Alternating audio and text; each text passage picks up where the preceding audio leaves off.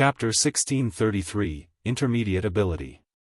Chapter 1633, Intermediate Ability. Have you found out anything new about Star Moon Kingdom's evil god's temple? Xiaofan could not help but ask as he watched Aqua Rose on the screen. Even he did not have any practical methods to deal with Heaven's Burial's monster army. However, he was not particularly worried about the army, either. The situation in Star Moon Kingdom had changed since their last confrontation. NPC armies constantly patrolled the kingdom right now, and if these NPCs encountered any evil beasts or demons, they'd quickly exterminate these monsters. Hence, Heaven's Burial couldn't dispatch an army of evil beasts and evil demons en masse into the kingdom right now. Otherwise, the enemy guild would have done it already, rather than send a video and try to threaten them. Although the monster army couldn't march into the kingdom, it could dispatch small contingents of high-tiered evil demons to ambush players. Hence, Heaven's Burial's monsters were still quite a problem. If Zero Wing wanted to squash this problem thoroughly, it had to destroy the evil god's temple in Star Moon Kingdom. They've hidden it quite well. Even now, we haven't found any clues leading to the kingdom's evil god's temple yet, Aqua Rose said, shaking her head. She continued, moreover, even if Heaven's Burial doesn't mobilize its monster army, at the rate it's growing, it's only a matter of time before the guild overwhelms and crushes us. Based on our most recent information, Blackwater has recently hired another batch of Refinement Realm experts to help hunt our members. It's taking everything we've got just to defend ourselves. If more Refinement Realm experts join the fight, I'm afraid that we won't last very long. In addition, our financial state is particularly concerning. We've already used all of our available funds, and we don't have the support of any major corporation. We're entirely reliant on Zero Wing City, Stone Forest Town, and the Candlelight trading firm's profit to keep the guild running. If something unexpected happens that require those funds, we'll be ruined. She was also aware that Heaven's Burial had merely sent the video to scare them. However, nothing changed the fact that Heaven's Burial and Blackwater's aggression was increasing. Furthermore, Blackwater had recruited plenty of Refinement Realm experts to help in this war using its expansive connections.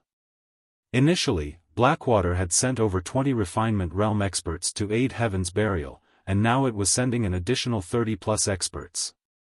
Although the total count was still far less than the Conqueror parties, these Refinement Realm experts would be more than capable of keeping the Conqueror parties busy.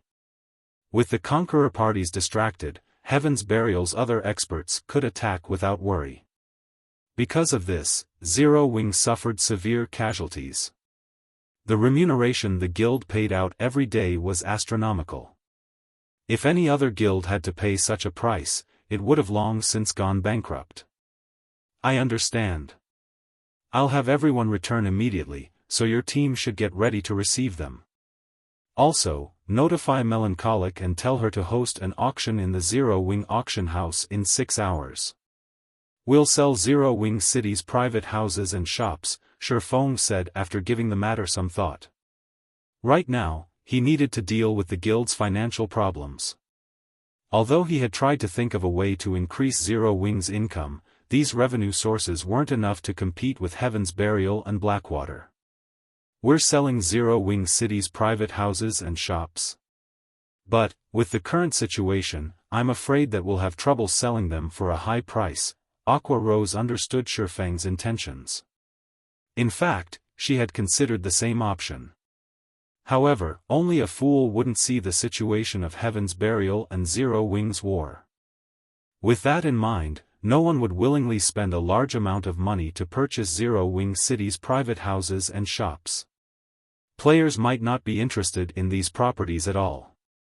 If a guild town or city changed hands, any agreements with the previous owner would be null and void. Knowing this, who would possibly want to purchase land in an unstable city? Relax. Even if our situation is uncertain, what must be sold, will be, Xiaofan said, chuckling. He did not bother to explain further. Aqua Rose was speechless. Although what Xiaofan had said was true, selling such valuable properties at a discount wasn't worthwhile. Following which, Xiaofan disconnected the call and had his team use a return scroll to teleport back to White River City. Meanwhile, Aqua Rose did as she had been told. Immediately, news of Zero Wing auctioning off its city's private houses and shops spread like wildfire throughout Star Moon Kingdom. Even the neighboring kingdoms and empires' major powers heard of the upcoming auction. Ha ha ha. So, Zero Wing is finally selling its city's private houses and shops? It seems that Zero Wing really can't hold on much longer. Zero Wing selling their real estate now? Does Zero Wing take us for fools?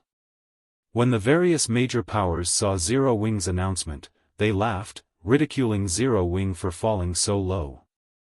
Zero Wing has finally hit its limit? Singular Burial could not help but laugh when he read the report from a subordinate. Unfortunately, it is too late. They might have found buyers had they chosen to sell the properties a few days ago, but now that Zero Wing's position in this war has become more uncertain, who would be foolish enough to buy the deeds? Notify our subordinates and have them increase their offensive against Zero Wing's members immediately. Also, spread a lie to the public, stating that we intend to attack Zero Wing City. I want to see just who actually attends Zero Wing's auction. Understood. Daybreak Fog nodded before leaving the guild leader's office. Although the various major powers understood that Zero Wing was approaching its end, many would be interested in attending the guild's auction. Aside from Zero Wing's in-house products, items were available from other players in Zero Wing's auctions. There was also the convenient option of bartering. Meanwhile, after exiting White River City's teleportation hall, Xiaofan made his way to the library. Although he had already bound the purple thunder flame to himself, he needed the help of a special magic array to fuse it with the soul fire, and only Charlene was capable of conjuring this magic array. At the same time, Xiaofan sent his team to deliver the mana and Eternium ore they collected to the Candlelight trading firm before getting some rest. Aside from the massive amount of EXP they had earned while grinding demonic creatures in the Lost Town, they had gained a plentiful harvest of ores. Moreover, the closer they had gotten to the mysterious pit in the town center, the more ores they had obtained. In total, they had collected over 15,000 pieces of mana ore and over 1,000 pieces of Eternium Oregon. When Melancholic Smile received the haul, she was dumbfounded. Due to the high demand for mana ore, prices for the ore continued to increase.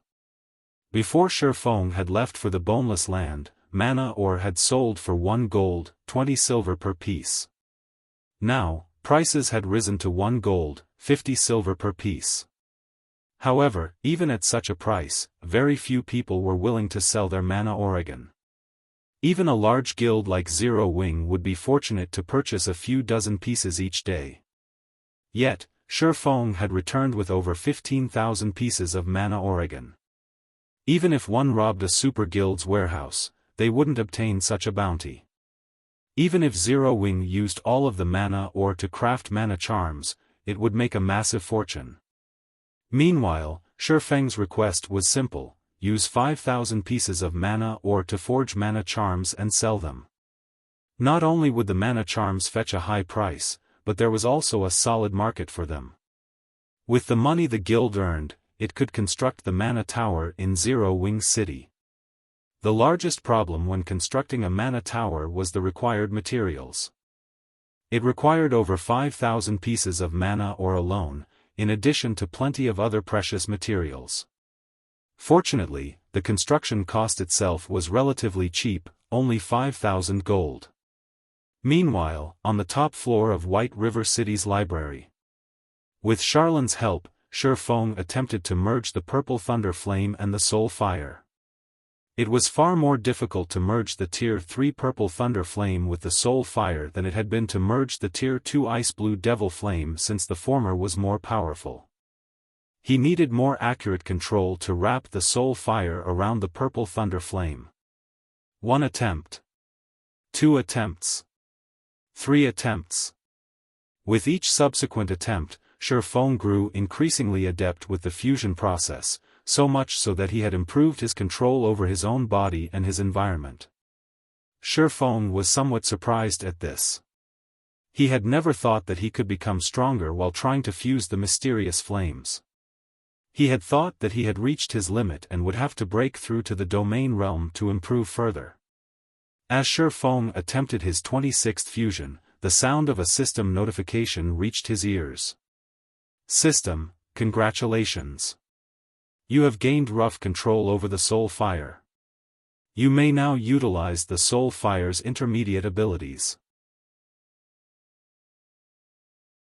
Chapter 1634, Soul Fire's New Abilities. Chapter 1634, Soul Fire's New Abilities.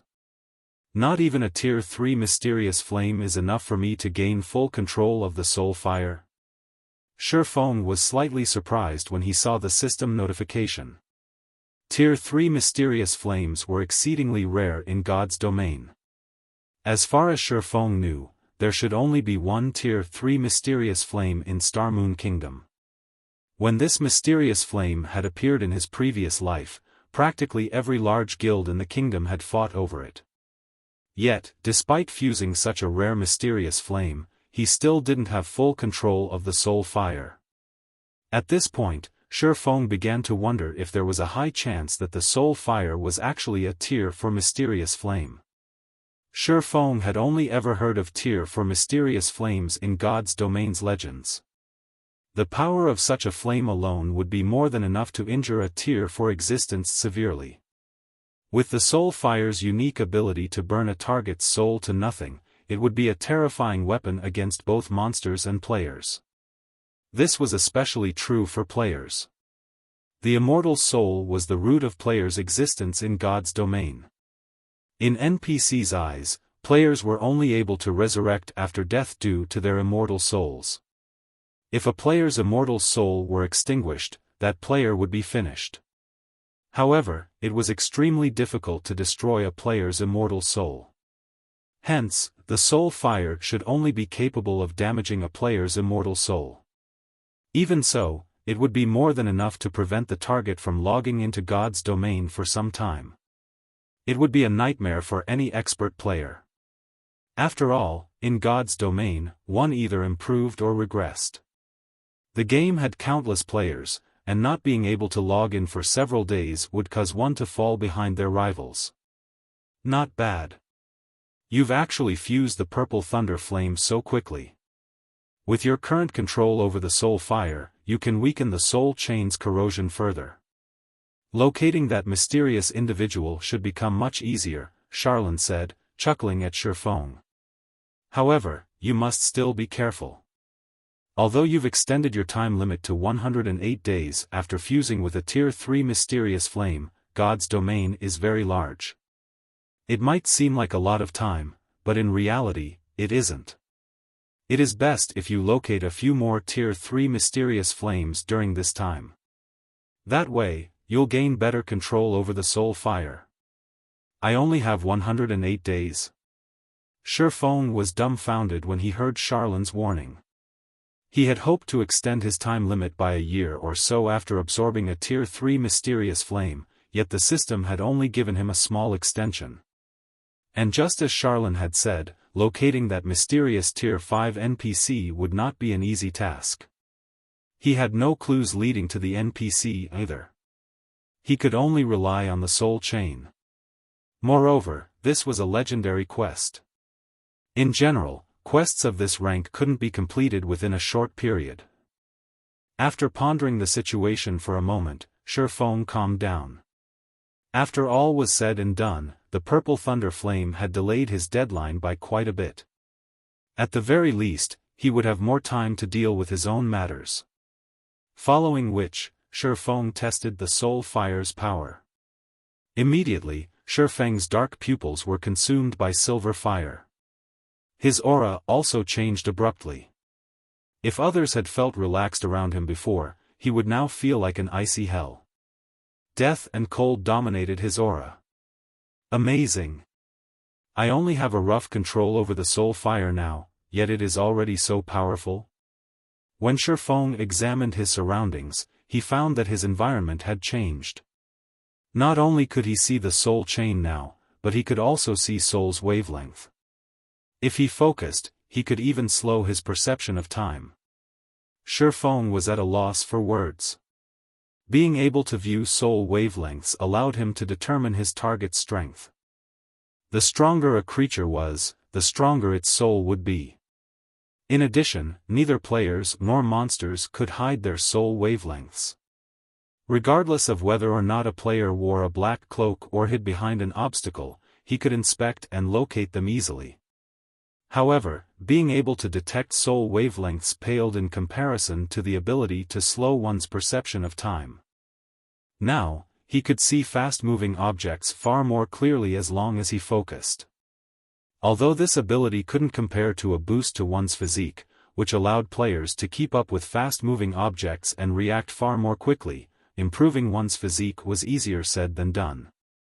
Just being able to slow his perception of time was astounding and would doubtlessly improve his combat power. I wonder what the soul fire will be capable of once I gain full control?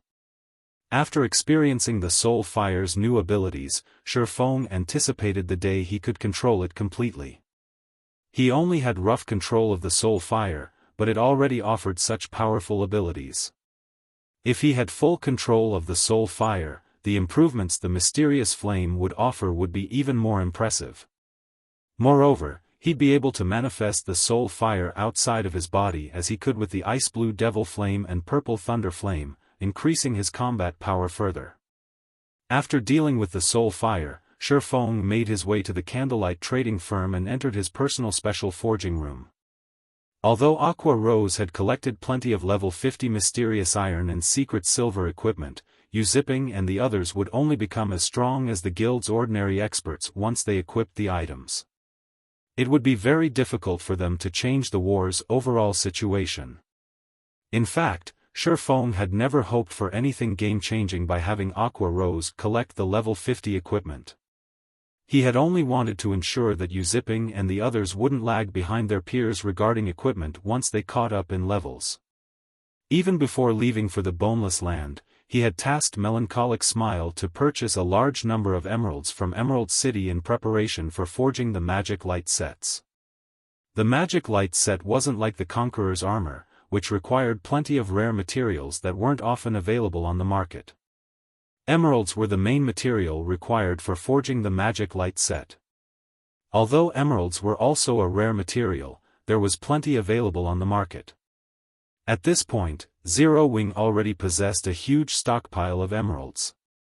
As for the mana stone, another of the magic light set's core materials, Zero Wing had no lack of the stones. They could be produced indefinitely as long as the guild had enough magic crystals. Hence, producing the magic light set was much easier than the Conqueror's armor. Only, the cost was somewhat high, with each attempt costing 300 gold, 6 times the cost of forging the Conqueror's armor. Because of this, Xiaofan had only dared to produce a few sets for Zero Wing's main force members. However, things had changed. Not only did he now have the dark gold ranked black steel insignia, but he also had the tier 3 purple thunder flame. His success rate for forging the fine gold ranked magic light set had risen to 55%, but that wasn't the most important factor. During his trip to the Boneless Land, he had acquired a large amount of Eternium ore, which he could use to make magisteel ingots. Aside from increasing forging success rate, magisteel ingots could increase fine gold weapons and equipment's basic attributes. After reaching his special forging room, Xiaofan began to refine Eternium ore with the purple thunder flame, transforming the ore into magisteel ingots. The purple thunder flame increased the magisteel ingot's purity far more than an ordinary flame could. As a result, the magisteel ingots he created offered a much greater boost to forging success rates. Originally, the magisteel ingot only increased forging success rate by 5%, but the ingots Xiaofan had created could increase his forging success rate by 7%. Very quickly, Xiaofan smelted the 1,000 plus pieces of Eternium ore into 1,000 plus magisteel ingots. Xiaofan then rapidly refined the materials he needed to forge the magic light set equipment. Now that his control had improved and he had the help of the purple thunder flame, his refining and forging speed had visibly increased. An hour later, a complete magic light set glistened before Xiaofan's eyes, radiating a mesmerizing glow. This should be a success, right? Xiaofan wondered as he gazed at the immaculate magic light set before him. He then clicked to inspect the set's attribute panel. Chapter 1635, Mana Tower constructed. Chapter 1635, Mana Tower constructed. Each attempt to forge the magic light set cost 300 gold, which meant that each failure also cost 300 gold. Not even super guilds would play around with so much money. If not for his considerably high success rate, Xiaofan wouldn't have dared to attempt the set's mass production. When Xiaofan clicked to inspect the magic light set's attribute panel, a system notification appeared. System, magic light set has been successfully forged. Forging proficiency increased by 15 points. Obtained 6 million EXP. Its attributes sure have improved considerably. Xiaofan was delighted when he saw the set's attributes. Level 50 fine gold set equipment was best players could hope for at this stage of the game, since level 50 dark gold equipment only dropped from super large-scale team dungeons. Moreover, the drop rate wasn't 100%. With the inclusion of the Magisteel ingot, the fine gold ranked magic light set's basic attributes had received a 10% boost. Although it didn't seem like much, level 50 fine gold equipment generally offered over 100 points to each attribute. A 10% increase meant at least 10 more points. Meanwhile, the magic light set was a 6-piece set, offering 60 bonus points to each attribute. Furthermore, the Magisteel ingot improved every basic attribute. Overall, the 10% improvement was the equivalent of an additional piece of level 50 secret silver equipment. Aside from epic equipment and above, no equipment could rival the magic light set at this stage of the game. Unfortunately, epic items were extremely rare, and not even guilds' peak experts were guaranteed to wield one. If he let Zero Wings experts equip the magic light set, they'd definitely have an overwhelming advantage over other guilds' experts in basic attributes. Although the magic light set did not boost the wearer's combat standards, it offered far more destructive power than the Conqueror's armor's basic strength battle array. Rather than rely on superior combat standards to whittle down their enemies, Zero Wings experts could trample over their opponents by relying on the magic light set. Thinking up to this point, Xiaofan began to forge the next magic light set. Very quickly, Xiaofan finished 3 more forging attempts. Among them, 1 was a complete failure, while 2 had succeeded. Xiaofang's success rate even surprised him. As Xiaofan was about to continue, Melancholic Smile contacted him. Guild leader, the mana tower you've requested has been built in Zero Wing City, but it needs too many magic crystals to operate every day. Should we activate it now? Melancholic Smile asked worriedly. Not only had they spent 5,000 gold to construct the mana tower, but they had also spent 5,000 pieces of mana Oregon. She had assumed that the mana tower would bring in additional income for Zero Wing City, but once it had been constructed, she had discovered that activating it cost 3,000 magic crystals, and its continued operation would cost 1,500 magic crystals per day. This was a significant expenditure to any guild, especially Zero Wing. Although the 4 Towers of Elements' teleportation function and Zero Wing's battle arenas had earned the guild some magic crystals, they couldn't afford to squander what they had. It's fine. Activate it, Xiaofan said, chuckling. The mana tower was the symbol of a guild city. Zero Wing City could only be called a true guild city once it had a mana tower of its own. The mana tower increased the mana density in a city significantly. The 5 magic towers' increased mana density wasn't even the equivalent to 1/3 of the increase a single mana tower provided. Moreover, more NPCs would only reside in a guild city once it had a mana tower. This was especially true for high-tiered NPCs since they had such strict mana density requirements. Right, once you've activated the mana tower, notify Aqua and have her raise the entrance fee to 60 copper. Increase the prices for the battle arena services by 30% as well, Xiaofan instructed. Naturally, they needed to increase prices in various aspects with the increased mana density. After all, the rise would offer players more benefits. This melancholic smile was stunned.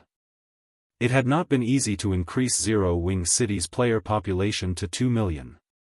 It might not be an issue if they increased the prices of the city's services a little, but players would definitely refuse such massive leaps. Zero Wing City's player traffic would doubtlessly decrease. Relax. Once the mana tower is active, Zero Wing City will be worth the price, Xiaofan explained briefly. Of course, he understood Melancholic Smile's concerns. However, Melancholic Smile still had her doubts, but she still sent a subordinate to activate the mana tower.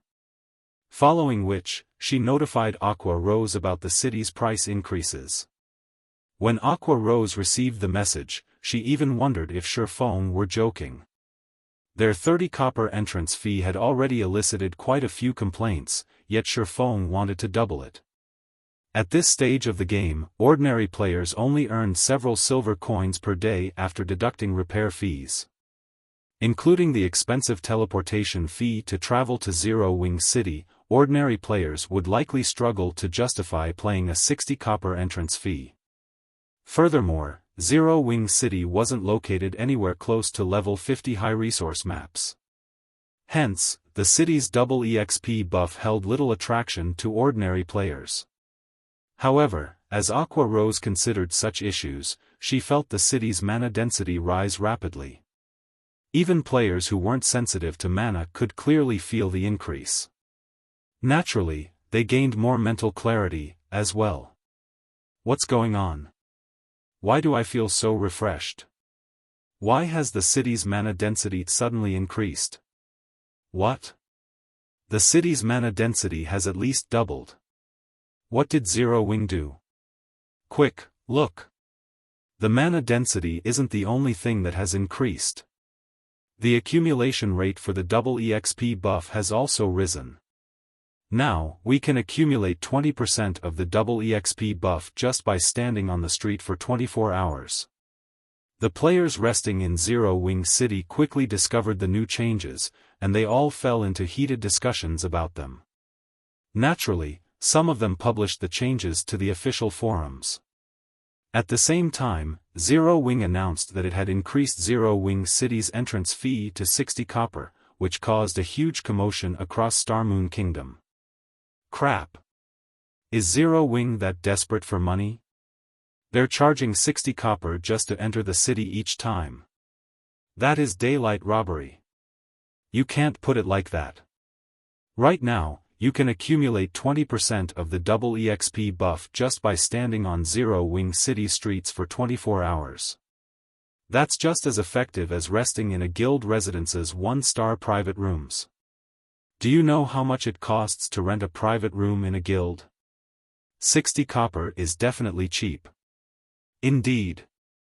I just checked into a hotel in Zero Wing City, and the new benefits are simply amazing. Not only can I accumulate 30% of the double EXP buff in 24 hours, but I also got an energized buff that increases my maximum stamina by 10% for 4 hours. Moreover, the buff only takes effect after I leave the city. A 10% increase to maximum stamina for 4 hours? That's basically a free stamina potion. I've decided. I'm going to Zero Wing City to rest from now on. That's not the only thing that's changed. I've heard that Zero Wing City's teleportation function can cover a larger distance now. Now, you can teleport into the Orc Empire from Zero Wing City. At first, everyone had been disgruntled about the increased prices for Zero Wing City services, but after learning about the new benefits the city offered, the number of players willing to rest in Zero Wing City skyrocketed. This was especially true for the adventurer teams that planned to explore the Orc Empire. While ordinary players might consider the teleportation function expensive, the fee was no problem for adventurer teams. To them, time was more important. With the amount of time they saved, they could defeat more bosses, complete more quests, and earn more contribution points. They could easily earn back their teleportation fees and more. In the end, Zero Wing City's player population shot from 2 million to 3 million in less than an hour after the guild implemented the new changes. At this point, the city even felt a little crowded. Chapter 1636, Zero Wing City's Rise. Chapter 1636, Zero Wing City's Rise. The rapid increase in Zero Wing City's player population had surprised Aqua Rose, who had assumed that it would decrease. Not only did the sudden addition of 1 million players bring in another 6,000 gold in entrance fees to Zero Wing City, but plenty of players also rushed to use the city's teleportation function. To save on teleportation fees, the various adventurer teams visiting Zero Wing City had also bought memberships for the teleportation services, each earning Zero Wing 20 magic crystals. In one short hour since the guild implemented the new changes to the city, over 4,000 players had bought a membership, bringing in over 80,000 magic crystals. There were even more players interested in teleporting to the Orc Empire. Due to the increased teleportation distance, non-members had to pay 30 silver for each maximum range teleportation. Even after deducting the teleportation cost, Zero Wing still earned 18 silver from each traveling player. During the past hour, over 6,000 non-members had teleported to the Orc Empire, handing over 1,000 gold to Zero Wing. Aqua Rose and Melancholic Smile were stupefied. Previously, Melancholic Smile had worried that they wouldn't be able to earn back the cost of the Mana Tower, but the city's teleportation function alone had raked in over 1,000 gold. The function alone made money faster than the Candlelight trading firm as a whole, not to mention the amount of magic crystals the service raked in. Moreover, the number of players using the teleportation function and registering for membership continued to increase. Guild leader, where did you obtain this Mana Tower? It is simply amazing. Aqua Rose said excitedly. With its profit speed, we can easily cover our daily expenditures. We won't have anything to fear, even if we continue to duke it out with Heaven's Burial for another 2 weeks. She had agonized over Zero Wing's lack of funds. The increased bounty had skyrocketed the guild's daily expenditures, but now, she didn't need to worry about the issue. This is only the beginning. Later, I'll store the weapons and equipment I've recently acquired in the guild warehouse. Everyone can trade for the items. Since our guild members have suffered so greatly, give our members in Star Moon Kingdom some bonus GCPs. Normal members get 50 points, elite members get 200 points, and core members get 500 points, Xiaofan said, laughing. With the Mana Tower and the 4 Towers of Elements, Zero Wing City should have no problem reaching a player population of 5 million in the near future. At that time, the city should easily earn 30,000 gold off of entrance fees alone. Furthermore, there would be profit from the shop rentals, hotel fees, battle arena, and other revenue sources. Guild leader, won't it be a little much to give out so many GCPs at once? Aqua Rose could not help but gasp when Xiaofan told her to award so many GCPs to their guild members. Although the value of Zero Wing's GCPs had recently decreased, each point was still worth nearly 20 copper. Giving normal members 50 GCPs would be the equivalent of handing them 10 silver each, elite members would receive 40 silver, and core members would receive 1 gold. Although this didn't seem like much, Zero Wing had a lot of members in Star Moon Kingdom. The total cost would easily reach more than 100,000 gold. Although players couldn't exchange these points for coins, there weren't many weapons and pieces of equipment in the guild warehouse available for purchase. It's fine. Our members have worked hard lately. Moreover, who says our guild doesn't have any weapons and equipment? Xiaofan said, chuckling. However, he did not bother to explain further. Instead, he sent Yu zipping a message, instructing him and the others to deposit the weapons and equipment they had obtained during their visit to the Boneless Land into the guild warehouse after disconnecting the call with Aqua Rose. They had obtained over 6,000 level 55 plus pieces of equipment from all of the demonic creatures they had slain in the Boneless Land. Although the majority of the items were bronze rank, there were several hundred pieces of mysterious iron equipment and dozens of pieces of secret silver equipment. Meanwhile, Xiaofan's statement has confused Aqua Rose. She had no idea what Xiaofan planned to do about this situation. However, she followed his instructions and published the announcement on the guild's notice board. Very quickly, this announcement caused a commotion in the guild chat. Vice Guild Leader, is this true? The guild is actually awarding us so many GCPs? Doesn't the guild lack funds right now? If the guild gives us so many points, what will it do about coins? Many of the guild members were surprised by Xiaofan's generosity. Although each player only received a small reward, the total cost of giving all of them bonus GCPs, with how many members the guild had, would be massive. In reality, the guild didn't need to reward its members. Many were already satisfied with the benefits the new residents in Zero Wing City offered after the mana tower had been constructed. Now, due to the increased mana density in the city, members could accumulate 25% of the double EXP buff after resting for 20 hours in the guild hall, 35% if they rented a private room. Moreover, players would even accumulate the buff while they were offline. This sudden improvement had skyrocketed the guild members' morale. Their confidence in Zero Wing's future had not only returned, but increased. The biggest problem players faced in God's domain was leveling up. Unfortunately, the constant fighting with Heaven's Burial had severely affected Zero Wing members' leveling speeds. In fact, some members were losing levels faster than they could recover them. However, now that they could accumulate the double EXP buff so quickly, regaining their lost levels would be much easier. In contrast, Heaven's Burial's members didn't enjoy such a benefit. If this war continued, Zero Wing's members would definitely surpass Heaven's Burial's members in levels. No need to worry. This is a direct command from the guild leader.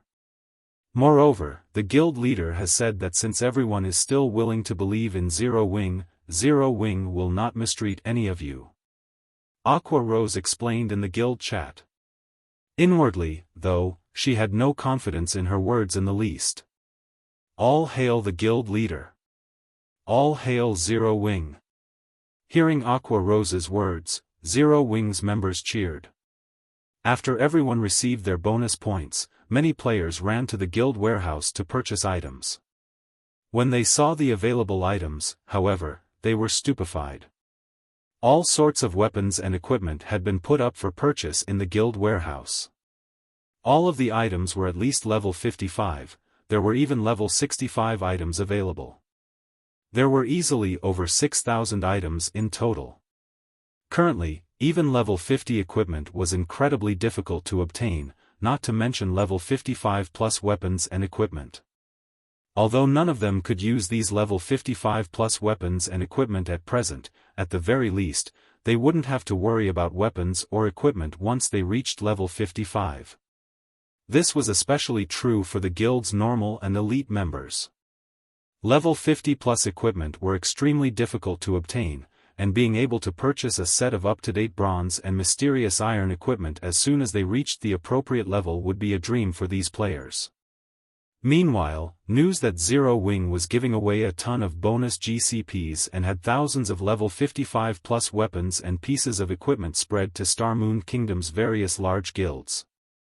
The various guilds had assumed that Zero Wing had reached its limits and was close to crumbling.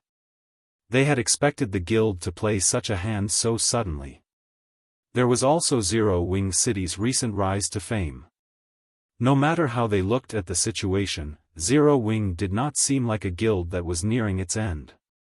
In fact, Zero Wing grew stronger by the minute. When Singular Burial received news of this, he was stupefied. Chapter 1637, Astronomical Auction. Chapter 1637, Astronomical Auction. Heaven's Burial wasn't the only guild caught off guard by Zero Wing's sudden transformation. All of the various large guilds were astonished. They hadn't realized that Zero Wing had such a solid foundation.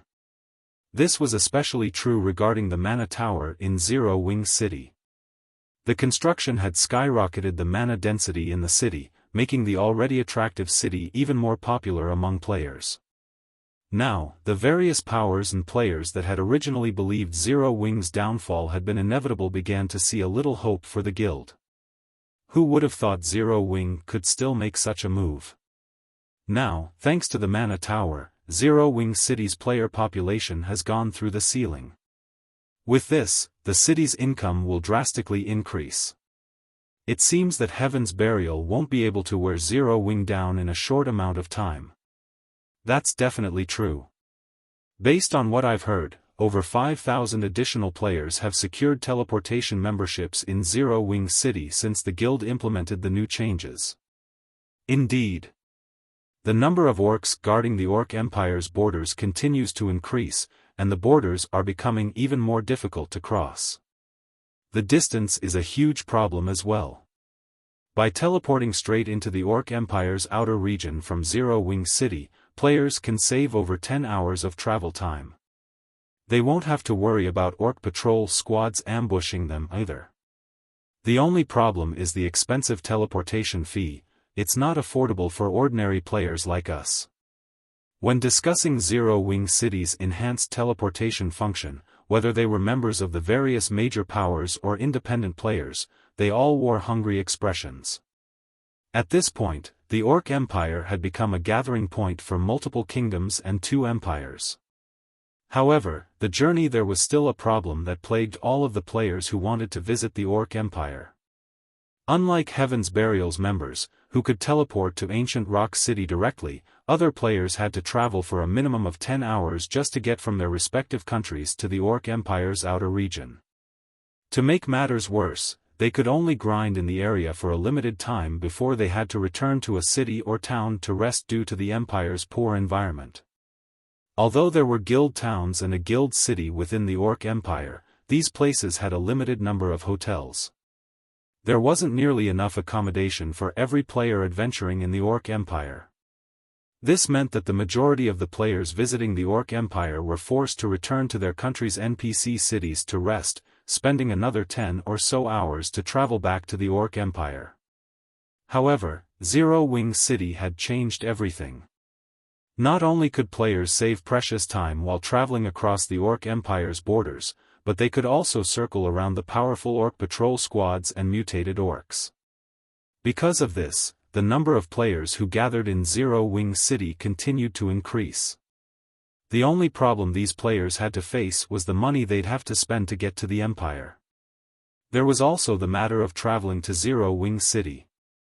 Although players could teleport to Zero Wing City via Evernight City, they still had to cross quite a distance to get from Starmoon City to Evernight City.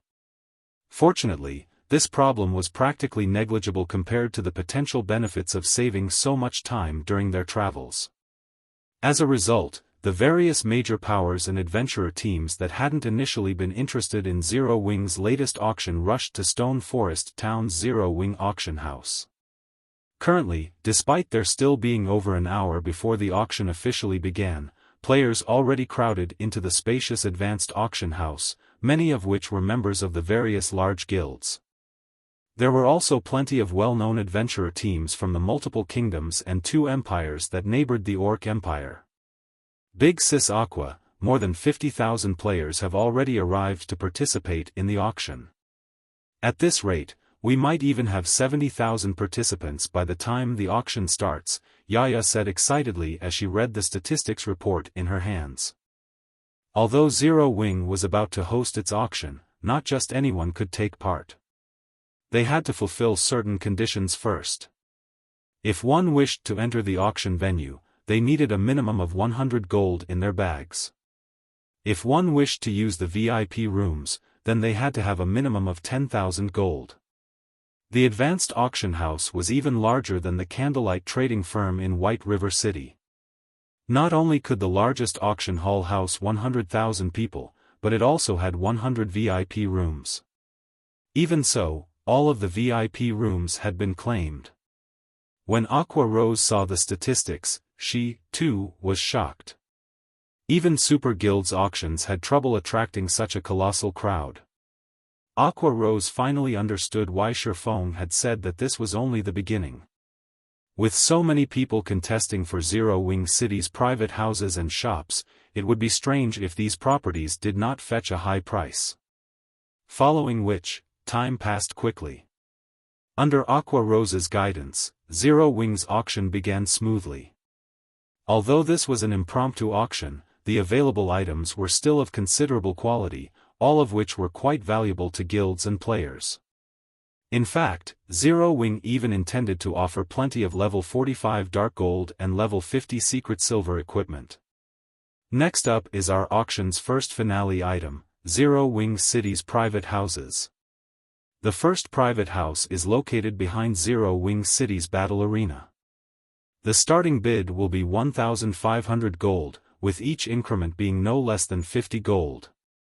As Aqua Rose, the auction's host, finished speaking, the crowd stirred. The players in the VIP rooms, in particular, who had, thus far, shown no interest in the items for auction, stared longingly at the image on the large display above the stage. Crap! Zero Wing actually dares to ask for such a price? Even the private houses in major NPC cities don't cost 1,500 gold. Is Zero Wing that desperate for money? Many of the players present were shocked by the minimum bid Aqua Rose had stated. The private houses in NPC cities with player populations in the millions only sold for around 1,000 gold. A few of the private houses in strategic locations only sold for a little more than that. Meanwhile, players didn't have to worry about attacks or sieges in NPC cities, but it was a different story for a guild city. There was no telling when another major power would attempt to take the city for itself. Zero Wing was simply insane for trying to sell an unstable private house for such a high price. Honestly, even Aqua Rose considered the price somewhat high, but Xiaofan had determined the minimum bid 1,500 gold and not a coin lower. Hence, she had no choice but to go along with his wishes. However, after the auction's guests discussed the private houses in hushed tones, voices began to echo throughout the auction hall one after another as they began to place their bids. 1,600 gold. 1,700 gold. 1,800 gold. The rapidly increasing prices flabbergasted everyone. After a short moment, the price had risen to 2,200 gold. The bids only slowed after reaching this point. In the end, Remnant Cloud, the commander of the Fire Cloud Fox Adventurer team, won the first private house for 2,550 gold. Because of the winning bid, the spectating major powers envied Zero Wing. A single private house barely took up any of a city's land, yet Zero Wing had earned so much money from a single private house. At the same time, many of them pitted Remnant Cloud for his foolish decision. Although Zero Wing's situation had improved significantly, its chances of defeating Heaven's Burial were still slim. Purchasing a private house for so much money was foolish. However, as the various large guilds' upper echelons entertained such thoughts, the second private house sold for 2,700 gold. In total, Zero Wing had sold 15 private houses. Every one of them had sold, with the cheapest going for 2,450 gold and the most expensive earning 2,800 gold. The price could already rival that of high-potential lands in NPC cities. As for Zero Wing City's shops, the minimum bid was a frightening 5,000 gold, with each increment being no less than 100 gold. In the end, of the 5 shops that had sold, the cheapest sold for 7,800 gold, while the most expensive one had gone for 8,500 gold. During this single auction, Zero Wing had gained a net profit of more than 120,000 gold. When Aqua Rose saw the final numbers, she even wondered if she were dreaming. Guild leader, with this much money, we can purchase a large amount of level 45 equipment and replenish our warehouse. We can definitely help our guild members recover their full strength. Aqua Rose's eyes glistened when she saw the profits the auction had raked in. It had been a long time since she had seen so much money. No. Set the guild warehouse's replenishment aside for now. First, prioritize the NPC shop's construction, Xiaofan said, shaking his head. He had never intended to sell Zero Wing's precious lands just to help the guild's members recover their lost weapons and equipment. Although the guild members' items were quite important, they paled in comparison to the NPC merchants' shops. NPC shops were the lifeblood of a guild city. Only after gaining NPC shops could a guild city start its endless cycle of development. I understand. I'll get to it immediately. Hearing Xiaofang's words, Aqua Rose recalled the NPC merchants that had visited Zero Wing City to discuss business. Due to the guild's lack of funds, they had delayed the NPC shop's construction, but now that the guild had money to spare, it was indeed time to address the issue. Chapter 1638, 3-Star NPC Shop. Chapter 1638, 3-Star NPC Shop. Star Moon Kingdom, Zero Wing City. Since there was no need for players to construct NPC shops personally, tall buildings began to rise in Zero Wing City as soon as Aqua Rose made the necessary payments. The shop's 2-star NPC merchants required usually only had 2 or 3 floors, costing between 500 and 1,000 gold to construct. As for the shops for the 2 3-star NPC merchants, one had 5 floors, while the other had 6 floors. Each had cost over 2,000 gold to construct. 15 minutes after Aqua Rose made the payments, the NPC shops were complete. The added buildings made Zero Wing City look far more prosperous. The 2 3-star NPC merchants' shops, which were both located in the heart of Zero Wing City, were particularly eye-catching. The architecture of these shops was even more gorgeous than the candlelight trading firm. One could tell that these 2 shops were extraordinary at a glance. Meanwhile, one of the shops functioned as a grocery store, while the other focused on magic. Huh! When did these 2 NPC shops get here? These buildings are so extravagant. Quick, let's go in and take a look. Many passers-by quickly took notice of the 2 NPC shops in Zero Wing City Central District, and they couldn't help but take a closer look. When these players entered the shops, they were stunned by what they saw. Each of the 2 shops offered all kinds of items, some of which couldn't even be found in Kingdom's capital cities. Moreover, many items, which they had never seen before, were on display in crystal cabinets. Isn't this a complete set of basic magic array scrolls? You can actually find something like this in a shop. Crap!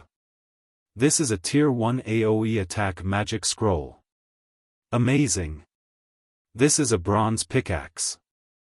If I had, my mining efficiency would increase like crazy. What? This shop even has basic traps?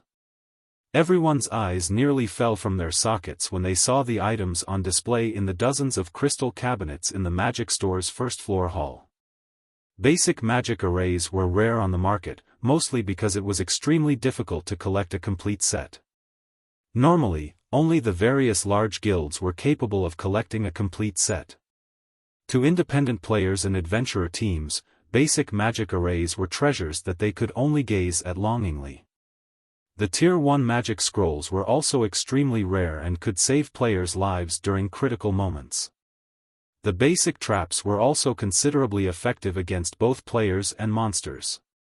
Every one of these items was incredibly scarce on the market, yet they were actually for sale in these NPC shops. Moreover, the items' prices were slightly lower than market price. Quick! Notify the commander. We must get this basic magic array no matter what. Hello? Guild leader? I just found some bronze tools in a grocery store in Zero Wing City. For a time, the players visiting the 2-3-star NPC merchants' shops busily contacted their companions or superiors, reporting the shop's available items. What? Zero Wing City actually has such shops? I'll have someone bring the money immediately. Keep an eye on those items.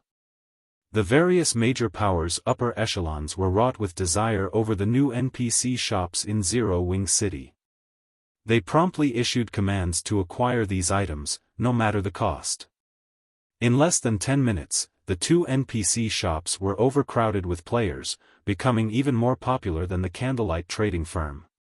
News of these NPC shops quickly spread throughout Star Moon Kingdom. Many players might not regard the double EXP buff as important or have any interest in the Orc Empire, but every player was interested in obtaining rare items. This was especially true for tools that could help players defeat powerful monsters, such as Tier 1 magic scrolls and basic magic arrays. Usually, only guilds had the opportunity to use such items. They couldn't simply be purchased with enough money. After acquiring these tools, players could take down powerful monsters they previously had to avoid. Guild Leader, now that every NPC merchant has begun their shop's operation, shouldn't we purchase some of their products for ourselves? Although Aqua Rose had known about the NPC shop's products, she couldn't ignore the temptation now that they were available for purchase. Some of the rare items in these shops were even rare in capital cities' auction houses. If they purchased these items and sold them in Zero Wing's auction house, they'd make a huge profit. No need. Rather than trying to make a profit through resale, attracting more players to Zero Wing City is more important, Xiaofan said, chuckling. He could sympathize with Aqua Rose's desire, but doing so would be penny-wise and pound-foolish. NPC shops were a guild city's lifeblood because they sold rare items every day, which attracted a constant stream of players to the city, increasing its popularity. The increased popularity would then help boost the city's various revenue sources. The resulting additional entry fees alone would outstrip the profits they could earn from reselling the NPC shop's items. After giving the matter some thought, Aqua Rose saw the reasoning in Xiaofan's decision. Less than half an hour after the NPC shop's grand opening, they had attracted over 300,000 more players to Zero Wing City. That was more than 1,800 gold in entrance fees. As time passed, even more players would visit Zero Wing City, and at this rate, there was no need to resell items. Right, pull out some funds to purchase these materials. Buy as many of them as you can as long as the prices aren't more than 10% higher than market value. Once you have them, send all of the materials to me, Xiaofan instructed after examining the materials he had left to forge the magic light set. Although he had Melancholic Smile gradually collect the necessary materials, the cost was simply too high. Overall, Melancholic Smile had only managed to purchase around 100 sets of materials for him. Now that Zero Wing had funds to spare, he needed as many materials as possible. Alright. I'll send someone to purchase them immediately. When Aqua Rose saw the list of materials Xiaofan required, she was slightly astonished. However, now that Zero Wing City's income soared, she was confident in acquiring a large stock. Orc Empire, Ancient Rock City. The atmosphere in the guild leader's office in Heaven's Burial's residence was extraordinarily tense. What is going on with Zero Wing? Is some major corporation supporting it in secret? Singular Burial grumbled, greatly displeased with the latest status report on the rival guild. At the same time, he felt an immense pressure bear down on him. Not long ago, it had been obvious that Zero Wing was about to crumble. Yet, it was now full of vim and vigor. In fact, the guild was doing so well that it had even awarded over 100,000 gold in bonus GCPs. The large number of NPC shops that had recently risen in Zero Wing City was even more impressive. Singular Burial couldn't help but wonder if Zero Wing were somehow growing richer as the guild fought Heaven's Burial. Guild leader, our people are keeping a constant eye on this matter, but we haven't discovered any major corporation supporting Zero Wing from the shadows. Blackwater has also confirmed this, Daybreak Fog said, shaking her head as she answered Singular Burial with absolute certainty. We are sure that Zero Wing's recent income stems from Zero Wing City. Zero Wing City? Singular Burial's expression darkened when he read the statistics report on the Guild City. Although he hated to acknowledge it, Zero Wing City had far more potential than he had expected.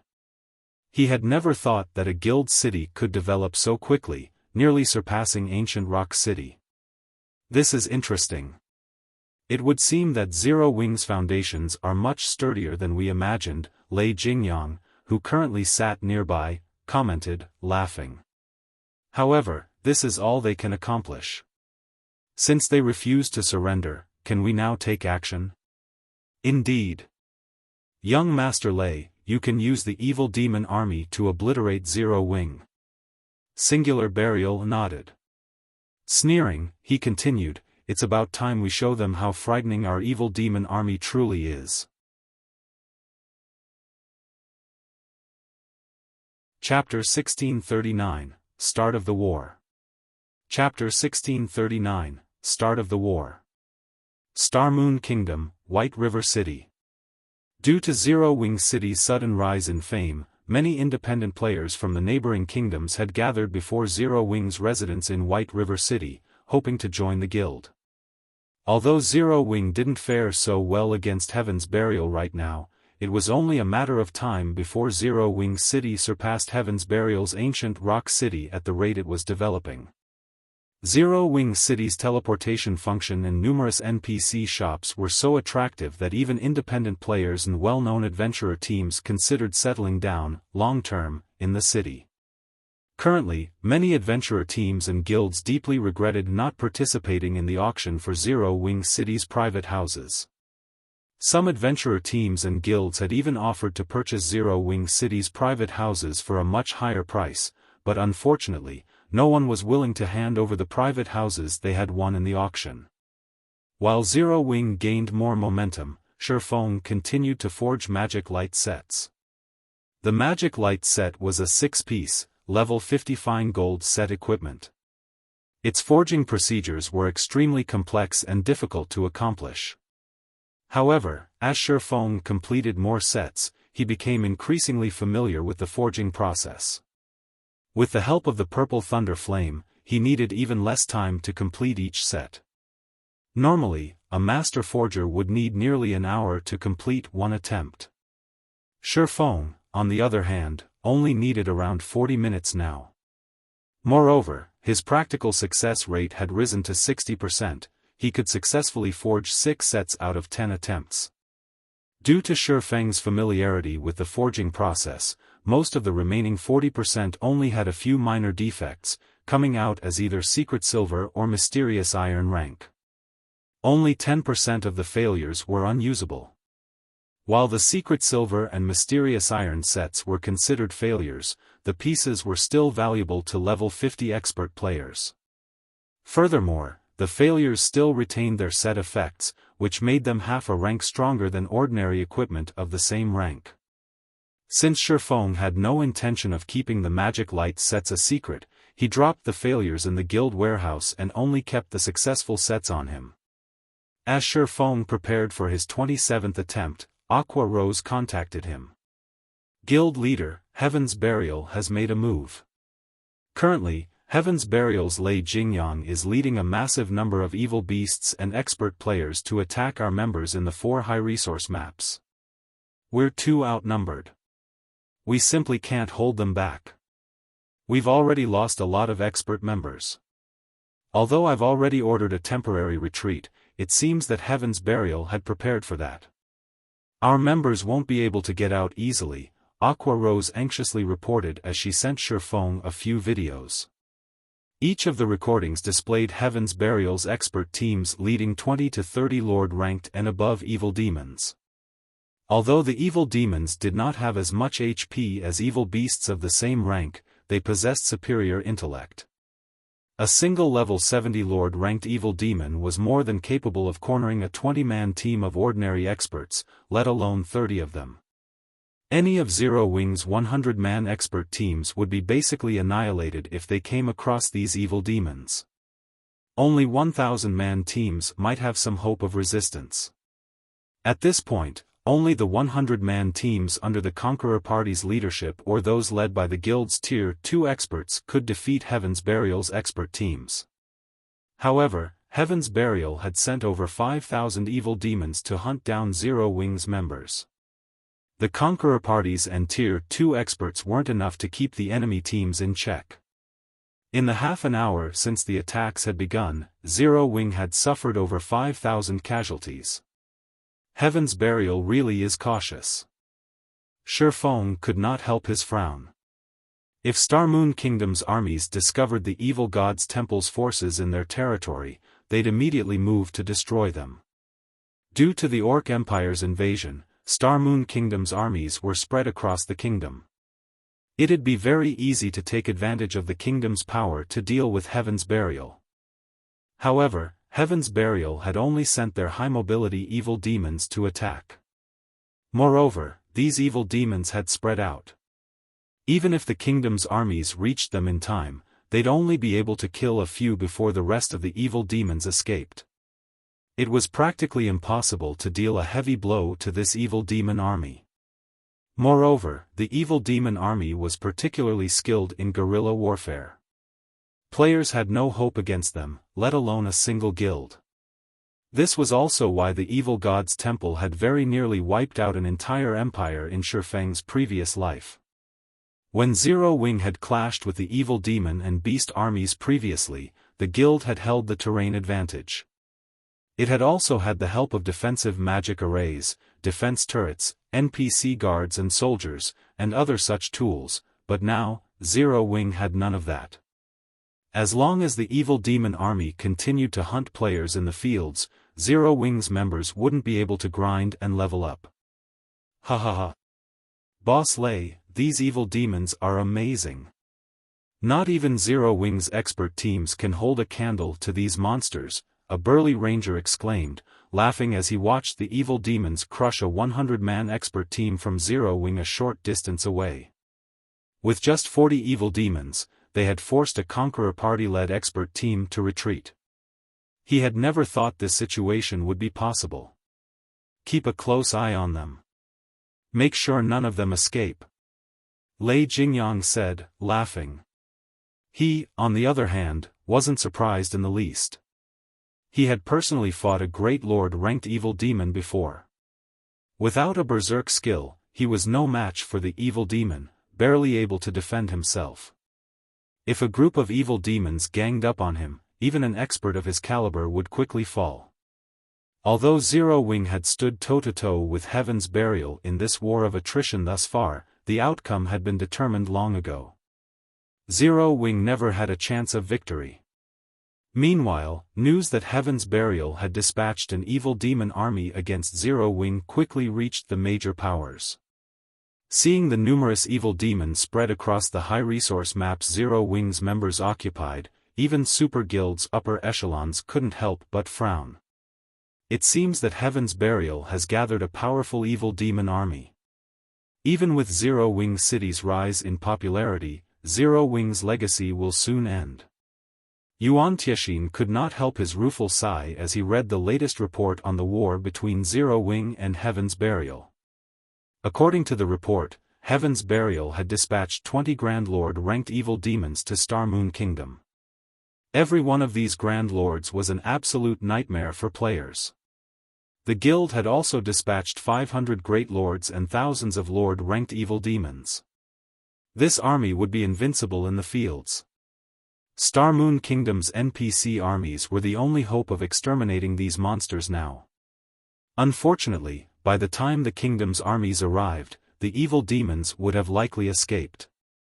Had Zero Wing agreed to the secret pavilion's conditions, there might be a solution to this problem, but the guild had lost any possibility of escaping this predicament. As Zero Wing's members retreated from the various high-resource maps, Heaven's Burial published a post on Star Moon Kingdom's official forums. Zero Wing, do you dare face us in a final stand? This sentence instantly caused an uproar in Star Moon Kingdom. Ha ha ha. It seems that Zero Wing really isn't much after all. It's even afraid of putting up a good fight. Zero Wing members, do you guys dare to come out and fight? Or are you going to continue to hide in your city? Heaven's Burial's members clamored on the forums, provoking Zero Wing's members to a fight in the fields. Naturally, Zero Wing's members were incredibly frustrated. Although they wanted to fight, they'd be surrounded by evil demons if they ventured into the fields. If that happened, they'd never survive, yet if they didn't fight, everyone in the game would look down on them. Guild leader, many of our members are voicing their desire to face Heaven's Burial's members due to the recent announcement. But if we let them, Aqua Rose trailed off helplessly. Is there really no way to deal with those evil demons? She found Heaven's Burial's actions truly disgusting, but if they didn't find a solution quickly, not only would Zero Wing's reputation plummet, but the guild's morale would also crumble. Does Heaven's Burial really think that Zero Wing is some helpless sheep? Since they want a fight, I'll give them a fight. Xiaofan sneered. Chapter 1640, An Eye for an Eye, a Tooth for a Tooth. Chapter 1640, An Eye for an Eye, a Tooth for a Tooth. We're going to fight them? Anticipation filled Aqua Rose when she heard Xiaofan's growl. Guild leader, do you really have a way to deal with those evil demons? She was very familiar with Zero Wing's foundations. With the guild's current combat power, they had no chance of victory against Heaven's Burial in the open fields. If they wanted to win, they needed some special strategy or a miracle. Nope, Xiaofan said, shaking his head. Then how are we supposed to fight Heaven's Burial? Xiaofang's simple response dumbfounded Aqua Rose. Who says we're going to fight them head-on? Xiaofan asked, revealing a faint smile. A guild war is a competition of wealth. If we cut off their income, how long do you think they'll last? Both guilds had already set bounties on each other's members and incurred massive expenditures each day because of it. If one side suddenly lacked the funds to pay for the massive number of bounty claims and couldn't compensate its guild members, that guild would crumble under the pressure. Cut off their income? Aqua Rose gave her guild leader a confused look.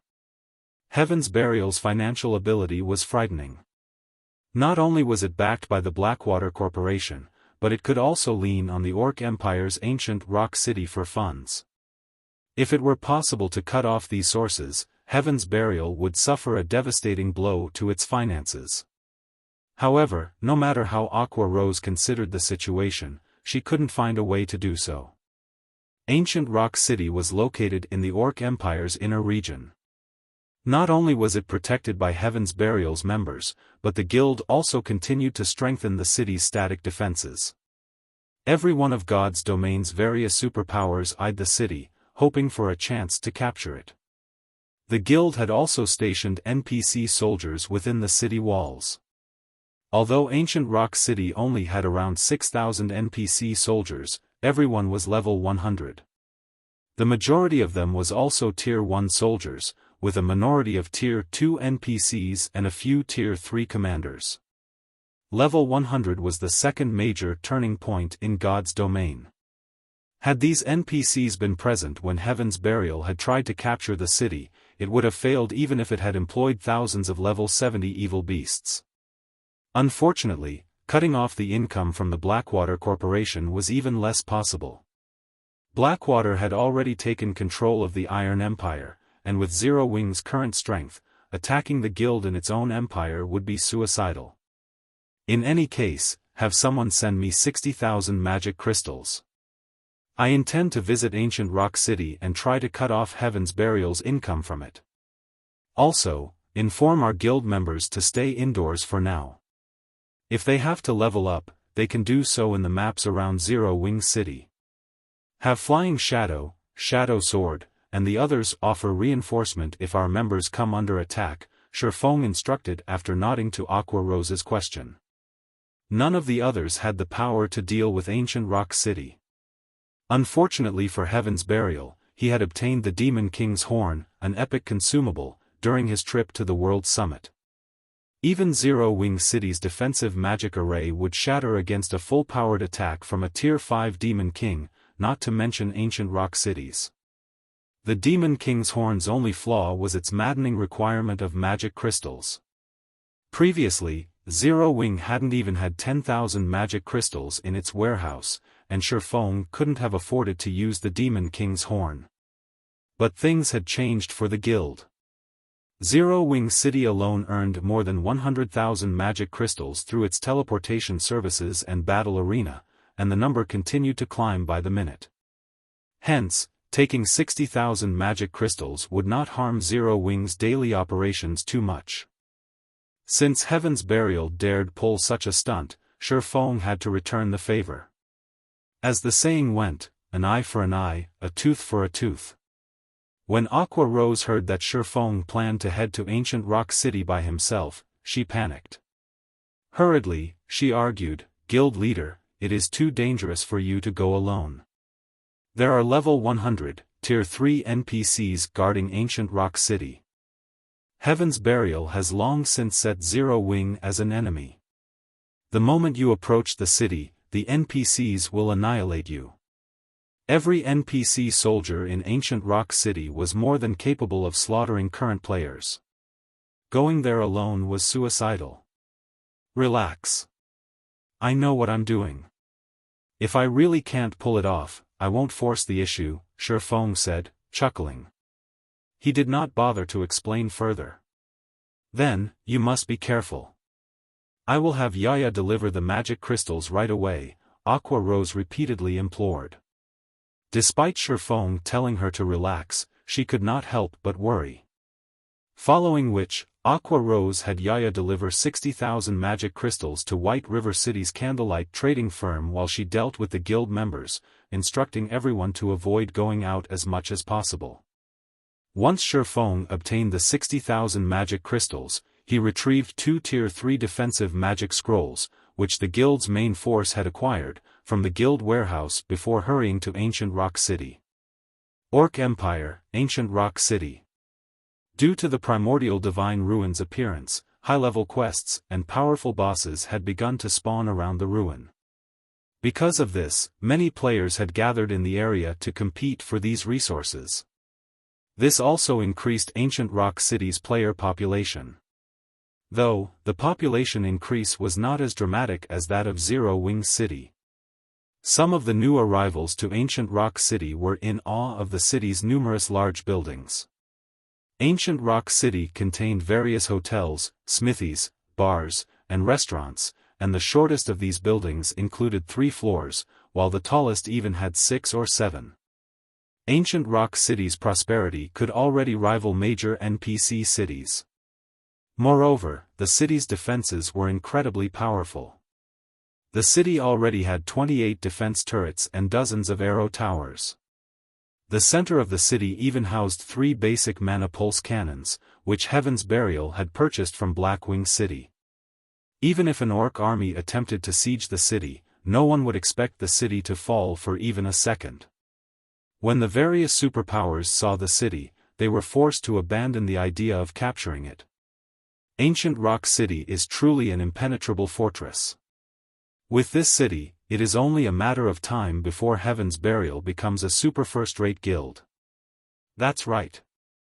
With the constant supply of funds from ancient Rock City and the support from major corporations, many experts will likely attempt to join the guild.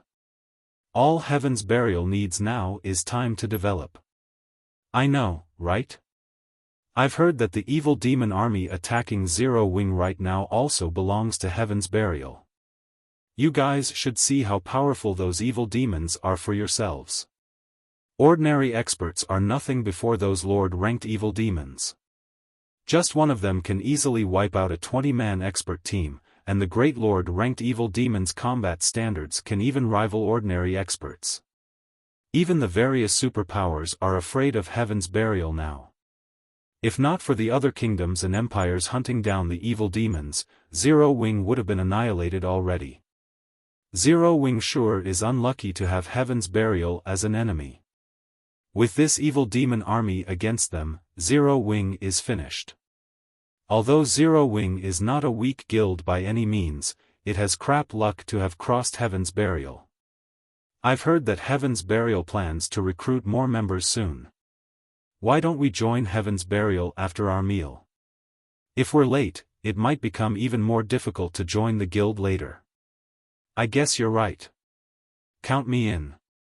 As the players in Ancient Rock City discussed Heaven's Burial, many expressed their admiration and envy. Heaven's Burial had both money and strength. It was only a matter of time before it took control of the several kingdoms neighboring the Orc Empire. Not even super guilds could stop the guild's growth now. Meanwhile, in Heaven's Burial's residence in Ancient Rock City, Singular Burial wore a delighted expression as he sat in his office. When he read the latest report, an indescribable joy filled his heart. So what if your city earns a lot of money, Black Flame? In the face of absolute power, what can you possibly do? Singular Burial laughed maniacally. After a series of battles, Heaven's Burial had killed over 15,000 Zero Wing members. Although most of them were normal members, it had been a significant blow to Zero Wing. At the moment, Zero Wing's members hid in towns and cities, most not daring to leave the safety to grind. Heaven's Burial immediately sent a team to kill any that did the moment they were discovered. Although some players had snuck past Heaven's Burial, they couldn't affect the overall situation. If this persisted, it wouldn't be long before Zero Wing's members began to withdraw from the guild. Once that happened, Zero Wing would truly be finished. As Singular Burial prepared to meet with his guild's upper echelons to discuss their next moves, Xiaofan secretly snuck across Ancient Rock City's walls. Although Heaven's Burial had already set Zero Wing's members as enemies, Xiaofan had the Nightwalker's cape equipped. If he wished to escape detection, not even Tier 3 NPCs would find him. The only problem was that he still wasn't allowed to enter the city. Fortunately, he didn't need to. As expected of one of the Orc Empire's cities. It's certainly more prosperous than Zero Wing City, Xiaofan muttered to himself, smiling as he observed Ancient Rock City through its gates. It seems that Heaven's Burial has improved the city's defenses quite a bit. I wonder if it can withstand a Tier 5 large-scale destruction spell? As Xiaofan muttered, he activated Gale Domain and flew above Ancient Rock City.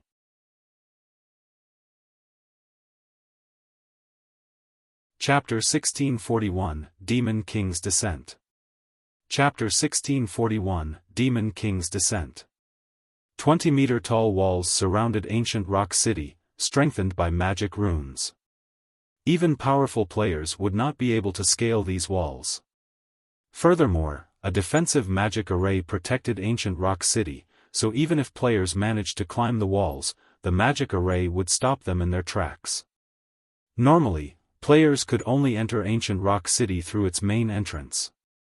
If players with nefarious intentions couldn't even break past these two defenses, they'd have no hope of getting past the NPCs patrolling the city, and their attempts would be for naught. Due to the Orc Empire's unique environment, players consumed stamina and concentration more quickly in the area. The only way they could recover their lost stamina and concentration was to enter a magic array-enclosed town or city. Currently, a long line of players waited patiently outside of Ancient Rock City's main entrance. They would only be permitted entry after they had been inspected by the city's NPC soldiers. This inspection is really annoying. Heaven's Burial actually refuses to let cloaked players into the city and is adamant that we reveal our identities. They're likely afraid of players from enemy factions sneaking into the city. There are so many superpowers keeping an eye on Ancient Rock City, and if they decided to take action within the city's walls, Heaven's Burial's losses will be no laughing matter. They're overly worried. Causing trouble in Ancient Rock City is easier said than done.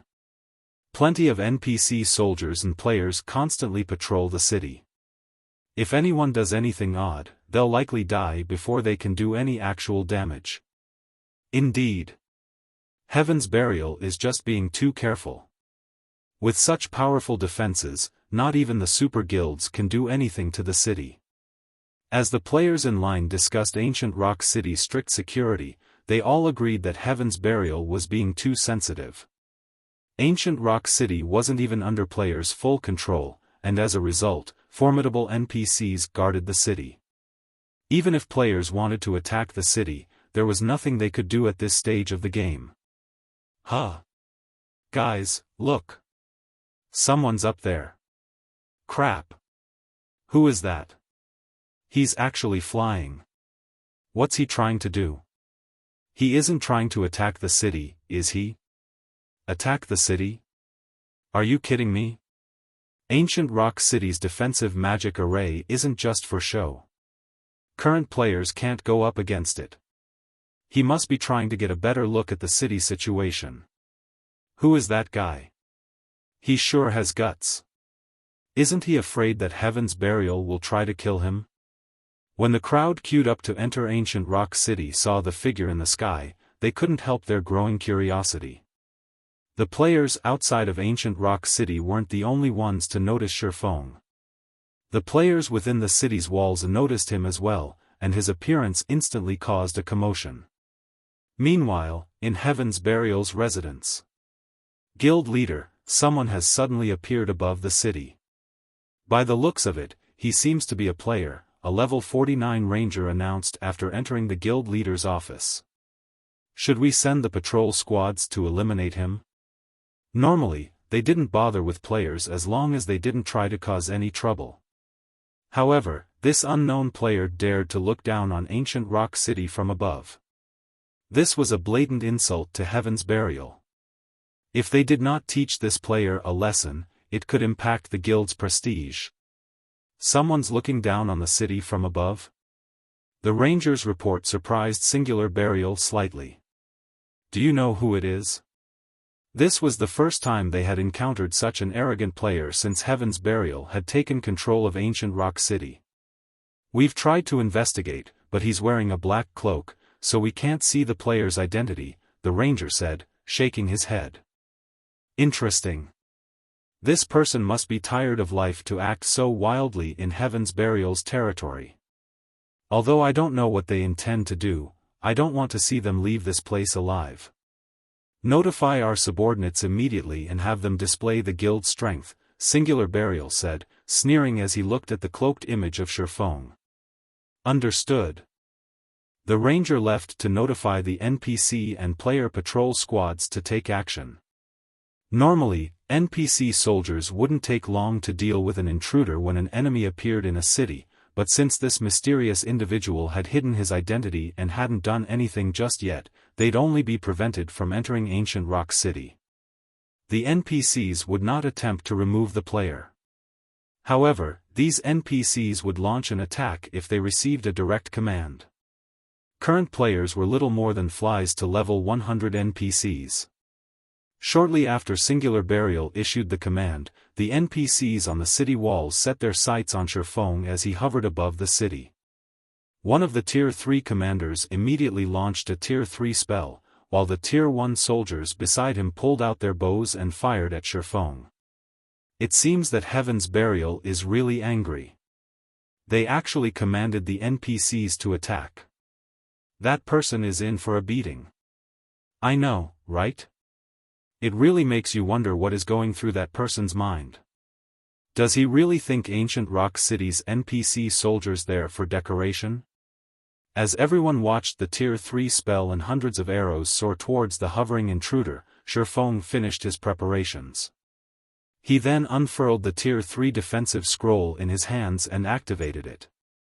Immediately, dark blue streams of air danced around Xiaofan, encasing him. Not only did the air streams strike the incoming arrows down, but they also blocked the Tier 3 spell. In the end, Xiaofan emerged from the volley unscathed. What? He's still alive? Everyone was stunned when they saw Xiaofan unharmed. Against a level 100, Tier 3 NPC's Tier 3 spell, even a player of the same rank and level would take significant damage. The other NPCs had also fired hundreds of arrows at Xiaofan. Yet, despite such a domineering assault, Xiaofan hadn't taken any damage. Contrary to expectations, Xiaofan didn't try to escape after the NPC's first volley ended. Rather, he pulled an item from his bag. The instant he revealed this item, the surrounding mana surged towards Xiaofan. As he began to chant an incantation, the mana around him concentrated into liquid. In seconds, a pitch-black magic array, covering a 2,000-yard radius, appeared above ancient Rock City. The phantom of a demon king then appeared beneath the magic array, radiating a terrifying aura that every player in ancient Rock City could feel. What a powerful spell! What is that person trying to do? He couldn't really be trying to siege the city, right? This is insane. That person is definitely crazy. This is ancient Rock City we're talking about. What can one player like him possibly do to the city's defensive magic array? Ancient Rock City's players didn't panic in the least as they watched the pitch-black magic array above the city. Rather, they were confused. If this player had used this spell to attack within the city, it would decimate ancient Rock City, but since it was outside of the city's defenses, it couldn't damage the city in the slightest. At most, it would expend some of the defensive magic array's energy. As everyone questioned Xiaofan's sanity, the black magic array in the sky completed its formation. At the same time, the Demon King released a furious bellow and summoned numerous flaming meteors, raining them down on ancient Rock City. Tier 5 spell, Hell Meteor. The instant the hill-sized meteors met the city's defensive magic array, a deafening boom echoed throughout the city. As one meteor after another crashed down, cracks began to snake across the magic barrier around ancient Rock City. As the cracks continuously spread, the defensive magic array protecting the city eventually shattered and disappeared.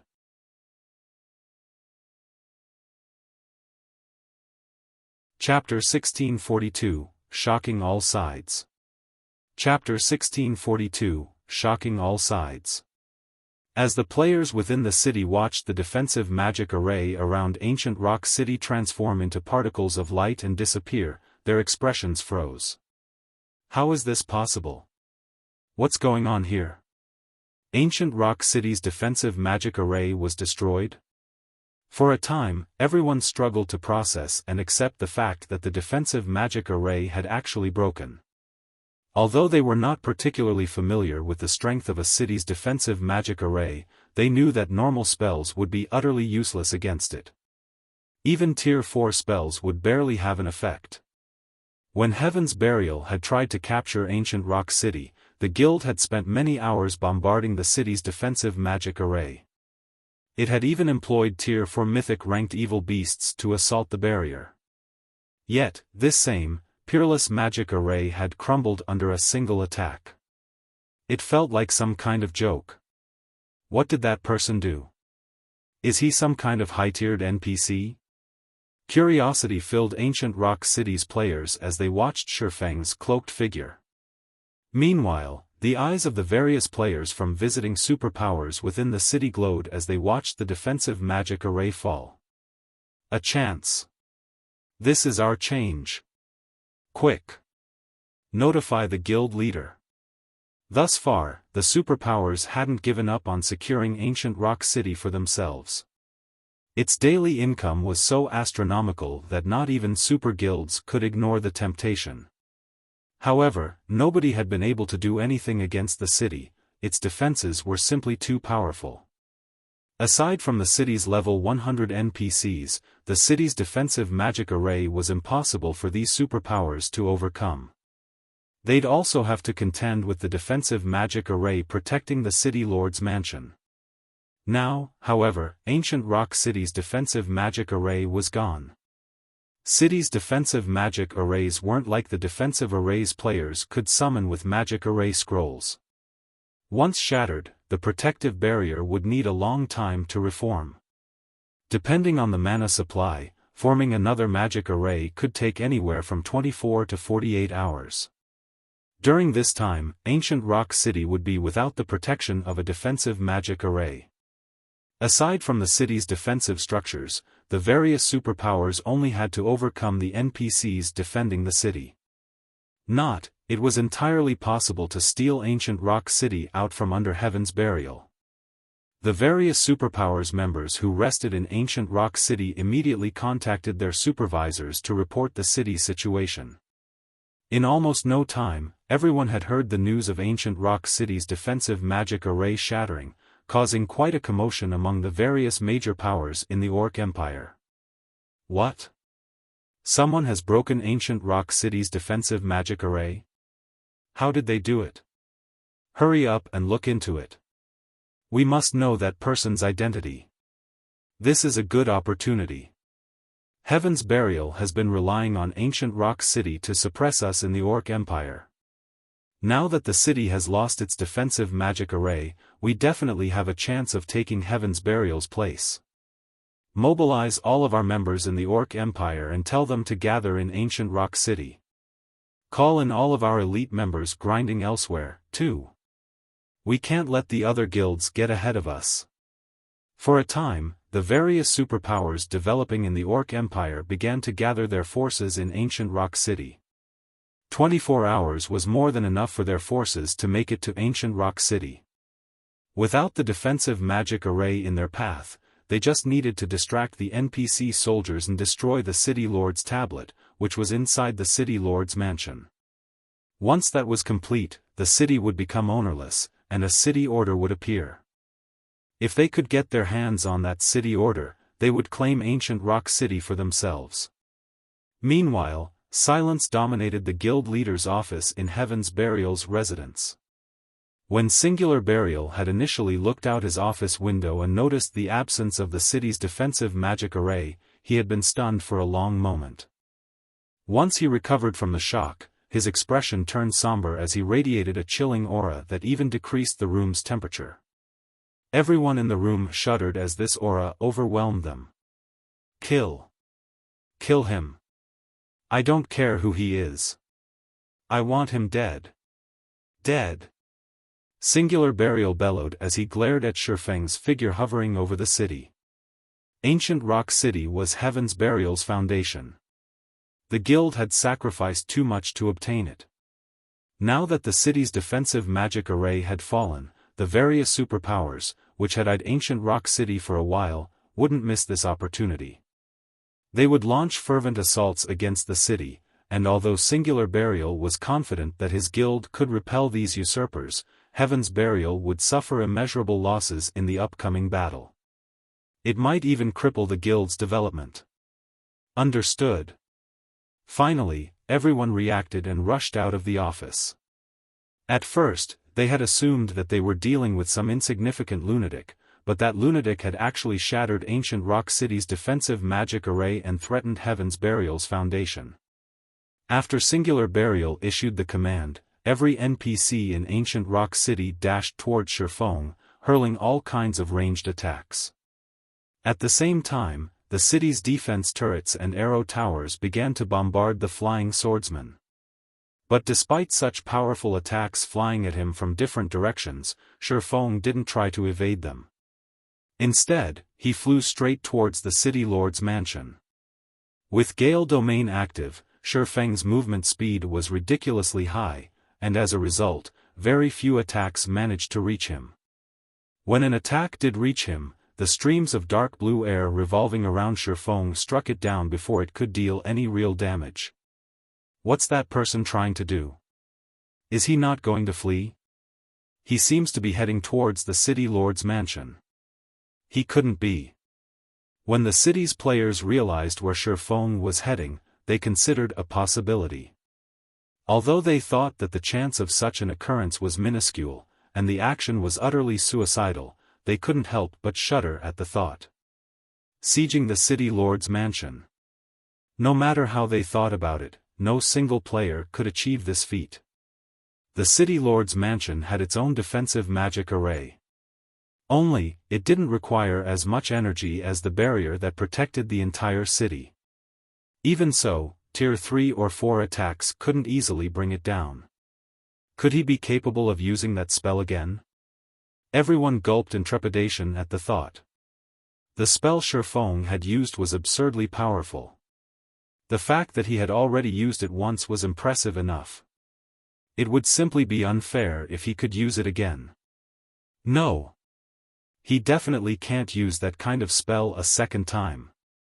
He must be bluffing. Singular Burial's eyes were bloodshot as he watched Xiaofan soar closer to the city lord's mansion, refusing to believe that such a thing was possible. It wasn't long before Xiaofan stopped above the city lord's mansion. With his lips curing into a smile, he raised the Demon King's horn once more and sacrificed another 30,000 magic crystals to the item. Suddenly, the same gigantic, pitch-black magic array appeared enveloped the city lord's mansion. A Demon King's phantom then materialized beneath the array. No! This is impossible. Madness struck Singular Burial as he watched the Demon King cast Hell Meteor again. Quick! Kill him. Don't let him finish the spell. At this point, everyone from Heaven's Burial realized the severity of their situation. Without hesitation, they tried to tear Xiaofan from the sky with Tier 3 magic scrolls. Some even used Tier 4 magic scrolls, hoping to kill this intruder as quickly as possible. It's too late. Xiaofan smiled at the defensive magic array around the city lord's mansion. Lightly, he swung the Demon King's horn down, gesturing at the mansion.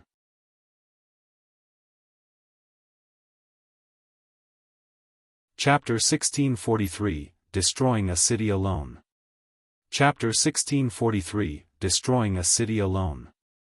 As Xiaofan swung down the Demon King's horn from his position above Ancient Rock City's city lord's mansion, the pitch-black magic array looming over the building released a blinding light. In response, hill-sized meteors began to emerge from the array and rain down on the city lord's mansion. Unlike the previous attack, the players outside of the mansion weren't protected by a magic array. They could clearly feel the heat waves from the blazing meteors. One meteor after another crashed into the defensive magic array protecting the city lord's mansion, causing the barrier to crack.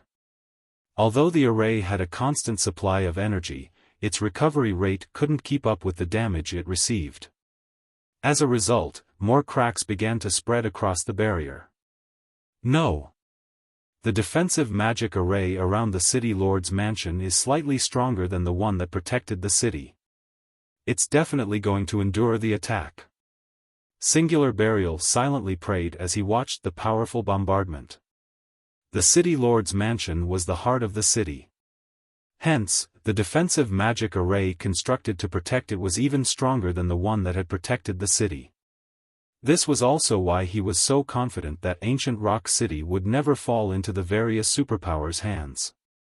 But as hope rekindled in Singular Burial's heart, reality gave him a tight slap to the face. Under Hell Meteor's continuous bombardment, the defensive magic array around the city lord's mansion eventually collapsed, and the semi-translucent barrier shattered like a mirror. Is this a joke? Who is that guy? He actually destroyed 2 defensive magic arrays in a row. How is this possible? That's the city lord's mansion's defensive magic array that we're talking about. Even several mythic monsters would need to attack it for a long time to destroy it. What kind of spell did he just use? The crowd in Ancient Rock City was stupefied as they watched the spectacle before them. Even Heaven's Burial's members had forgotten to attack the intruder as they stared at the now unprotected city lord's mansion with dumbfounded expressions. Nobody could believe their eyes. Not even the city lord's mansion's defensive magic array could stop Xiaofan's attack. What these players didn't know was that the attack Xiaofan had executed with the Demon King's horn contained a Demon King's full power. The attack ranked at the peak of Tier 5. A normal city's defensive magic array would have no trouble blocking Tier 3 attacks. It could even withstand Tier 4 attacks, which would only exhaust albeit considerable, portion of the array's energy reserves. However, the Demon King's horn's attack far exceeded the threshold of any city's defensive magic array. The item could even break through Zero Wing City's defensive magic array, which had a special power source. Once an attack exceeded a defensive magic array's threshold, its energy depletion would increase by multiple times. It wouldn't be unusual if the array stopped functioning entirely. This was also why the various guilds had held massive celebrations whenever they gained a Tier 5 player in Xiaofang's previous life. Tier 5 players weren't just capable of defending a city by themselves, they could also shatter an ordinary city's defensive magic array without help, making it far easier for their guild to capture a city.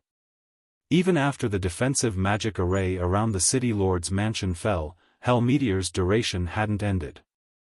The brilliant meteors bombarded the mansion itself, and although the building had been reinforced with divine runes, it was no match for the incredible attack. In just a few short seconds, the city lord's mansion was in shambles. As expected of a Tier 5 peak existence's large-scale destruction spell. Its power really is amazing. Xiaofan was astonished as he stared at the tattered city lord's mansion. He had thought that the Demon King's horn would only be able to break through the defensive magic array, but looking at it now, it would seem that he had still underestimated the item's power. Unfortunately, he could only use the Demon King's horn twice. Once the attack ended, the Demon King's horn gradually disintegrated, becoming no more than dust particles before it disappeared. Die. He must die. I want him removed from God's domain entirely. Singular Burial glared at Xiaofan with bloodshot eyes. If the man stood before him now, Singular Burial would eat Xiaofan alive. Heaven's Burial could have relied on the City Lord's mansion's defensive magic array to withstand the various superpowers' assaults, but now that that array had shattered, Ancient Rock City had lost its last line of defense. Now, however, with said magic array shattered, this meant that Ancient Rock City's last line of defense had also disappeared. As Singular Burial barked out commands like a madman, Daybreak Fog and Heaven's Burial's other members worked with the NPC soldiers to eliminate Xiaofan. In truth, though, they knew that their actions were futile. Even if they killed Xiaofan, Ancient Rock City's two defensive magic arrays were gone, and they would need a long time to recover. Meanwhile, facing attacks from all sides, Xiaofan unhurriedly retrieved a Tier 3 defensive magic scroll and activated it, blocking every incoming attack. Damn it! Just who the hell is he? What kind of feud does he have with our guild? Find out. Use whatever means it takes to discover that person's identity. Seeing that Xiaofan was unfazed despite so many players' attacks, both Heaven's Burial's members and the players from the various superpowers wondered about the man's identity. Even super guilds were helpless against Ancient Rock City, yet Xiaofan had destroyed two of the city's defensive magic arrays by himself. It was utterly unbelievable, but with the facts before them, they had no choice but to admit it had happened. As players ran off to investigate this flying intruder, Xiaofan took the initiative to remove his black cloak, revealing his black flame appearance. Heaven's Burial. Didn't you guys ask for a fight? I'm here. Xiaofan shouted as he looked down on Heaven's Burial's members. The moment Xiaofan revealed his identity, a moment of silence descended on the city. What? It's Black Flame? Impossible. Black Flame actually came to Ancient Rock City? And he destroyed two of the city's defensive magic arrays? Amazing. Truly amazing. The players in Ancient Rock City were thunderstruck when they learned Xiaofang's identity. They had never thought that Zero Wing's Black Flame would actually accomplish such an unbelievable feat. Black Flame? He's actually Black Flame? How is that possible? Singular Burial was dazed when he saw Xiaofan, struggling to think properly.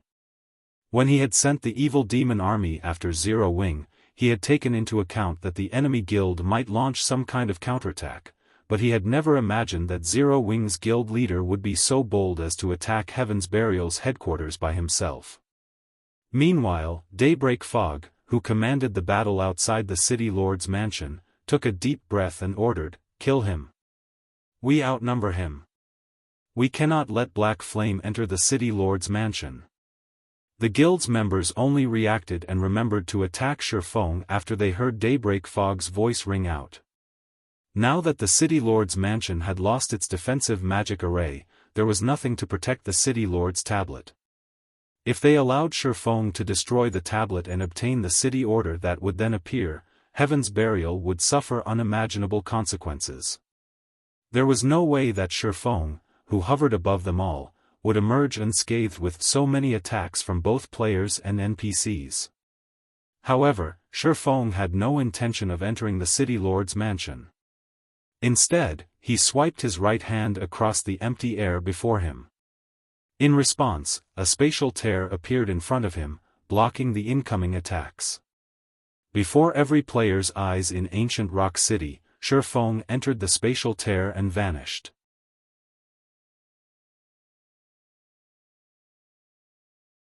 Chapter 1644, Reversal. He's gone. He must have teleported. Amazing. He's too strong. So, that was the Sword King? Everyone was dumbfounded yet again as they watched the tear in space gradually mend. Xiaofan had certainly given them a shocking show. First, he had attacked Heaven's Burial's main headquarters by himself and destroyed 2 of Ancient Rock City's defensive magic arrays. Then, despite the fact that he had been surrounded by Heaven's Burial's members and Ancient Rock City's NPC soldiers, he had left without taking a single point of damage. Meanwhile, Heaven's Burial's members had been utterly powerless during all of this. They had only been able to watch as it had all happened. Not even super guilds could impact Ancient Rock City, yet Zero Wing's Black Flame had flipped the city upside down on his own.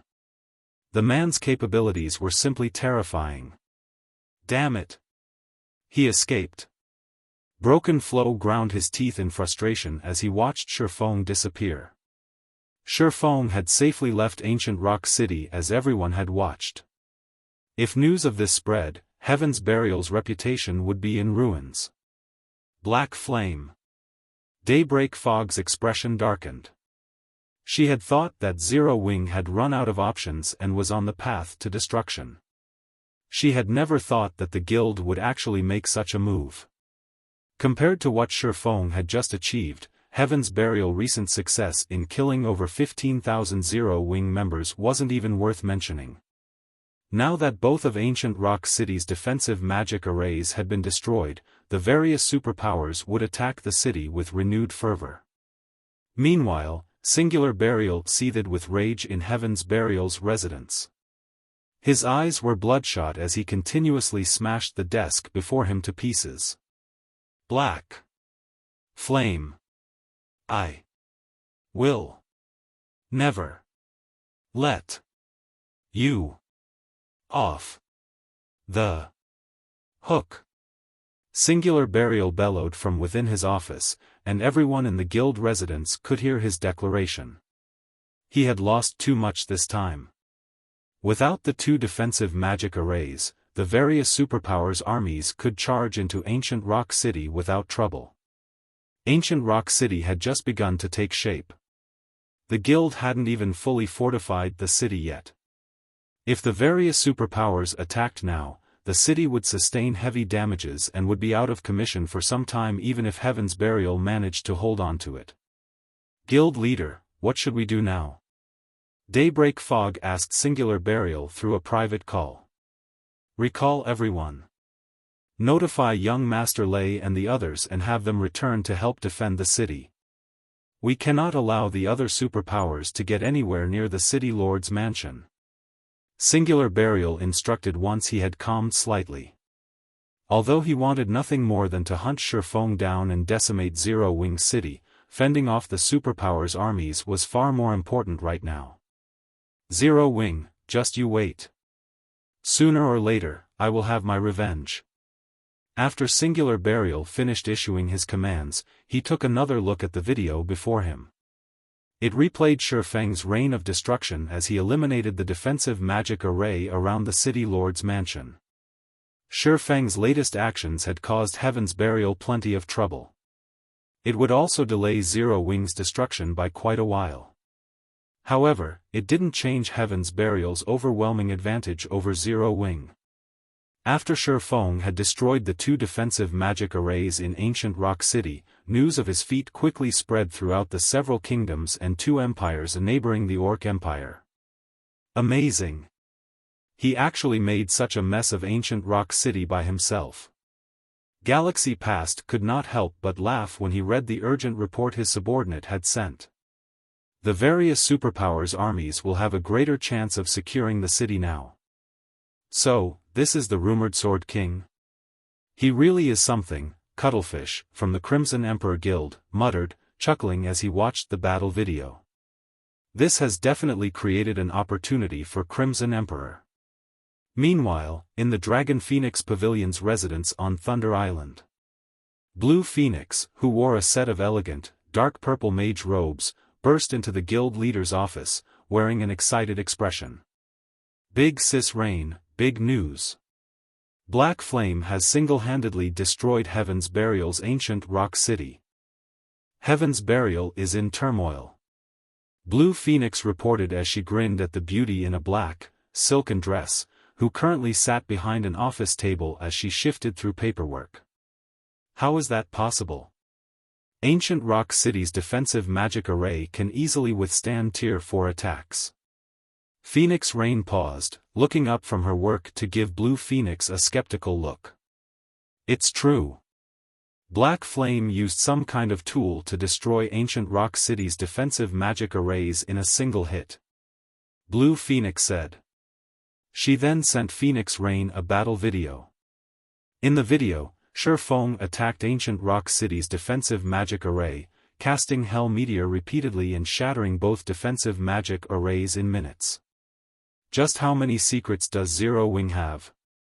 Phoenix Rain's eyes widened in shock as she watched Xiaofan use the same devastating attack twice in a row. With such a powerful attack and Xiaofang's ability to move about freely, no guild town or city could hope to stop him. Even super guilds would fear the swordsman. However, what Phoenix Rain didn't know was that Xiaofan could only use the Demon King's horn twice. Once he expended those uses, it would disappear. He'd have to rely on his luck to obtain another such item. After all, tools that allowed players to cast Tier 5 spells were as rare as a phoenix's feather in God's domain. Elsewhere, Xiaofan arrived in a deserted mountain range after using space movement. He then took out a return scroll and teleported back to White River City. As he strolled down the city streets, he could hear countless players discussing Ancient Rock City. Because of the latest events, Zero Wing's reputation had reached an all-time high. It seems my plan has been quite effective. Seeing that Zero Wing's reputation had soared among the masses, Xiaofan was considerably satisfied with his latest operation. Although he had exhausted the Demon King's horn and spent 60,000 magic crystals, he had put Heaven's Burial at risk. Even if the guild defended their hold on Ancient Rock City, it wouldn't see any more of the city's profits for some time. To make matters worse, both Heaven's Burial and Zero Wing still incurred massive expenditures every day due to the ongoing war.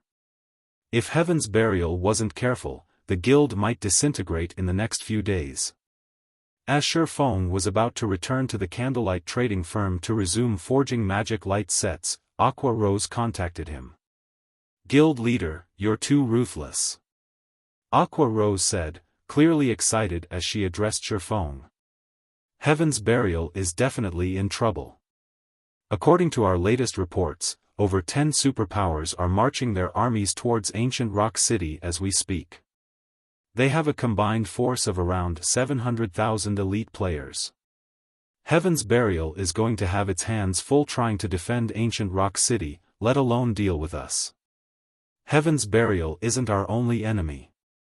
We still have to worry about the Blackwater Corporation. Have we seen any movement from Blackwater recently? Xiaofan asked.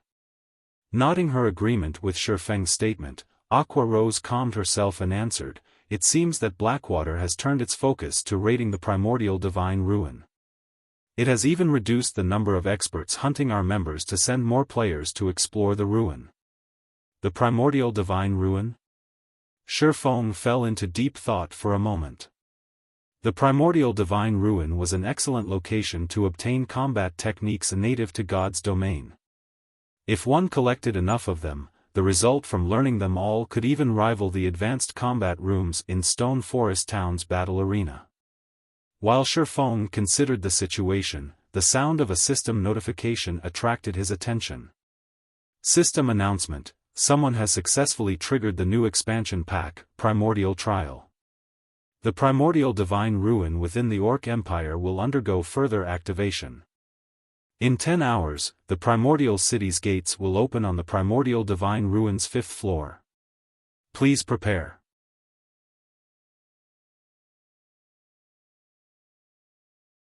Chapter 1645, Primordial City. Chapter 1645, Primordial City. Xiaofan wasn't the only player to receive the system notification. Players in the Orc Empire and those in the neighboring kingdoms and empires were also notified. A new expansion pack? Someone triggered an expansion pack related to the Primordial Divine Ruin? How lucky! What's going on?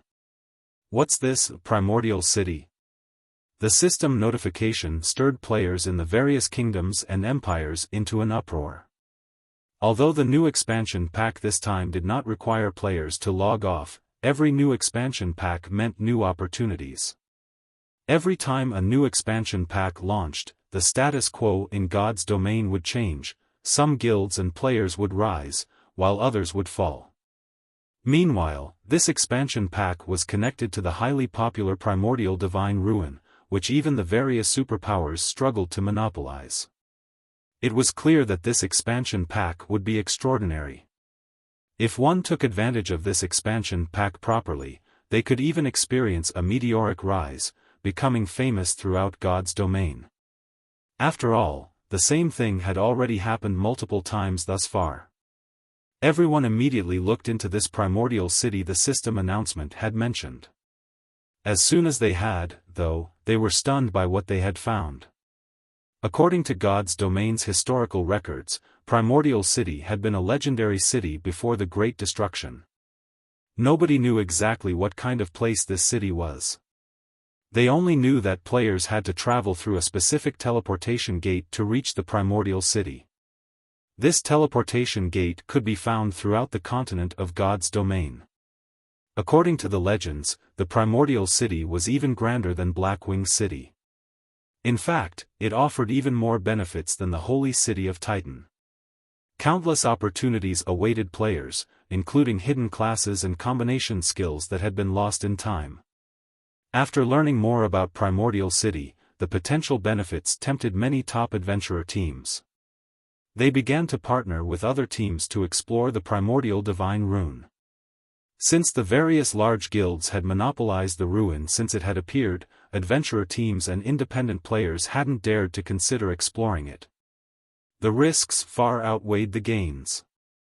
Although it was possible to obtain combat techniques within the Primordial Divine Ruin, doing so was incredibly difficult. At the very least, no lone adventurer team had any hope of survival in the ruin. It would need the strength of multiple adventurer teams. Unfortunately, even if multiple teams worked together, they'd have to address the problem of loot.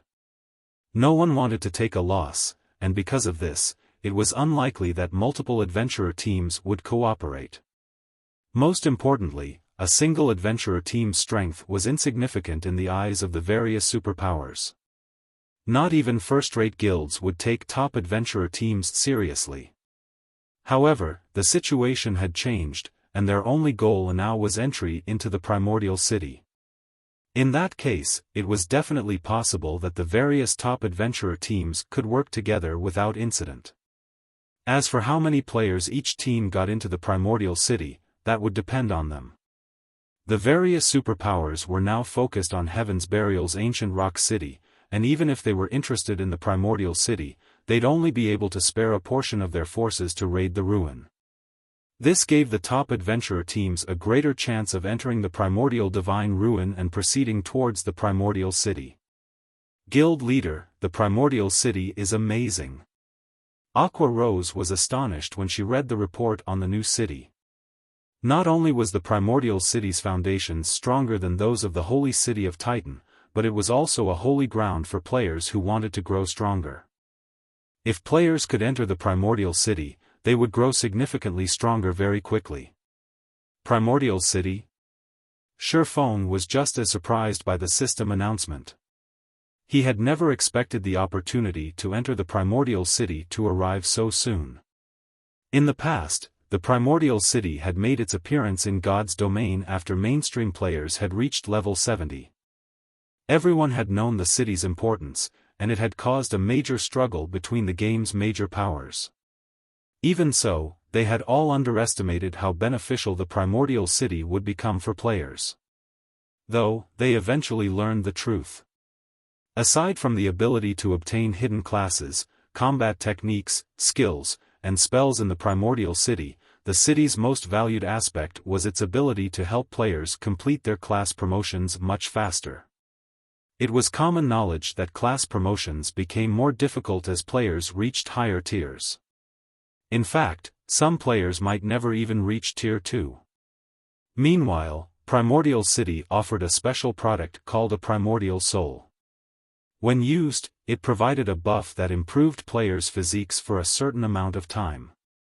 With an improved physique, players would have a much easier time completing their promotion quests.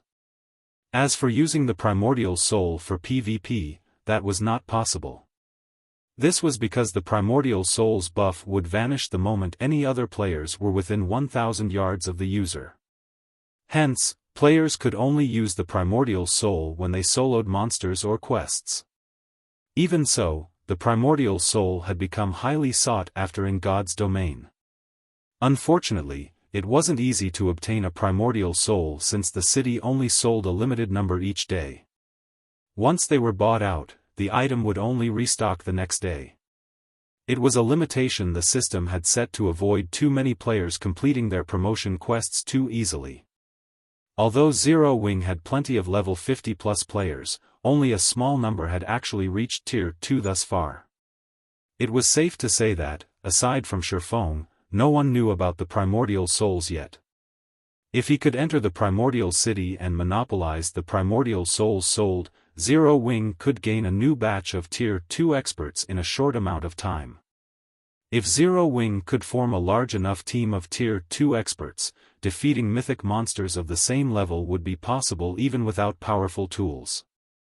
Tier 2 experts were also the foundation to challenge super large-scale Hell mode team dungeons.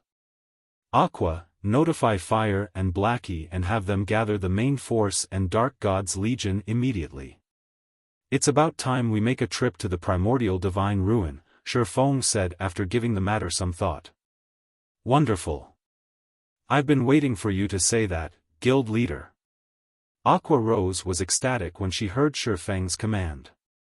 However, she quickly realized a problem, saying worriedly, Guild leader, the various superpowers are paying close attention to the Primordial Divine Ruin right now. Moreover, it's in Heaven's Burial's territory. If we head to the ruin, even with the Dark God's Legion, I'm afraid that the Primordial Divine Ruin was near the boundary between the Orc Empire's inner and outer regions. It was not far-fetched to consider the area part of Heaven's Burial's territory. The location was also one of the reasons that Heaven's Burial had always secured around 1/10 of the available entry slots into the ruin despite so many powerful competitors. Now that Xiaofan had destroyed Ancient Rock City's defensive magic arrays, Heaven's Burial would give them a piece of its mind if they dispatched forces to the Primordial Divine Ruin. Even if they dispatched both Zero Wing's main force and the Dark God's Legion, they would only have 1,000+ players. If they tried to face the superpowers elites and experts, they'd likely have a very difficult time securing enough slots. Relax. Yu Zipping and the others will join us as well, Xiaofan said, chuckling. While we're on the topic, how is the equipment collection coming along? We've collected the necessary weapons and equipment. I'll have someone send them over in a moment. But even if we include Yu Zipping and his team, our members are still, Aqua Rose said worriedly. Even if they included Zero Wing's internal members and White Tiger Dojo's disciples, they'd still have less than 2,000 players. Compared to the tens of thousands of elites and experts the superpowers had dispatched, such a small force wasn't worth mentioning. However, Xiaofan remained firm on his decision. In God's domain, quantity wasn't the most important. Rather, quality meant everything.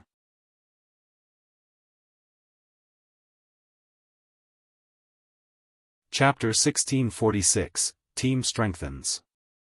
Chapter 1646, Team Strengthens. After receiving Aqua Rose's answer, Xiaofan disconnected the call and focused on forging magic light sets. He only had 10 hours before the Primordial City's gates opened, which coincided with the Primordial Divine Ruins activation time. It would not be easy to put together a powerful team in so little time, so he needed to make use of every second. Meanwhile, Aqua Rose contacted Zero Wing's members. She also sent someone with the level 50 weapons and equipment to White River City, instructing them to hand the items over to Yuzipping and the others. With this, Zero Wing instantly gained nearly 700 powerful experts. This development, more or less, brightened Aqua Rose's mood. Normally, large guilds nurtured expert players very slowly, producing 200 or 300 experts per month. Some guilds' development was even slower, losing experts rather than gaining them. More players joined God's domain each day, after all, and as players became more familiar with the game's combat styles, the standards for expert players rose to greater heights. With the addition of Yuzipping and the others, Zero Wing's expert count increased drastically. If the public knew of this, countless players would be shocked. 700 expert players might not be a match for a 10,000-strong elite army on a battlefield, but when it came to guerrilla warfare, the experts would dominate. Moreover, expert players could adapt to far more easily than elite players. Now that Heaven's Burial had its hands full, it and Blackwater would suffer if Zero Wing suddenly introduced another 700 expert players to their war. It was a pity that Yuzipping and the others were forced to make their debut in the Primordial Divine Ruin. It would allow Heaven's Burial and Blackwater to see to preemptive measures to cope. Candlelight Trading Firm, Special Forging Room. Controlling the purple thunder flame, Xiaofan carefully smelted and combined the necessary materials to forge the magic light set. Once he included the magisteel ingot, he began to shape the molten alloy. He had completed the entire process as smoothly and naturally as flowing water, with every one of his movements nearly, if not exactly, perfect. At the end of the day, however, his forging success rate was only 60% even if he followed the procedures perfectly. After successfully forging another 4 magic light sets and increasing his total to 30, Xiaofan stopped crafting. Instead, he retrieved the Advanced Book of Magic from his bag and began to forge Advanced Mana Armor Kits. The Advanced Mana Armor Kits didn't provide as much of a boost as the Magic Light set, but if every player equipped 3 of these kits, their basic attributes would increase by at least 10%. This was a substantial increase for level 50 players. The strengthened Magic Light sets could rival Dark Gold equipment of the same level in basic attributes, but after including the Advanced Mana Armor Kits, the set equipment would be on par with level 50 Dark Gold set equipment. The various superpowers currently treated level 50 Fine Gold equipment like precious treasure, not to mention level 50 Dark Gold equipment or set equipment. Thankfully, I made it in time. Xiaofan revealed a satisfied smile as he gazed at the Advanced Mana Armor Kits on the table before him. Due to the purple thunder flame, his production speed with these kits had improved significantly. After working for 5 hours straight, he had successfully forged 90 armor kits, enough to equip 30 players. He had also gained an incredible amount of EXP and was now only 19% away from level 65. Following which, Xiaofan contacted Yuzipping and had the youth lead 29 other plate armor players to his special forging room. It wasn't long before Yuzipping and his companions arrived in Xiaofang's room. They all wore a mix of level 50 mysterious iron and secret silver equipment. When Yu Ziping and the others entered the special forging room, they were dumbfounded by what they saw. Numerous pieces of dazzling equipment littered the room. It was clear that the equipment was extraordinary at a glance. Moreover, based on the piece's design, they obviously belonged to a single set. However, what stunned Yu Ziping and his companions the most was the unique glow of fine gold items radiating from the pieces. And the room actually held 30 full sets. The sight was blinding. Level 45 fine gold set equipment? Everyone inwardly guessed the set equipment's rank as shock overwhelmed them.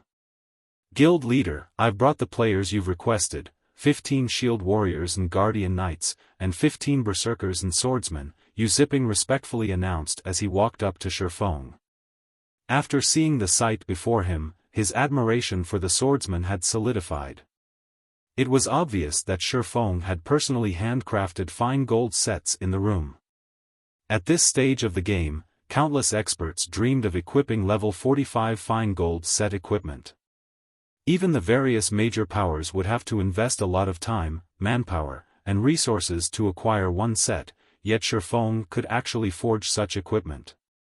If the various superpowers knew about this, they'd likely curse Zero Wing for cheating. With the ability to produce level 45 fine gold set equipment, Zero Wing would almost certainly grow stronger. Alright, I want every one of you to pick a set and equip it, Xiaofan said as he gestured the magic light sets in the room. We're supposed to equip them? The 30 players couldn't help their confusion. They currently wore level 50 mysterious iron and secret silver equipment, which was only slightly weaker than level 45 fine gold set equipment in terms of basic attributes. On the other hand, level 50 mysterious iron and secret silver equipment offered higher defense than level 45 fine gold set equipment. It'd be better to let the other experts, who lacked equipment, to use these pieces rather than equip the sets themselves. But since their guild leader had given them an order, they had no choice but to obey. This is. As Yu Ziping and the others picked up the magic light sets and prepared to equip them, they realized something that left them dazed. How is this possible? This is level 50 fine gold set equipment? I'm not dreaming, am I? Everyone's eyes nearly fell from their sockets when they inspected the magic light set's attribute panels. They were already impressed that Xiaofan had crafted level 45 fine gold set equipment, but they had never even heard of a player obtaining level 50 fine gold set equipment.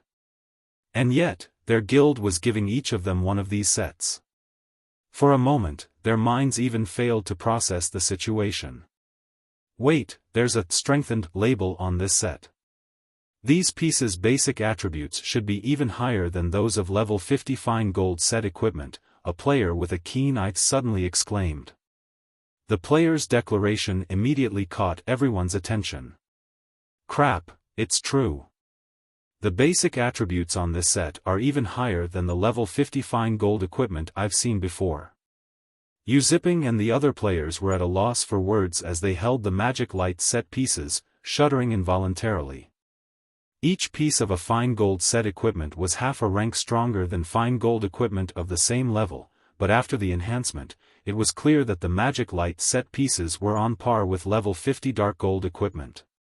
A set of level 50 dark gold equipment. If news of this matter spread, it would definitely cause a sensation throughout God's domain.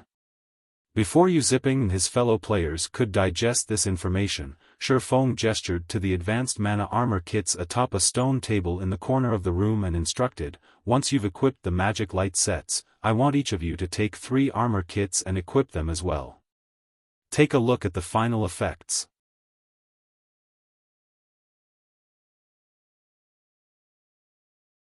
Chapter 1647, Zero Wing appears. Chapter 1647, Zero Wing appears. When Xiaofan finished speaking, Yu Ziping and the others turned towards the advanced mana armor kits, their eyes bulging and bloodshot. Although they weren't the guild's frontline members, they knew how valuable the advanced mana armor kits were. After all, only Xiaofan was capable of crafting these armor kits. There was an extremely limited number available, and even guild members struggled to purchase them with GCPs. Not only did guild members have to spend an exorbitant amount, but they also needed to be elite members or higher to purchase the advanced mana armor kits. In addition, each player was limited to 3 armor kits. Even now, the various major powers offered extraordinary prices to purchase advanced mana armor kits. Yet, these players had the chance to equip these armor kits. This was simply a dream. However, when they thought about how each of them had just received a magic light set, they quickly recovered their senses. Amazing! These basic attributes are incredibly high. That's right. My basic attributes have risen by over 30% with everything equipped. I'm pretty sure that I can even put up a fight against a peak expert now. Once they had equipped the magic light sets and advanced mana armor kits, these players felt transformed. An indescribable sense of power filled their bodies. They couldn't help the rising desire to spar with other experts to get a good feel for their new prowess.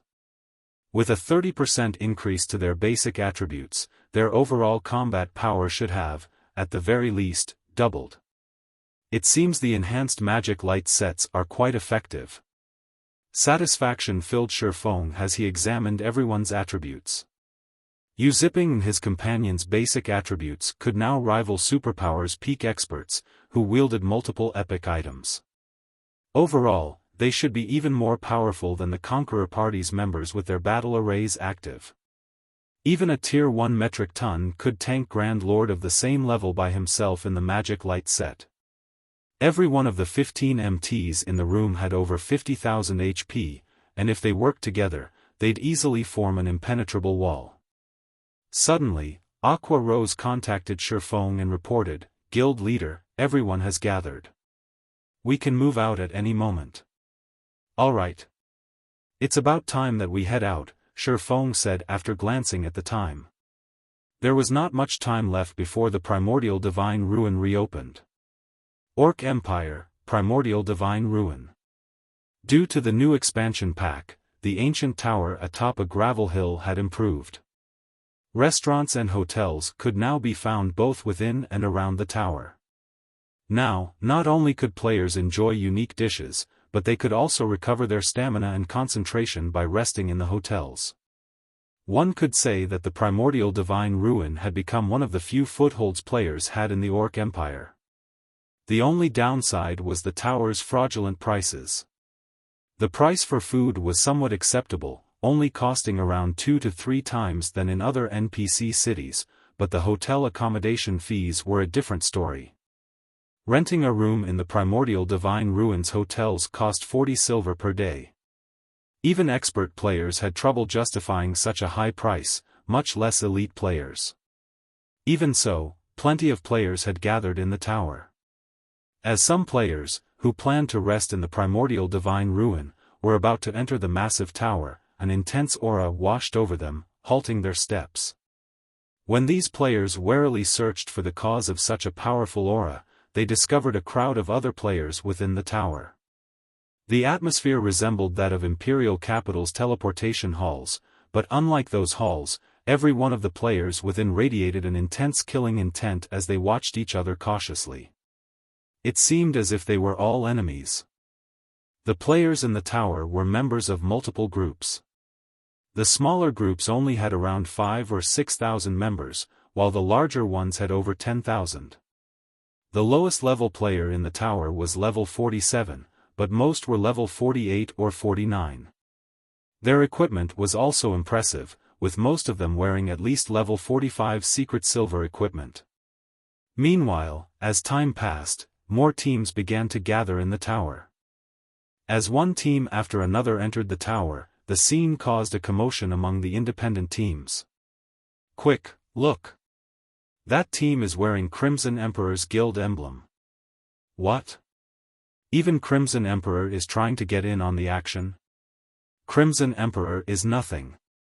Had you been here a moment ago, you would have seen members from the Sacred Temple arrive. The Sacred Temple's team is even led by Vice Temple Master, Quiet Melody for this operation. That team was ridiculously strong. All 5,000 members were experts, and they all wore level 45 fine gold or better equipment. Quiet Melody herself even has 3 pieces of epic equipment on her. The independent players in the tower couldn't help but gawk at the various superpowers teams as they rested. The fact that they could survive and make a living in the Orc Empire proved that they were on par with God's domain's elite players. Needless to say, they were stronger and higher leveled than ordinary players. However, these guild players were leaps and bounds ahead of them in terms of levels and equipment. In addition, a large number of top adventurer teams had banded together to form a massive force. It seemed that these top adventurer teams were adamant about contending with the various superpowers. While one top adventurer team would struggle to gather 1,000 experts, they could form a force of 6,000 to 7,000 expert players if they worked together, and not even the various superpowers should underestimate such a force. What a naive bunch. Do they really think that Crimson Emperor and Sacred Temple are the only superpowers participating in this struggle? Purple Jade, who stood a short distance away from several conversing independent players, expressed her disdain as she overheard the conversations.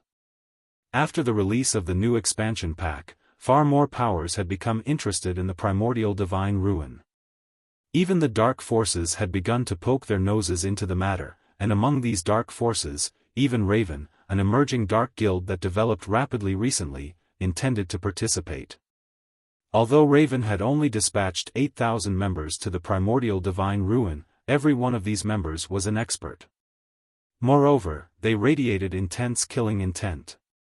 They were clearly murderous experts that had long since grown comfortable with fighting other players. Even Purple Jade felt threatened by Bloodsucker, the leader of Raven's team. Judging by the man's aura, his combat standards should be no weaker than Yuan Tiexin's, who held a commander-level position in the secret pavilion. A lot of powers have definitely gathered here, but when the competition for the entry slots begins, we should avoid provoking Blackwater and Heaven's Burial's members as much as possible. Do you understand? Yuan Tiexin warned Purple Jade seriously. Don't provoke them. Is it because they have the home ground advantage?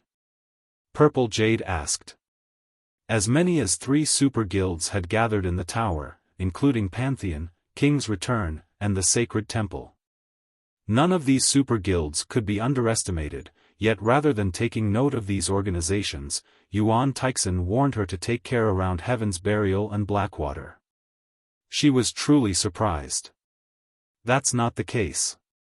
Heaven's Burial and Blackwater are still no match for super guilds in terms of quality and quantity of experts, but don't forget that they still command evil beasts and demons. It is best if we avoid them, Yuan Tiexin said as he glanced at Falling Fire and Lei Jingyang, who commanded Blackwater and Heaven's Burial's teams. Although the destruction of Ancient Rock City's defensive magic arrays has forced Heaven's Burial to station most of its evil beasts and evil demons in the city's defense, it is best if we use caution around them. Emicham. Purple Jade nodded. As the various powers in the tower prepared for the upcoming struggle, a team of players arrived outside of the Primordial Divine Ruin. The team was pitifully small compared to the various guild teams, with not even 2,000 players in total.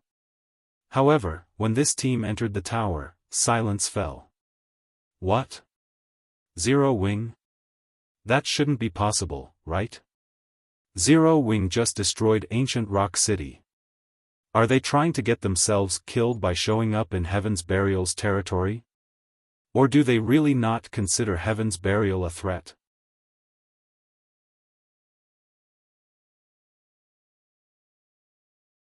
Chapter 1648, Surge of Experts. Chapter 1648, Surge of Experts. As Zero Wing entered the Primordial Divine Ruin, every player in the tower turned towards its entrance. The culprit for the destruction of Ancient Rock City's defensive magic arrays was none other than Zero Wing. One could say that Heaven's Burials hated the guild to their very core. If the guilds hadn't needed to station most of its evil beasts and evil demons in Ancient Rock City to defend against the various superpowers invading armies, it likely would have launched a frenzied counterattack on Zero Wing by now. Yet, Zero Wings members dared to show up in the Orc Empire, Heaven's Burial's territory. The guild had even gone so far as to travel all the way to the Primordial Divine Ruin. Just how bold are Zero Wings members? Don't they know that Heaven's Burial could mobilize thousands of elite members to surround the Primordial Divine Ruin if it wanted to?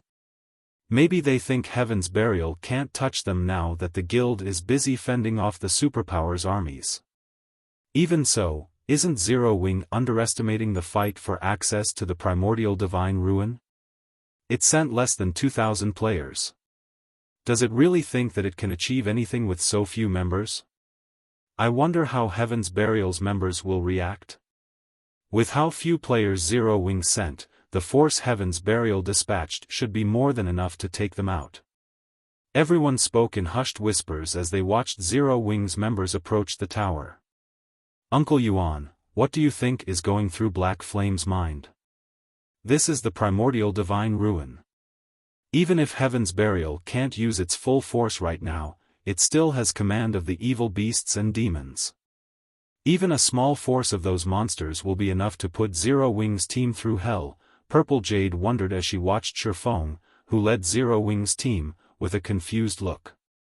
One of the reasons that the various superpowers dared to invade Ancient Rock City was their significant numbers. Combined, their armies included over 700,000 players. Even if Heaven's Burial controlled evil beasts and evil demons, how many players could those monsters possibly hold back? As long as they wished it, the various superpowers could send their forces to circle the defending evil beasts and evil demons while they charged for the City Lord's mansion. With the evil beasts and demons' massive forms, they couldn't enter the mansion itself. Once the various superpowers got their members inside, not even an infinite number of evil beasts and demons could stop them. Heaven's Burial would have to rely on players and NPCs to hold the City Lord's tablet. Moreover, it was very difficult to protect a city with evil beasts and evil demons. At the end of the day, the human race was the evil god's temple's mortal enemy. If human NPCs encountered anything connected to the evil god's temple, they'd move to exterminate it immediately. In fact, there was a very high chance that Ancient Rock City's NPC soldiers would disregard the invading players and attack the evil beasts and demons instead, accomplishing the opposite effect. This was also why the various superpowers dared to attack Ancient Rock City. However, it was a different story in the fields and the Primordial Divine Ruin. Players weren't prohibited from attacking each other in the ruin, and Heaven's Burial didn't have anything to protect here, so its evil beasts and evil demons could focus on the slaughter. Even if the monsters only killed half of Zero Wing's experts, it would deal a massive blow. I don't know, but the Primordial Divine Ruin is incredibly important to every guild. It is not strange that Zero Wing is willing to take such a risk, Yuan Tiexin said, shaking his head.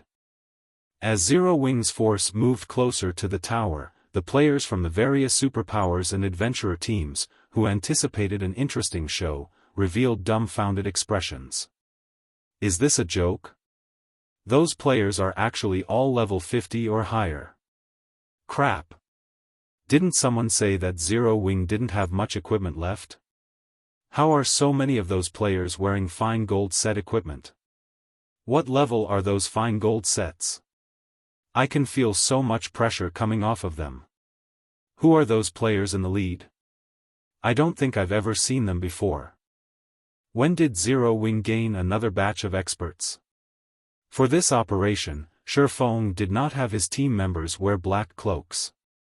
Hence, both their levels and equipment were exposed for all to see.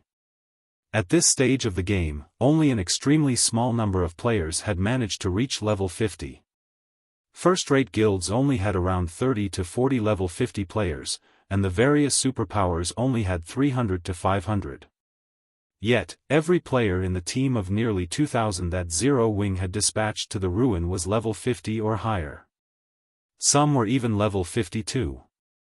This was simply unbelievable. Moreover, Zero Wing's members wore dazzling equipment. The 30 unfamiliar players at the lead even wore the same fine gold set equipment.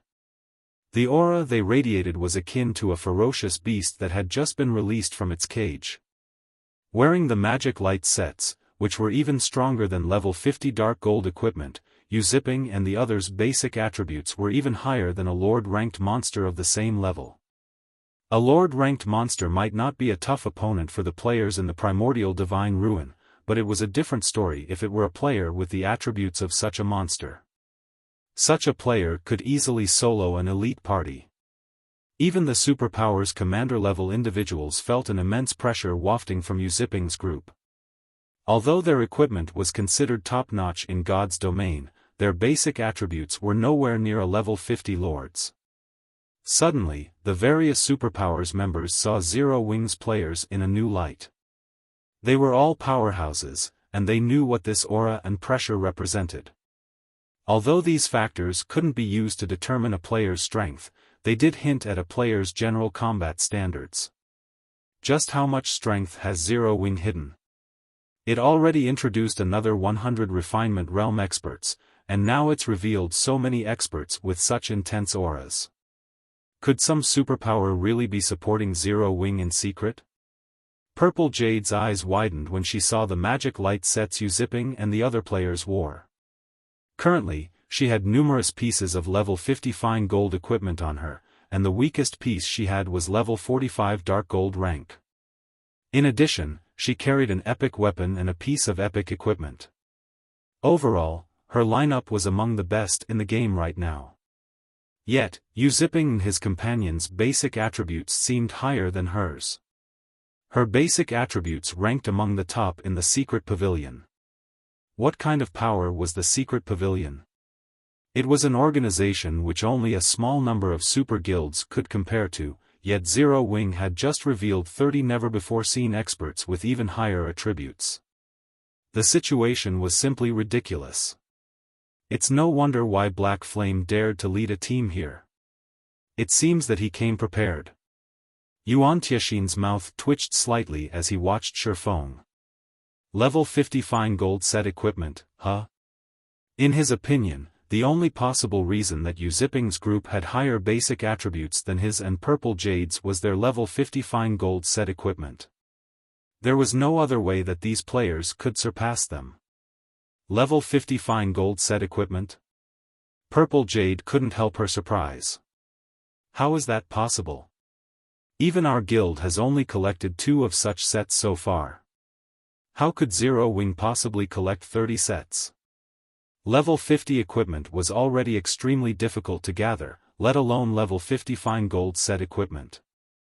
Even after investing tons of manpower and resources, the secret pavilion had only obtained 2 level 50 fine gold sets. What means did Zero Wing, a guild that was many times weaker than the secret pavilion, possibly employ to obtain 30 such sets? Don't forget that Black Flame is a master forger. It is very likely that he crafted the level 50 fine gold sets, Yuan Tiexin said, his expression turning somber. Truthfully, even he struggled to believe it. It wouldn't be surprising if Xiaofan were simply a master forger, but a master forger capable of mass-producing level 50 fine gold set equipment held an entirely different meaning. Just thinking about how Zero Wing could deploy expert teams in level 50 fine gold set equipment made Yuan Tiexin shudder. As players discussed the possible power behind Zero Wing, dense killing intent radiated from Heaven's Burial's team, which stood not far from Zero Wing's members. Zero Wing. They actually dare to show up here. Lei Jingyang frowned, a cold glint flashing in his eyes as he glared at the enemy players. Do they really think we'll just stand by and watch?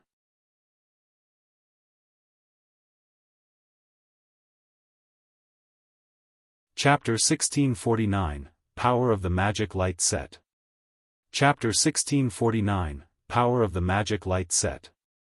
Inside the tower, as Shifeng's group approached the teleportation zone, which would teleport players into the Primordial Divine Ruin when it activated, the killing intent Heaven's Burial's members radiated grew more intense.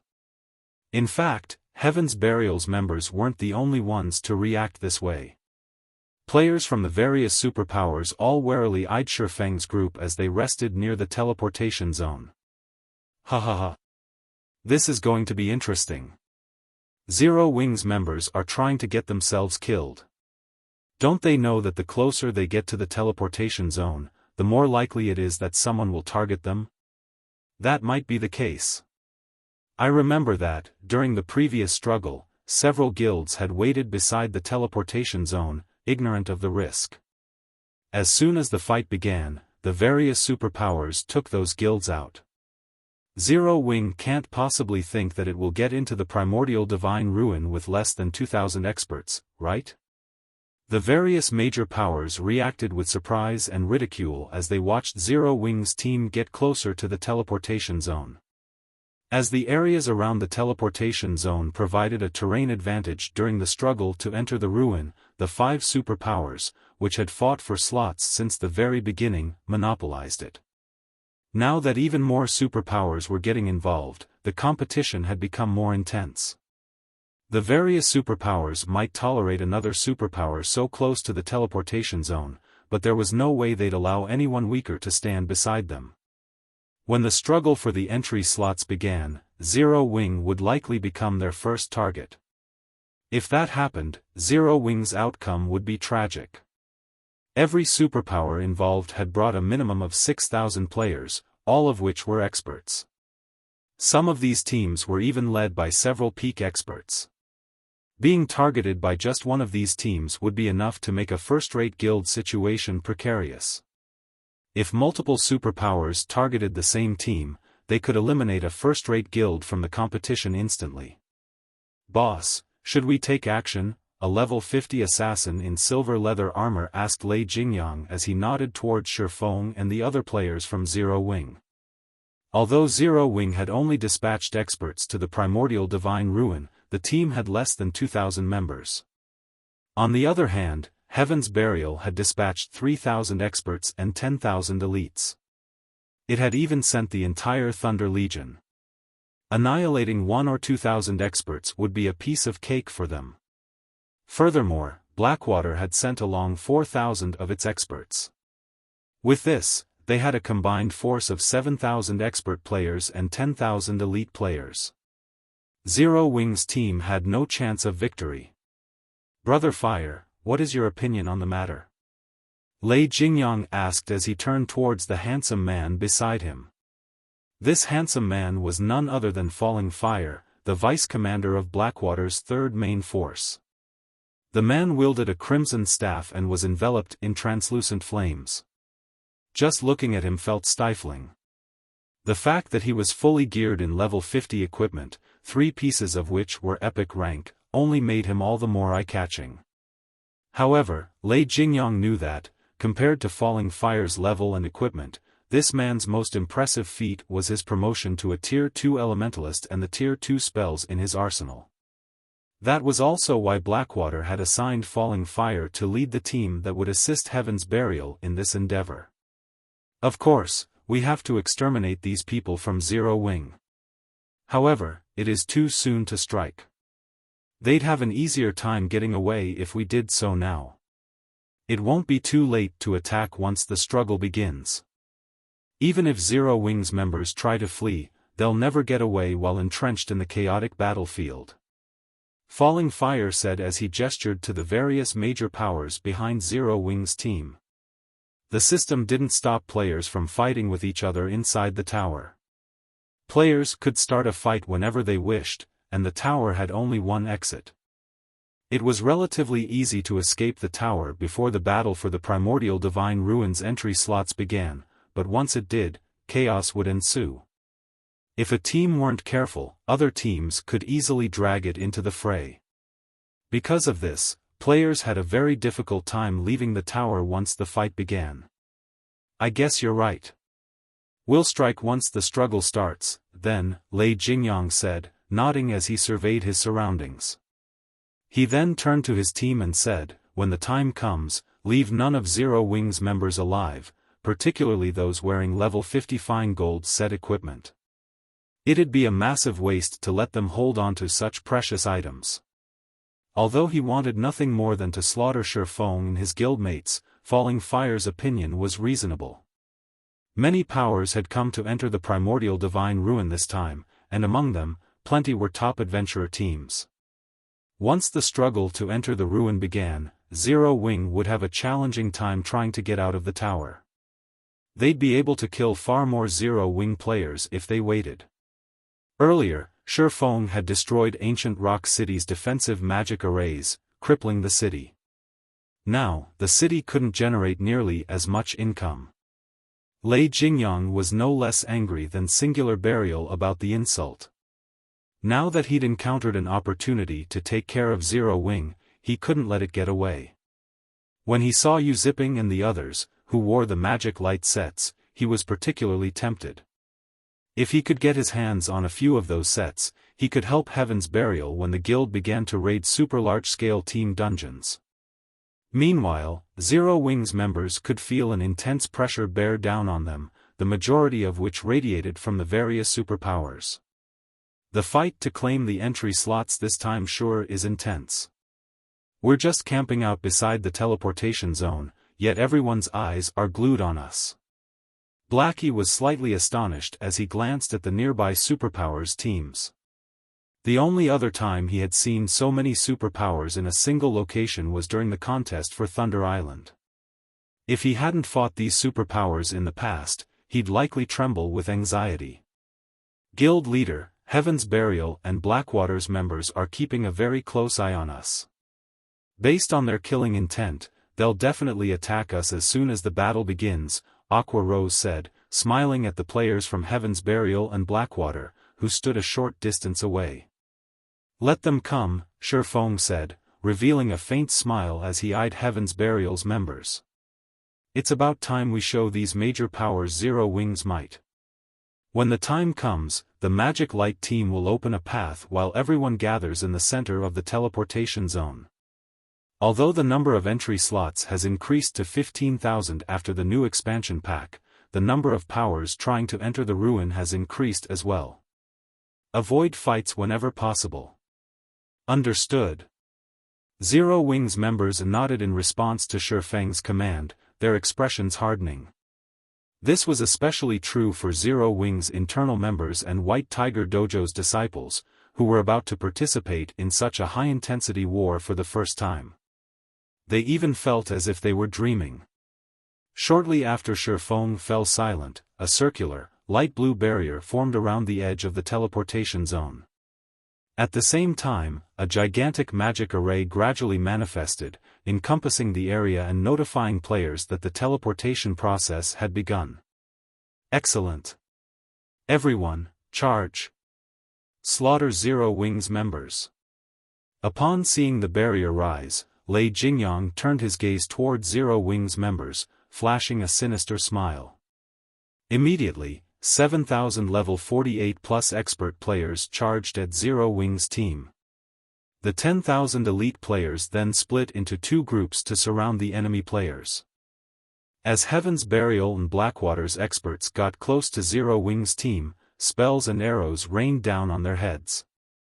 However, like lively monkeys, these experts nimbly dodged most of the attacks, preventing Zero Wing's ranged attacks from doing much harm. Just when both front lines were about to clash, Xiaofan switched his title to Disintegration User and endowed the 30 Magic Light Team's members with disintegration power, increasing their basic attributes by 10% and damage by 20%. The buff also reduced the magic damage and physical damage they received by 30% and 15%, respectively. In the next moment, the two teams collided. Boom! Boom! Boom! The sounds of the collision resounded throughout the tower along with players' screams. Impossible! Shock gripped Lei Jingyang's heart when he saw the scene before him. He even wondered if his eyes were playing tricks.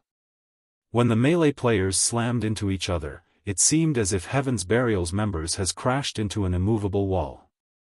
Meanwhile, Yu Zipping and his companions in the magic light sets moved like sharpened blades, unstoppable.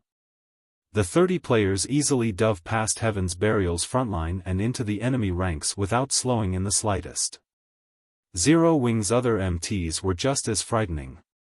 Each one of Zero Wing's MTs shattered the blockades of 3 to 5 players, sending these players flying. The difference between both sides' basic attributes was like heaven and earth.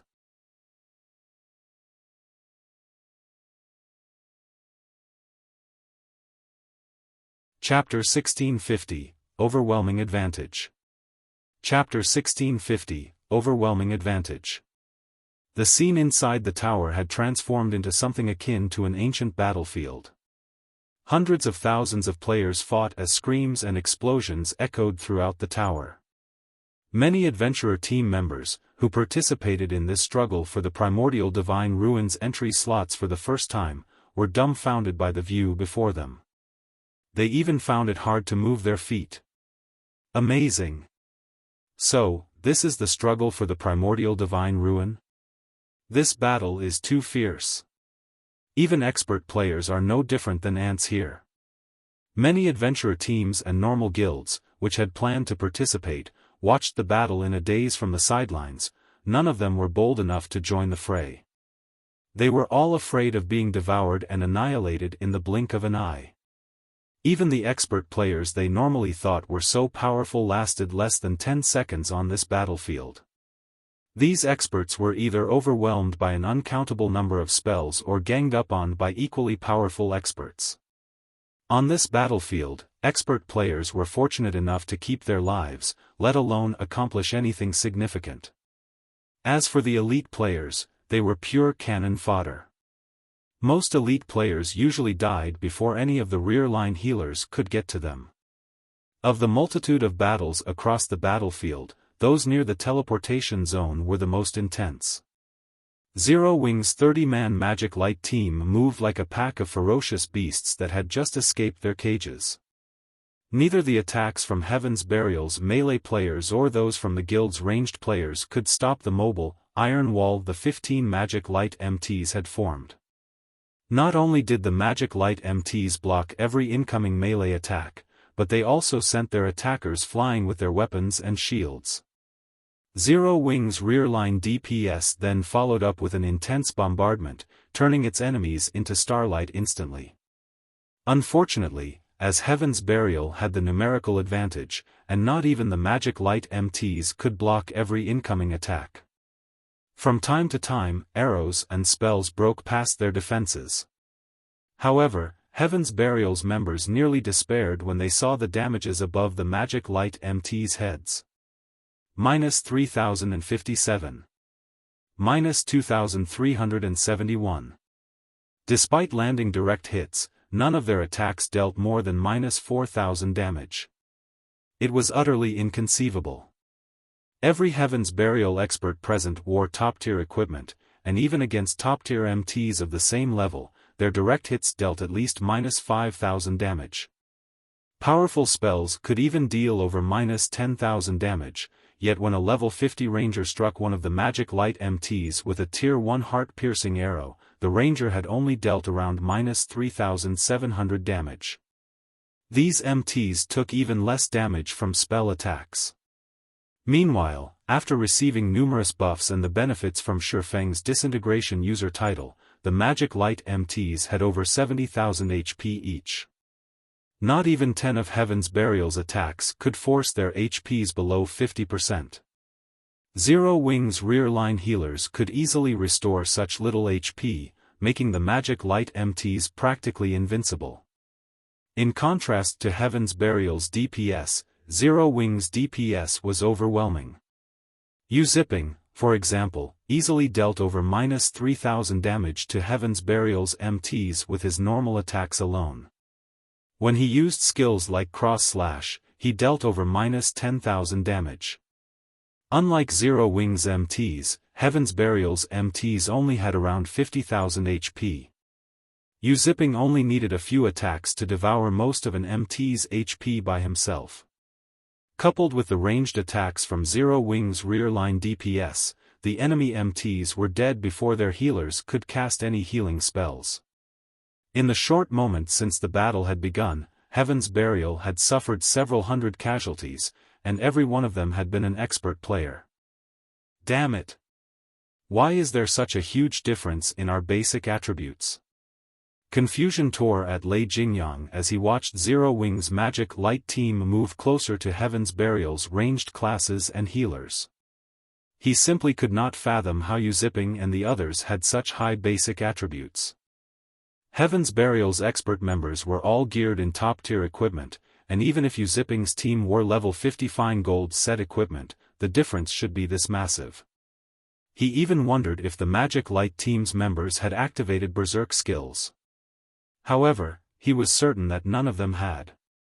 He was confident that Zero Wing's members hadn't activated Berserk skills because all of the various major powers had silently agreed not to use such skills in this struggle for the entry slots. There were two reasons for this agreement. The first was that every power participating in this struggle doubtlessly had some members who could use Berserk skills. If everyone used these skills, nothing would change. Berserk skills' long cooldowns was the second reason. On the off chance that they'd encounter trouble in the Primordial Divine Ruin, they'd likely be annihilated if they couldn't use their Berserk skills. However, Lei Jingyang didn't know that, although Yuziping and his companions appeared to be wearing level 50 fine gold set equipment, the Magic Light set's basic attributes could rival level 50 dark gold set equipment. This was the reason that the gap between their basic attributes was so vast. This fight was on par with a player in a full set of secret silver equipment trying to contend with a player in dark gold equipment. Such a massive gap was only natural when both sides had similar combat standards. Moreover, the Conqueror Party's performance was also impressive. Although the Conqueror Party's basic attributes weren't as high as the Magic Light team members, their combat standards were higher. When they worked together, they could exhibit even greater combat power. Hence, the destruction the Conqueror Parties caused on the battlefield was in no way inferior to the Magic Light teams. Even Lei Jingyang's prided Thunder Legion was forced back. Meanwhile, the various superpowers' upper echelons, who had kept a constant eye on Zero Wing, were astounded. Despite Zero Wing's less than 2,000 players, it actually overwhelmed and suppressed Heaven's Burial and Blackwater's combined army of 7,000 experts and 10,000 elite players. Boss, we can't hold on for much longer. At this rate, they'll chase us out of the teleportation zone, one of the Thunder Legion members on the front lines hurriedly shouted through the team chat. I know. All of you, get ready. Lei Jingyang said, grinding his teeth as he took 5 dark gray crystal balls from his bag. He had planned to save these as a trump card to surprise the other superpowers, he had never expected to need them so soon. Following which, he turned to Falling Fire beside him and said, Brother Fire, I'll have to rely on you for cover fire. Relax. Although they have superior basic attributes, they're all Tier 1 players. They're nothing compared to Tier 2 players, Falling Fire said, disdain flashing in his eyes as he watched the distant Zero Wing members. Good. Lei Jingyang then began to chant an incantation to activate the 5 crystal balls. Suddenly, the 5 gray crystal balls shattered, and 5 dark gray magic arrays appeared around Lei Jingyang. Shortly after, 5-meter-tall figures emerged from these arrays. They were humanoid creatures covered in sharp spikes and radiating dense evil energy. These 5 humanoid creatures were none other than Grand Lord-ranked evil demons. The frightening aura these Grand Lords radiated stunned everyone in the tower. Level 70 Grand Lords. Such monsters were on par with natural disasters to current players. So, this is Heaven's Burial's trump card? Yuan Tiexin's expression darkened upon seeing the evil demons. When Heaven's Burial's members saw the Grand Lord-ranked evil demons, however, excitement lit up their faces, and their morale skyrocketed. Although the combined force of Heaven's Burial and Blackwater's players appeared exceptionally powerful, it was nothing compared to the superpowers' forces. They had only dared to contend with the superpowers because of this trump card. However, Lei Jingyang wasn't a member of the evil god's temple. He couldn't summon evil demons directly and control them. He could only rely on flame blood, asking the cleric to spend the evil god's temple points he had struggled to accumulate on 5 evil demon crystal balls. Each evil demon crystal ball allowed players to store one evil demon within, and even non-evil gods temple players could use the crystal balls to summon and control the stored evil demon. However, the cost was painful. The evil demon crystal ball was a consumable item, and once the evil demons were stored inside, they would become so as well. Once the crystal ball's 3-hour duration ended, the summoned evil demons would be permanently destroyed.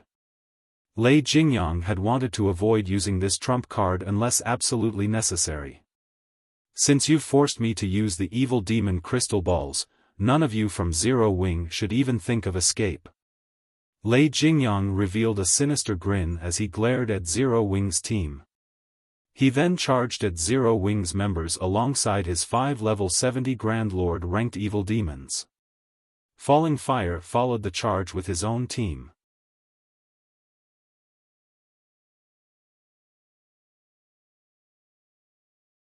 Chapter 1651, Hidden Power. Chapter 1651, Hidden Power. The appearance of the 5 Grand Lord ranked evil demons immediately attracted the attention of everyone on the battlefield. If the evil demons summoned were merely level 70 Great Lords, they still wouldn't pose much of a concern.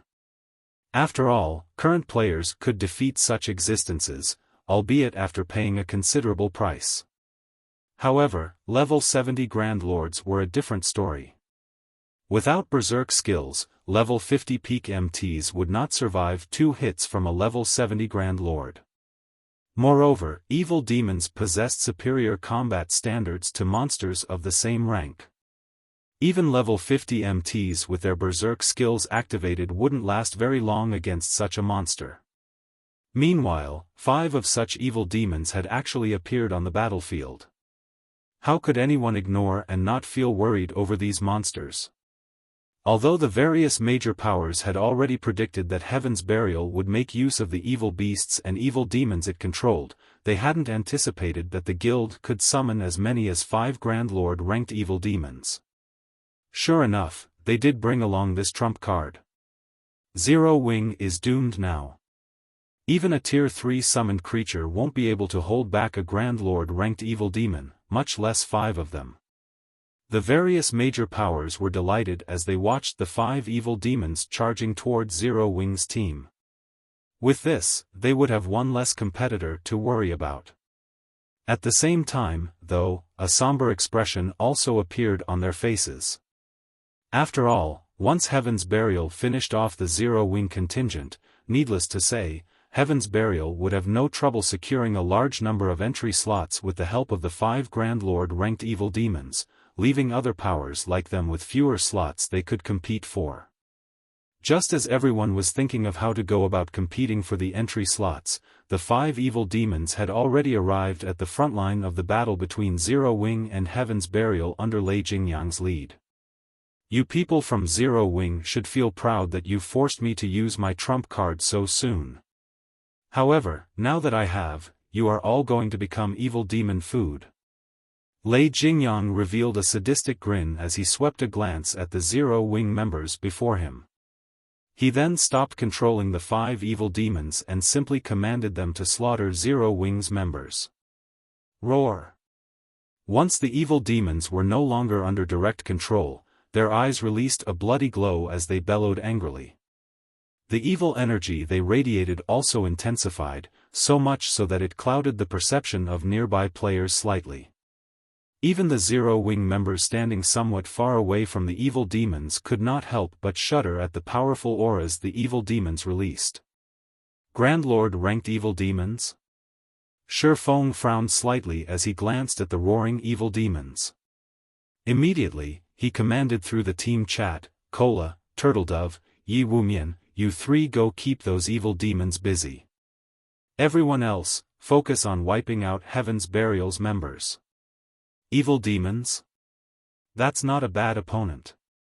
Cola licked his lips in eagerness as he looked at the evil demons. It's a good opportunity to test my new equipment. Currently equipped with the Trembling Crown and Trembling Shield, Turtledove was also brimming with fighting spirit. Before coming to the Primordial Divine Ruin, Xiaofan had distributed the weapons, equipment, and skills he obtained from the Lost Town to Kola and the others.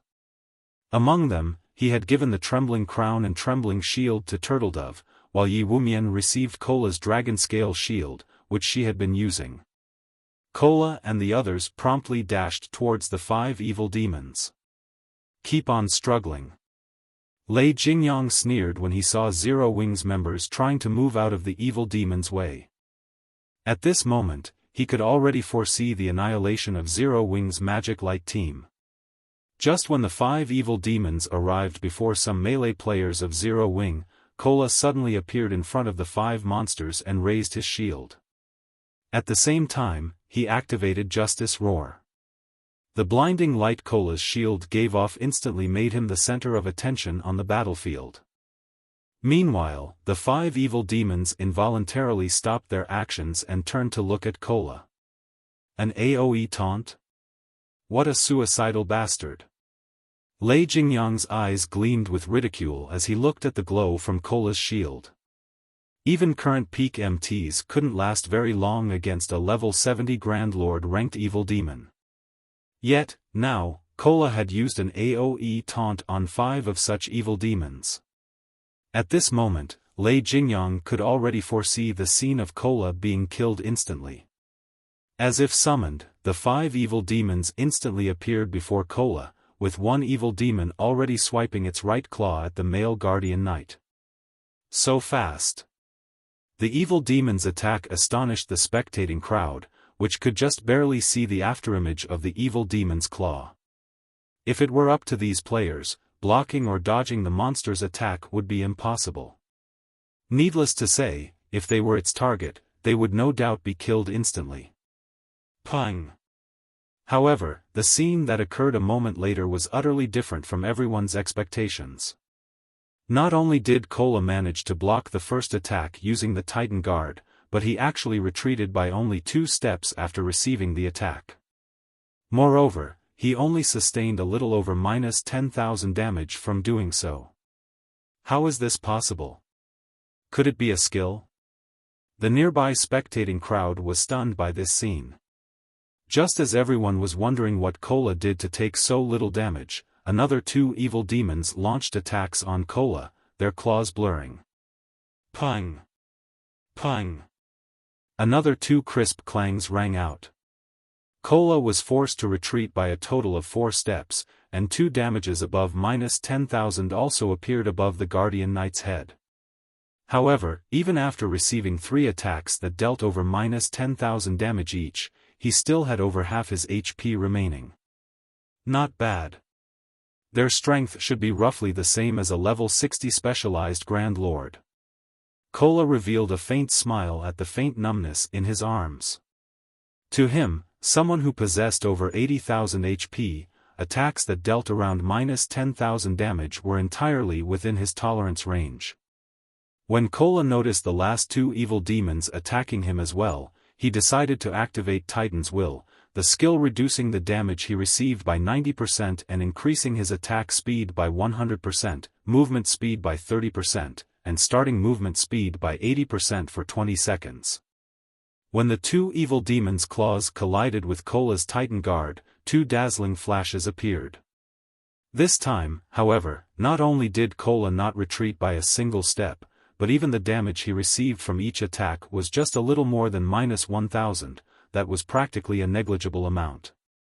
Following which, several healing lights fell on him, instantly replenishing his HP to full. So, this is Zero Wing's chief MT? He's so strong. Everyone's eyes nearly fell out of their sockets when they saw Kola actually going toe-to-toe with the 5 Grand Lord ranked evil demons. If it were them, a single Grand Lord ranked evil demon would be beyond their means. Yet, despite going up against 5 of such evil demons, Kola still seemed to have plenty of energy to spare. Right now, it looked as if these 5 evil demons were actually fake evil demons. However, they were fully aware that this result was not because the evil demons were weak. Instead, Kola was simply too strong. Just the shockwaves resulting from the clashes were enough to force the nearby players to retreat involuntarily. With this, one could imagine how much strength both sides possessed. However, before everyone could recover from their shock over Cola's performance, two more players joined him, each one of them pinning down one evil demon. These two players were none other than Turtledove and Yi Wumian.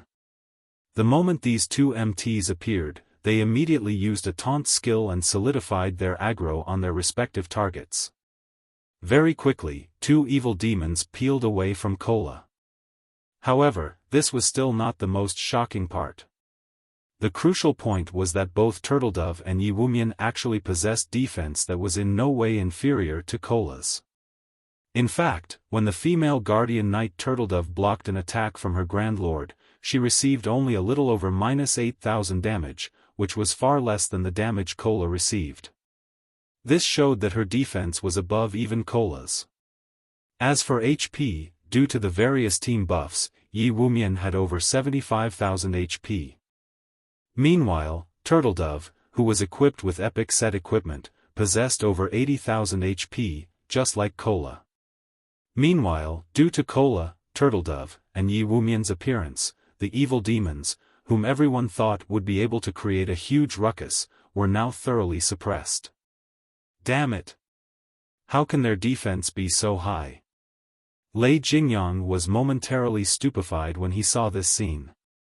However, a possibility that made his entire body shudder came to mind soon after. Could they have been promoted to Tier 2 as well?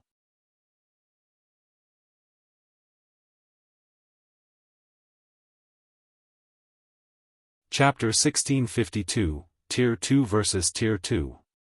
Chapter 1652, Tier 2 vs Tier 2. Inside the teleportation zone, the 5 level 70 Grand Lord ranked evil demons furiously attacked the MT trio from Zero Wing, their speed extremely fast. Many expert players present inside the tower could not keep up with the monster's movements, yet Cola and the other MTs blocked every attack of the evil demons using their shields. Moreover, they did so very casually. Meanwhile, any expert player that accidentally came into proximity of their battle would get killed by the battle's shockwaves. They're able to stop even 5 Grand Lord ranked evil demons? Purple Jade wore an incredulous look on her face as she watched Cola, Turtledove, and Yi Wumian going up against the evil demons. Even the peak MTs of the secret pavilion would need to activate their berserk skills to go up against a level 70 Grand Lord. However, Cola and the other two MTs could actually hold back the evil demons without using any berserk skills. Moreover, they were even at a numerical disadvantage. Zero Wing is truly extraordinary. It's no wonder Rain is so adamant in working together with the guild. Quiet Melody, who was commanding the Sacred Temple's members in battle, could not help her surprise when she sent a glance at the distant evil demons. Now, she more or less understood why Phoenix Rain had decided to partner with Zero Wing early on in the game. Phoenix Rain's insight was indeed many times more acute than Nine Dragons' Emperor's. Meanwhile, Zero Wing's members also had their morale boosted further after seeing the MT Trio's performance. Brimming with fighting spirit, they started putting even more effort into suppressing Heaven's Burial's members. Damn it! How is this possible? Lei Jingyang was filled with envy as he looked at Cola and the other two MTs. Why does Zero Wing possess 3 Tier 2 MTs? Not only did Heaven's Burial receive financial support from major corporations, but it had also managed to recruit plenty of expert players. Despite all this, the entire guild had only 3 people that succeeded in their Tier 2 promotion even until now. The guild had invested everything it had to help these 3 players complete their promotion quests after they reached level 50. Moreover, unlike other classes, MT classes faced much more difficulty with their Tier 2 promotions. Although Heaven's Burial had attempted to help its MTs with their promotions, all of those MTs failed. On the other hand, Zero Wing actually possessed 3 Tier 2 MTs. The value of Tier 2 MTs was much greater than that of Tier 2 players of other classes. After all, the majority of a guild's weapons and equipment came from dungeons. If a guild possessed powerful MTs, it would have a much easier time raiding dungeons. Boss, what should we do? Those 5 Grand Lords are all pinned down right now. We're also still getting pushed back by Zero Wing. At this rate, we'll be chased out of the teleportation zone, the level 50 ranger commanding the battle asked worriedly. Although their side had an overwhelming advantage in numbers, Zero Wing's members were simply too powerful. Thus far, their side had already lost over 1,000 players. In contrast, Zero Wing's death toll amounted to only a little over 100.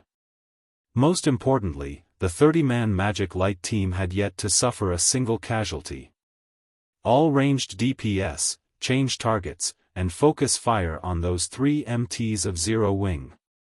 I refuse to believe that Zero Wing will have another method to stop the evil demons once we get rid of the 3 of them. Lei Jingyang commanded through the team chat. After saying so, Lei Jingyang personally led a team of 20 experts, followed by Falling Fire's team, and charged at Cola, Turtledove, and Yi Wumian. Although it was indeed surprising that Zero Wing possessed 3 Tier 2 MTs, both Falling Fire and he were Tier 2 players as well. If they went up against the MT trio, they would not necessarily be the one to lose. Not to mention, Cola and the other 2 still had to tank 5 evil demons. Very quickly, Lei Jingyang and the others arrived within 40 yards of the Mount trio. Die!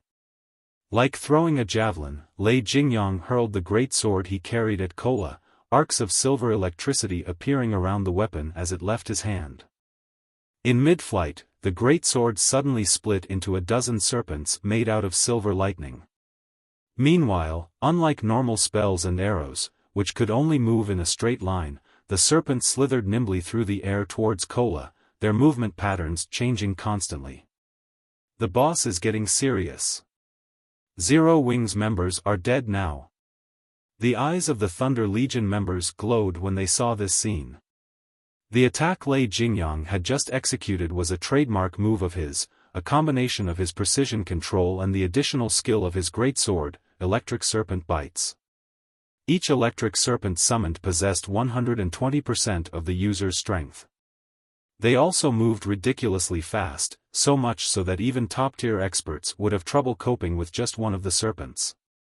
Going up against a dozen electric serpents simultaneously would be a struggle even for peak experts of the same level, who would have no choice but to retreat temporarily. As for Falling Fire, who stood beside Lei Jingyang, he was not one to be outdone either. As he completed an incantation, 9 crimson magic arrays appeared on the ground around him.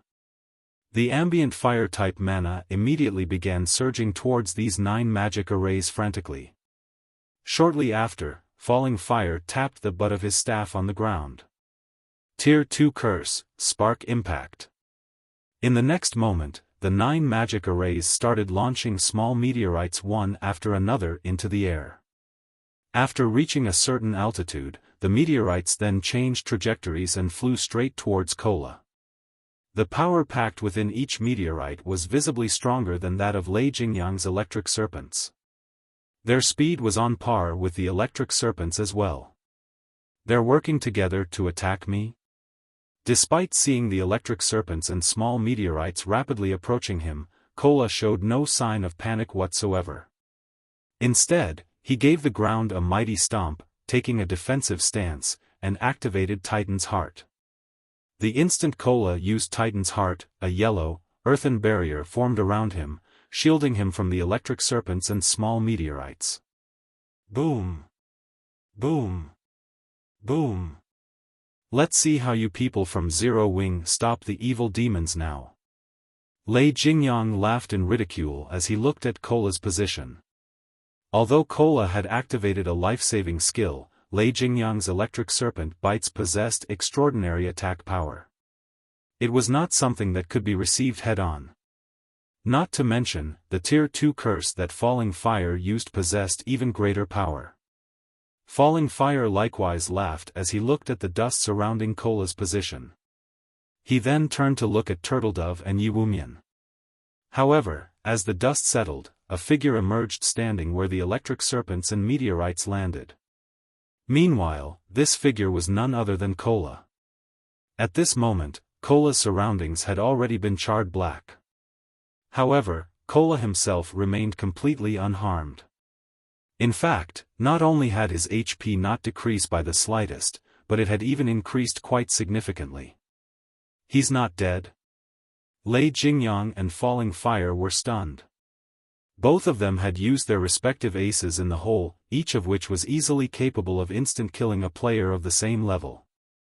Yet, Kola actually managed to survive both attacks without taking any damage. In fact, aside from blocking their attacks, Kola had also fended off the attacks of 3 evil demons. What powerful attacks! They actually managed to deplete half of my protective energy. Kola could not help being startled when he looked at the remaining energy of his barrier, as Titan's Heart created an energy shield that had an HP equivalent to 10 times his own. Had he tried receiving all those attacks without Titan's Heart, even if he activated Protection Blessing, he still would have gotten killed instantly. An invulnerability skill?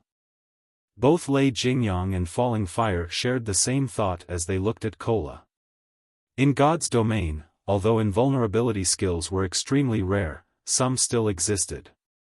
Meanwhile, every one of them was extremely troublesome to deal with.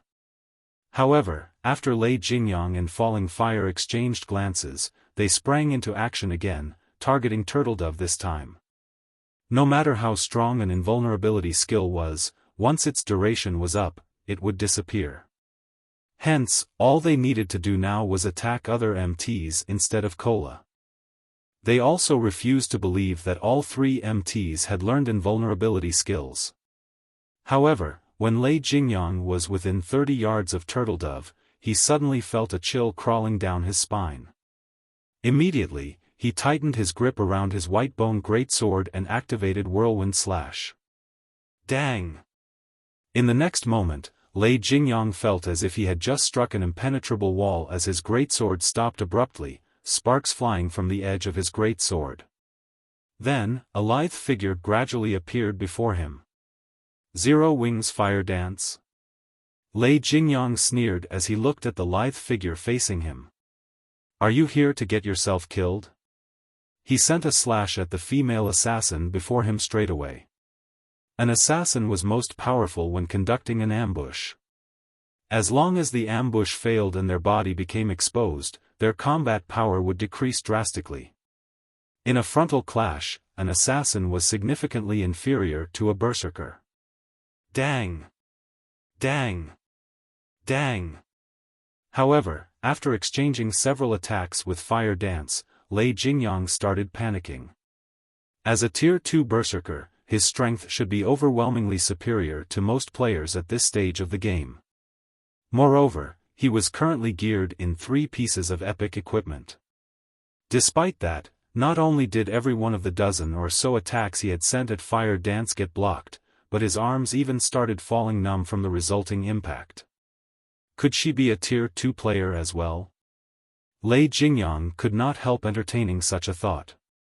However, even if Fire Dance was a Tier 2 assassin, it should be impossible for her to be superior to him, a Tier 2 berserker, in terms of strength. Lei Jingyang very quickly shook the thought out of his head and calmed himself. In terms of combat standards, he was no doubt superior to Fire Dance. Since he couldn't win using a forceful approach, he simply needed to target her weak points. He immediately activated the Tier 2 skill Battering Slash. Battering Slash allowed him to ignore his target's defense and block effects. Although the damage his attacks dealt would decrease significantly, it would be more than enough to kill an assassin, a class that had both low HP and defense. However, when his greatsword passed through Fire Dance's body, Lei Jingyang's complexion immediately darkened. The reason for this was the sensation he felt coming from his greatsword. It did not feel as if he had just cut through a physical entity at all. He tried using Blade Storm right away, but before he realized it, Fire Dance had already appeared behind him, the 1,000 transformations in her hand stabbing towards his back. Tier 2 skill, Shadow Raid. Fire Dance instantly transformed into numerous streaks of shadows that pierced through Lei Jingyang's body. Damages ranging between 10,000 and 20,000 appeared rapidly above the berserker's head one after another, depleting his HP to 0.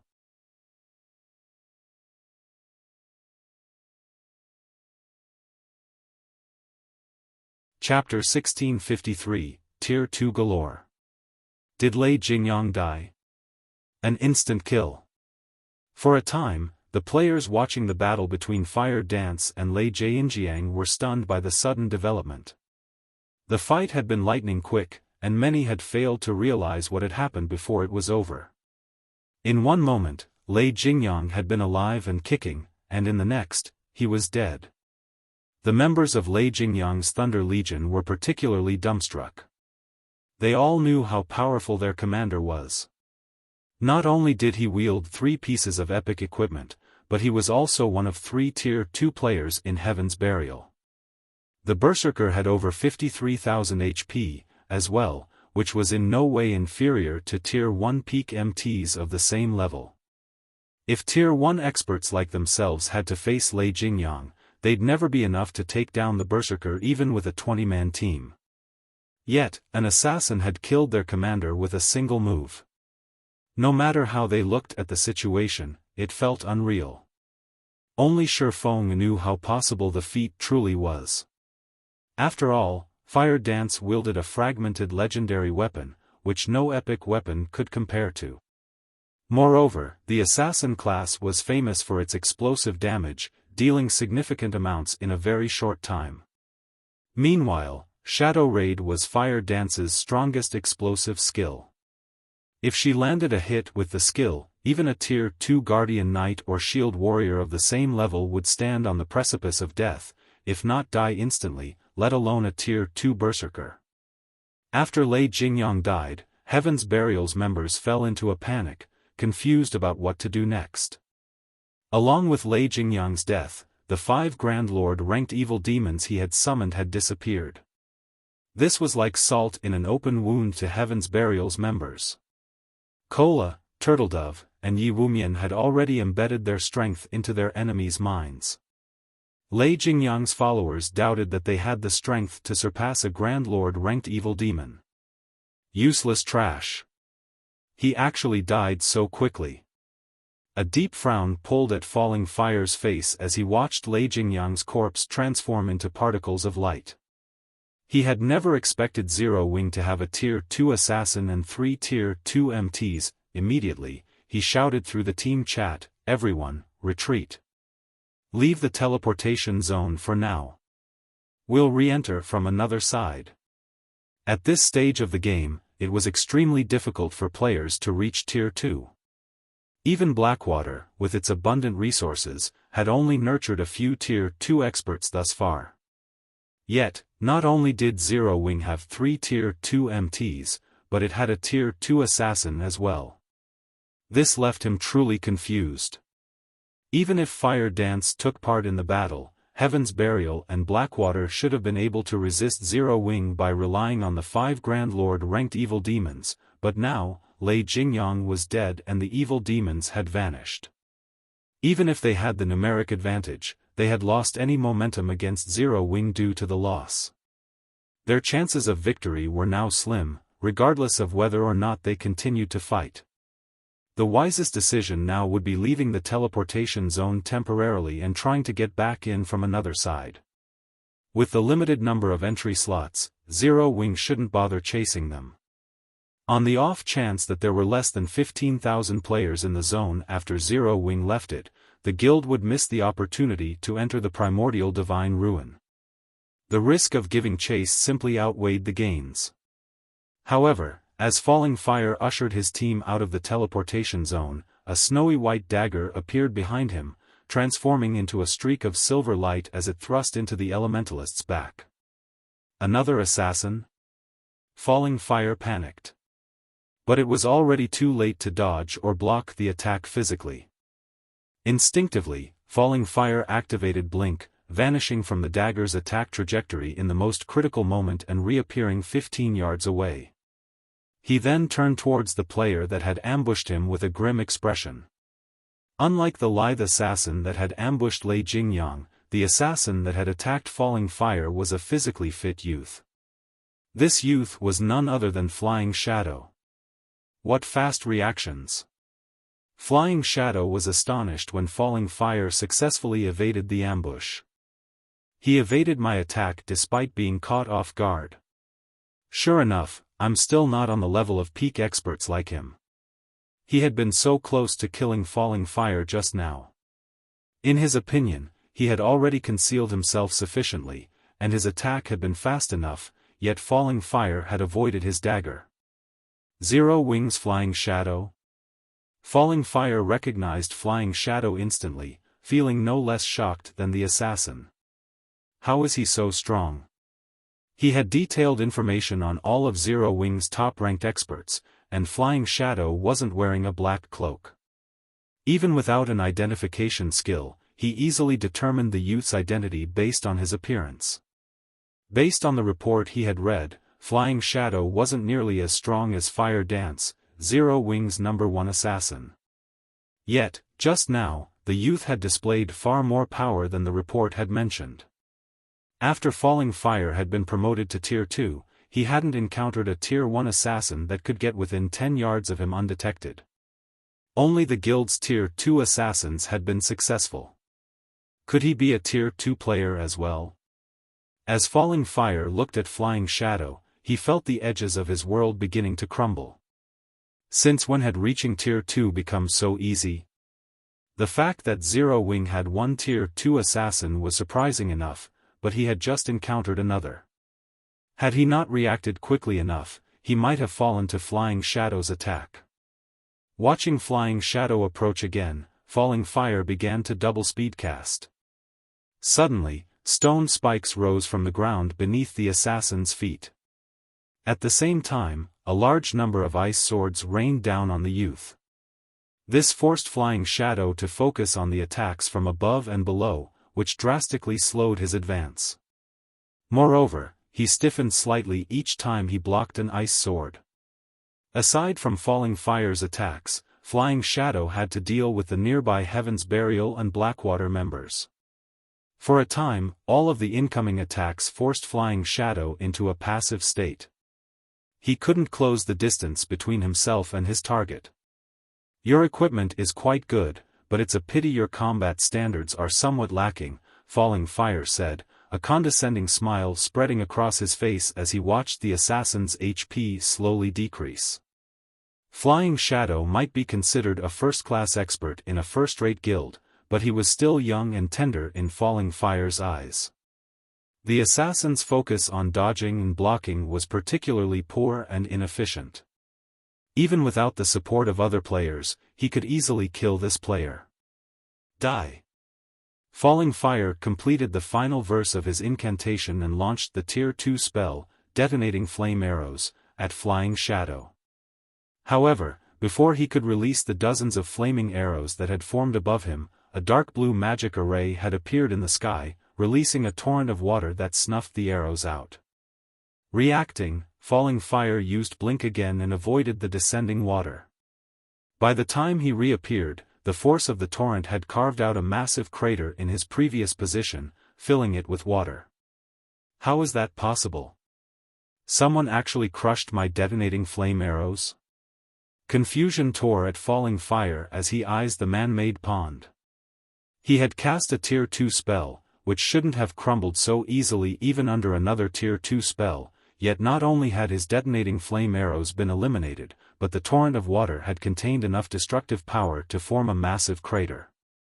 But before Falling Fire could discover his attacker, over a dozen light blue water spears shot towards him. The spears had appeared in almost the same moment Falling Fire had reappeared after using Blink. The enemy caster's timing and aim were incredibly precise. Dazed, Falling Fire failed to protect himself in time with an ice barrier, and 4 water spears plowed into him, each dealing over -16,000 damage. Falling Fire, who only had 40,000 HP, died instantly. As the elementalist's HP reached 0, he was barely able to turn his head in time towards the water spear's origin.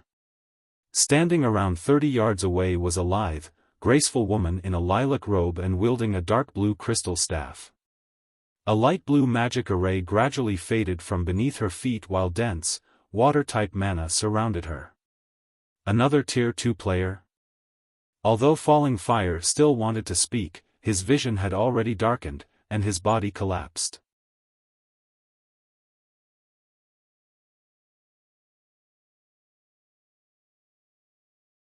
Chapter 1654, Shocking All Sides.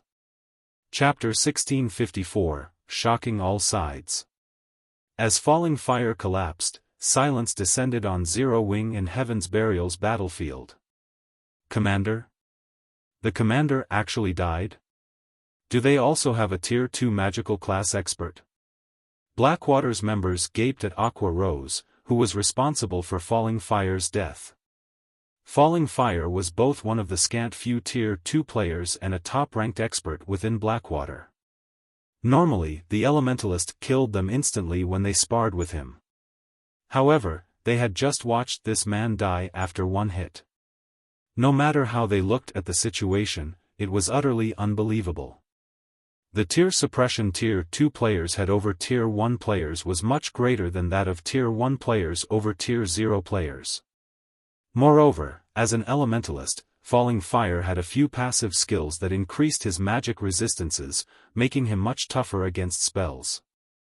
Yet, Aqua Rose had annihilated Falling Fire with a single spell. There were only two possibilities to explain the outcome. The first was that Aqua Rose had used a Berserk skill followed by a Tier 1 curse. The other possibility was that Aqua Rose was also a Tier 2 player. When players activated a Berserk skill, some kind of special effect would change their bodies. Only, not all Berserk skills generated visible indicators. Regardless, when a player activated a Berserk skill, the intensity of their aura would increase drastically, informing others that the player had activated such a skill. However, Aqua Rose displayed neither phenomena, so it was obvious that she hadn't activated a Berserk skill. There was also no way they'd miss the resulting changes. They all had keen senses as experts, and activating a Berserk skill was akin to turning on a light in a dark room. When Blackwater's members considered the possibility that Zero Wing also had a Tier 2 magical class, they couldn't help but shudder. Tier 2 MTs were only powerful when tanking monsters, their DPS was lacking. However, it was a different story for Tier 2 magical classes. Magical classes already wielded extremely high DPS even at Tier 1, and they had more AoEs than other classes. After their promotion to Tier 2, magical classes' attacks would grow even stronger. It wouldn't be an exaggeration to call Tier 2 magical classes mobile defense turrets. When solely comparing combat capabilities, Tier 2 magical classes were stronger than another class by far. While everyone struggled with their shock over Falling Fire's death, Aqua Rose used the opportunity to cast the Tier 2 spell, Aqua Precinct. With the female Cursemancer at its center, a water domain manifested, covering a 70-yard radius. Any of Heaven's Burial and Blackwater members caught within Aqua Precinct soon noticed the rapid drop in their basic attributes. In the blink of an eye, their basic attributes had fallen to 70% of their original values. Following which, 12, 8-meter-long water serpents rose from the pool of water, releasing enraged bellows that echoed throughout the tower. Every water serpent possessed the strength to rival a great lord of the same level. Under Aqua Rose's control, the water serpents jumped at the players from Heaven's Burial and Blackwater. Aqua Precinct wasn't like normal AoEs and was categorized as a domain skill. When using it to attack, Aqua Rose wouldn't harm her allies as normal AoE spells would as long as she controlled the spell properly. Tier 1 experts would have a very difficult time coping with a Great Lord's attacks. Only Tier 1 MTs of the same level could block such attacks without receiving much damage. However, unlike normal Great Lords, which had monotonous attack patterns, the water serpents were flexible since Aqua Rose controlled them. Any MT that failed to block the serpent's attacks instantly lost over 20,000 HP. Since Heaven's Burial and Blackwater's MTs had lost 30% of their basic attributes, the Water Serpents only needed 2 hits to finish off a level 50 MT. In the short moment since Aqua Rose had cast Aqua Precinct, she had killed 4 level 50 MTs. The rear-line healers had never even had a chance to heal their allies. Monster. She's a monster. Heaven's Burials and Blackwater's experts stared at the female Cursemancer in utter horror. Retreat. Run. There's a monster. With Zero Wing's Magic Light team and Conqueror parties gaining the upper hand, followed by Aqua Rose's sudden massacre, Heaven's Burials and Blackwater's members panicked. Rather than a slow, organized retreat, they turned and fled like cowards. Not only would they lose a level if they died, but they'd also lose a piece of equipment. To expert players like them, the loss was unbearably painful. Hence, now that they knew that they were no match for Zero Wing, they wouldn't continue to throw themselves into the jaws of death. Furthermore, their commanders, Lei Jingyang and Falling Fire, had already died. Big Sis Aqua, you couldn't hold back a little? We've barely killed any enemies, yet you've already scared them all away. How are we supposed to earn extra income now? Shadow Sword and Zero Wing's other Tier 2 players sighed in frustration as they watched Heaven's Burial and Blackwater's members flee. They had previously held back because they were worried about scaring off their prey. It had actually taken quite a bit restraint to drag this battle out, yet their prey had run in fear of them before they could reap the benefits and slaughter them all. This frustrated Shadow Sword and the others. My bad. I'll be more careful next time, Aqua Rose said, sending her companions an apologetic glance. She hadn't expected Heaven's Burial and Blackwater's players to be so cowardly. Thus far, the battle between their guilds had been fairly even. In fact, Zero Wing wouldn't get off easily either if Heaven's Burial and Blackwater continued the fight. Yet, rather than stand their ground, the two guilds' members had turned and fled. This will work, too. Just kill as many as you can, but be careful to stay near the team and in the teleportation zone, Xiaofan commanded. He was not particularly surprised by their enemy's response. Although Heaven's Burial and Blackwater's experts were no weaklings, the series of mental blows had thrown them into a panic. Fortunately, Heaven's Burial and Blackwater's reaction was a good thing for Zero Wing. At the very least, Zero Wing could now secure more entry slots for the Primordial Divine Ruin. Shadow Sword, Blackie, Violet Cloud, Rampant Blade, Alluring Summer, and Zero Wing's other Tier 2 players began to put all they had into their battles. With the overwhelming strength of Tier 2 classes, Shadow Sword and the others charged into Heaven's Burial and Blackwater's ranks like lions charging into a flock of sheep. The guild's magical class players, such as Blackie, Violet Cloud, and Alluring Summer, dominated the battlefield like humanoid defense turrets. Without anyone to hinder their progress, they each killed over a dozen players with every attack.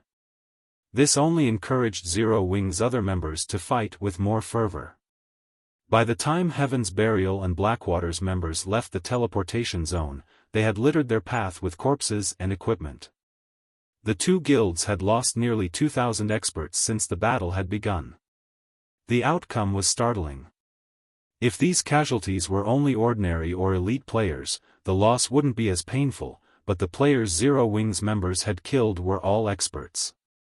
These two guilds had lost just as many experts as there were in an ordinary, first-rate guild. Amazing. So, this is Zero Wing's strength? Didn't someone say that Zero Wing was no match for Heaven's Burial and Blackwater? Heaven's Burial sure is unlucky. Not only is it in danger of losing Ancient Rock City, but entering the Primordial Divine Ruin will also be a major challenge. The various major powers had been paying very close attention to the battle between Zero Wing and Heaven's Burial, and the superpowers present were no exception. However, none of them had ever imagined that this outcome was possible. Even Purple Jade, who had a high opinion of Zero Wing, had assumed that the guild would fight its enemies to a draw at best. Yet, Zero Wing had actually chased Heaven's Burial and Blackwater out of the teleportation zone while suffering minimal losses. This had completely exceeded her expectations. As for the various guilds and adventurer teams, which had planned to enter the teleportation zone near Zero Wing, shrank back in fear after seeing the guild's prowess in battle. "Commander, are we still going to charge in?" A level 50 shield warrior clad in black armor could not help but ask his commander. "Charge in? Are you suicidal? We're retreating. We'll go in from another side."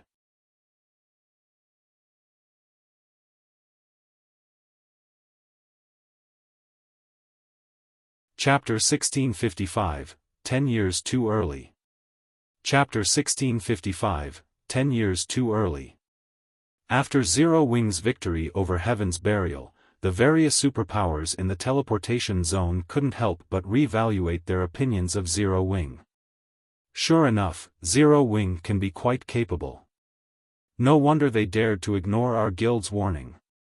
It might not be a bad idea to consider partnering with them for the Primordial Divine Ruin raid, a middle-aged man in black armor muttered as he looked at Zero Wing's members with an interested expression.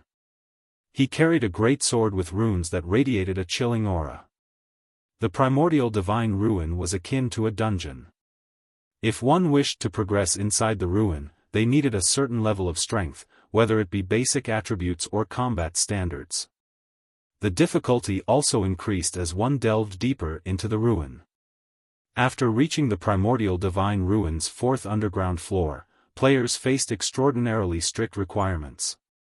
In fact, it was so difficult to pass from the fourth floor to the fifth floor, where the gate to the Primordial City was located, that a single guild team could no longer clear the challenge. They would only have a higher chance of reaching the fifth underground floor by working together. The middle-aged man's words surprised the nearby players.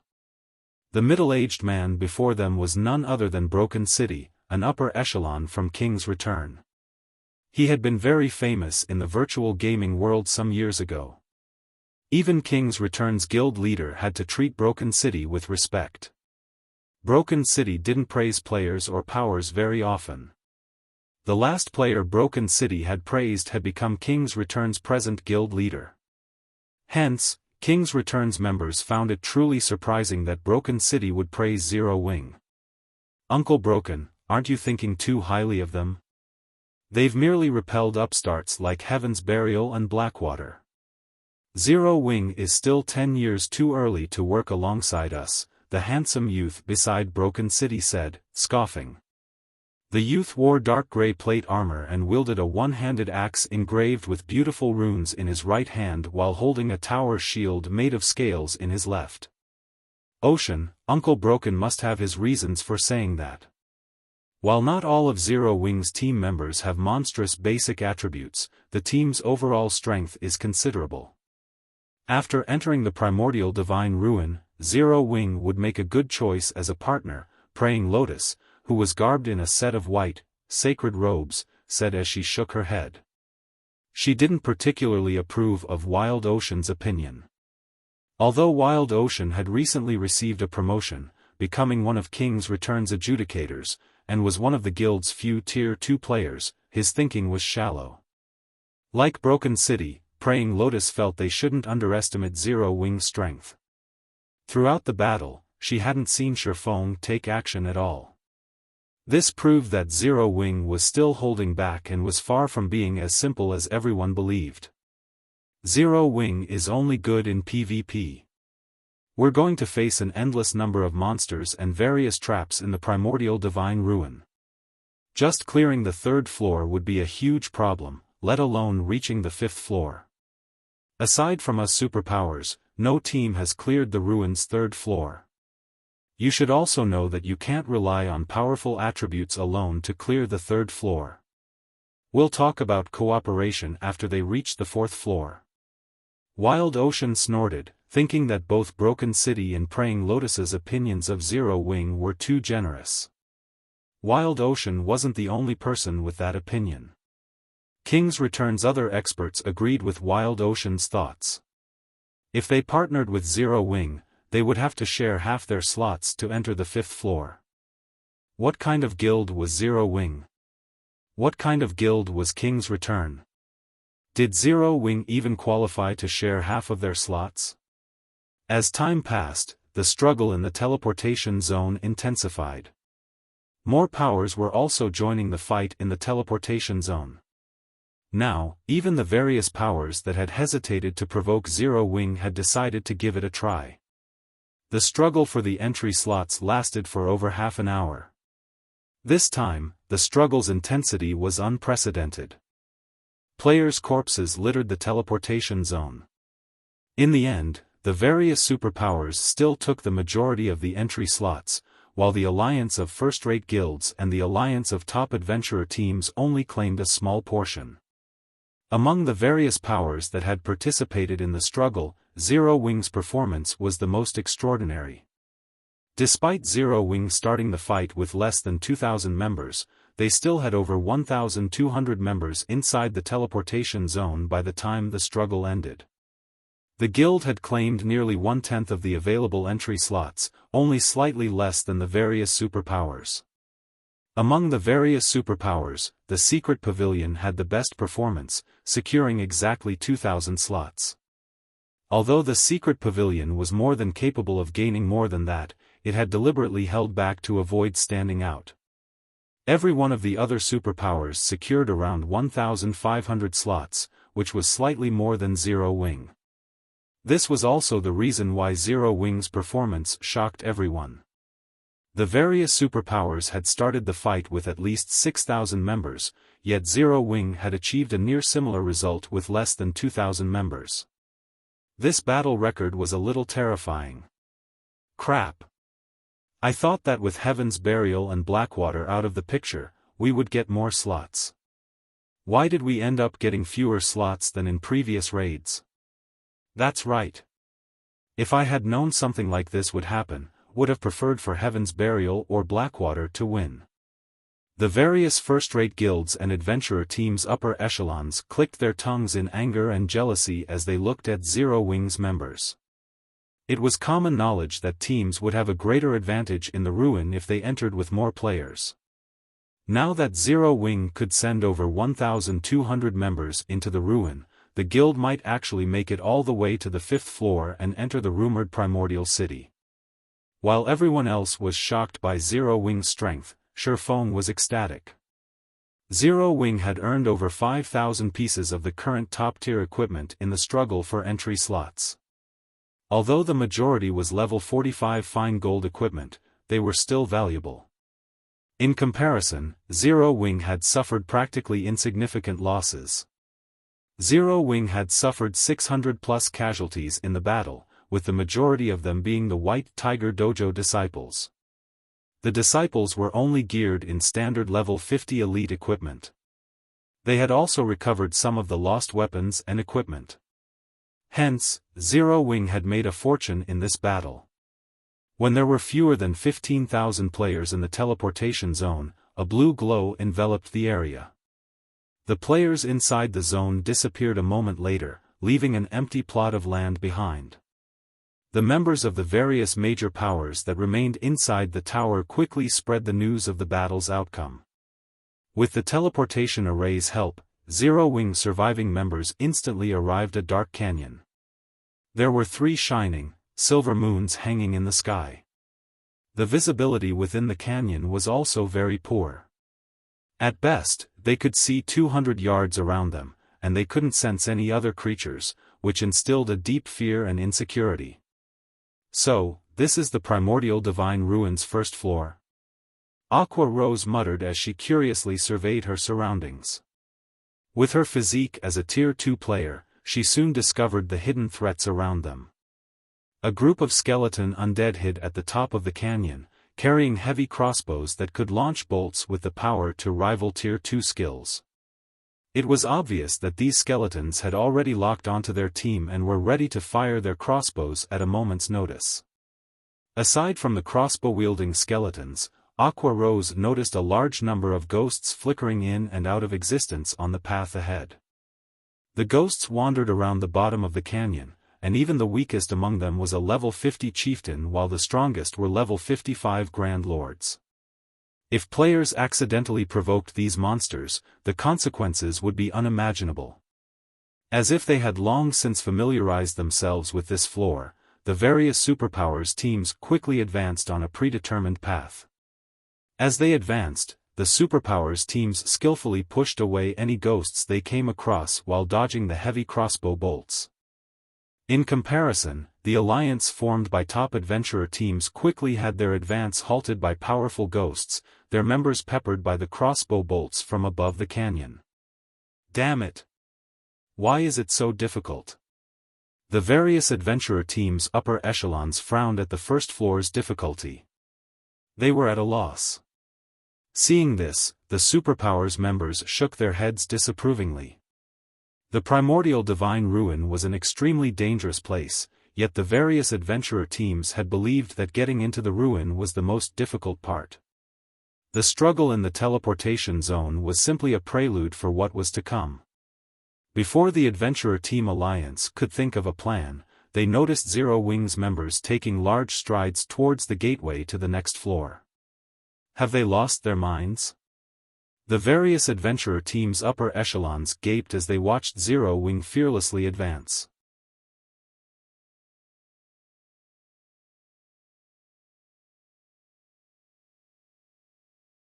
Chapter 1656, Dauntless Zero Wing. Chapter 1656, Dauntless Zero Wing.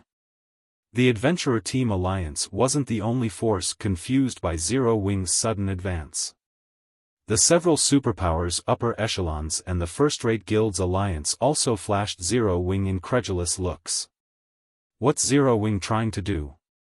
Zero Wing's behavior confused everyone. The Dark Canyon's terrain was complex. Although there appeared to be many paths that would lead to the top of the canyon, only a few were actually viable. Moreover, timing was very important when traversing the various paths. A single mistake could easily put an entire team in a dangerous situation. It wouldn't be surprising if the team were even eliminated. Although players would lose only 20% of their EXP and be sent back to the starting point when they died in the Primordial Divine Ruin, multiple deaths would significantly weaken a team and increase the raid's difficulty.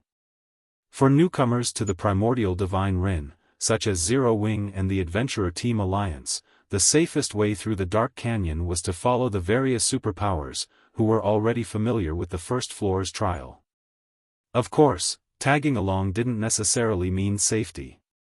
Even if two teams took the same path, their timing wouldn't be the same.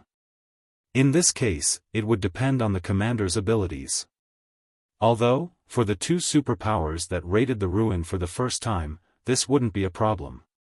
The force's leadership had a perfect grasp of their team's positioning and could minimize their losses as they followed the other superpowers. The Adventurer Team Alliance's chain of command, however, was chaotic due to its multiple leaders. As a result, the Adventurer Team Alliance suffered many casualties as it attempted to follow after a superpower. But the Alliance still fared better than if it pioneered a path of its own. Yet, Zero Wing did not even understand such a basic principle and had made a beeline for the top of the canyon. Moreover, Zero Wing's members moved with large strides, paying no attention to the monsters in their way, unlike the other teams who carefully and steadily advanced. Suddenly, Cola, Turtledove, Yi Wumian, and Violet Cloud rushed ahead of Zero Wing's team, charging onto the gravel path that contained a plethora of wandering ghosts. Meanwhile, the 15 MTs of the Magic Light Team's 15 MTs guarded the rear of the team, while the Conqueror parties split up and covered the sides. Ghost Knight, Undead, Chieftain. Level 50. HP 600000/60000000. Ghost Berserker, Undead, Lord. Level 52. HP 17/0000/17/000000. Ghost General, Undead, Grand Lord. Level 55. HP 85000000/85000000. As Kola and the others moved through the canyon, the wandering ghost knights and ghost berserkers quickly discovered their presence. Like hungry wolves that had just discovered meat, the ghosts surged towards the MT trio. Are they trying to get themselves killed? Are they really trying to grind the ghosts as if they were common monsters?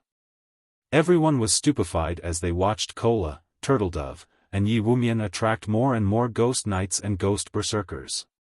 The Primordial Divine Ruin had an endless supply of monsters, and even if players killed these monsters, the awarded EXP and loot was insignificant compared to monsters outside of the ruin. Grinding these monsters simply wasn't worth the effort. Though, to the various powers present, it did not really matter even if a large number of ghost knights and ghost berserkers ganged up on them, as they were more than capable of defeating these monsters. Instead, the canyon's true danger came from the numerous skeletons stationed at its top.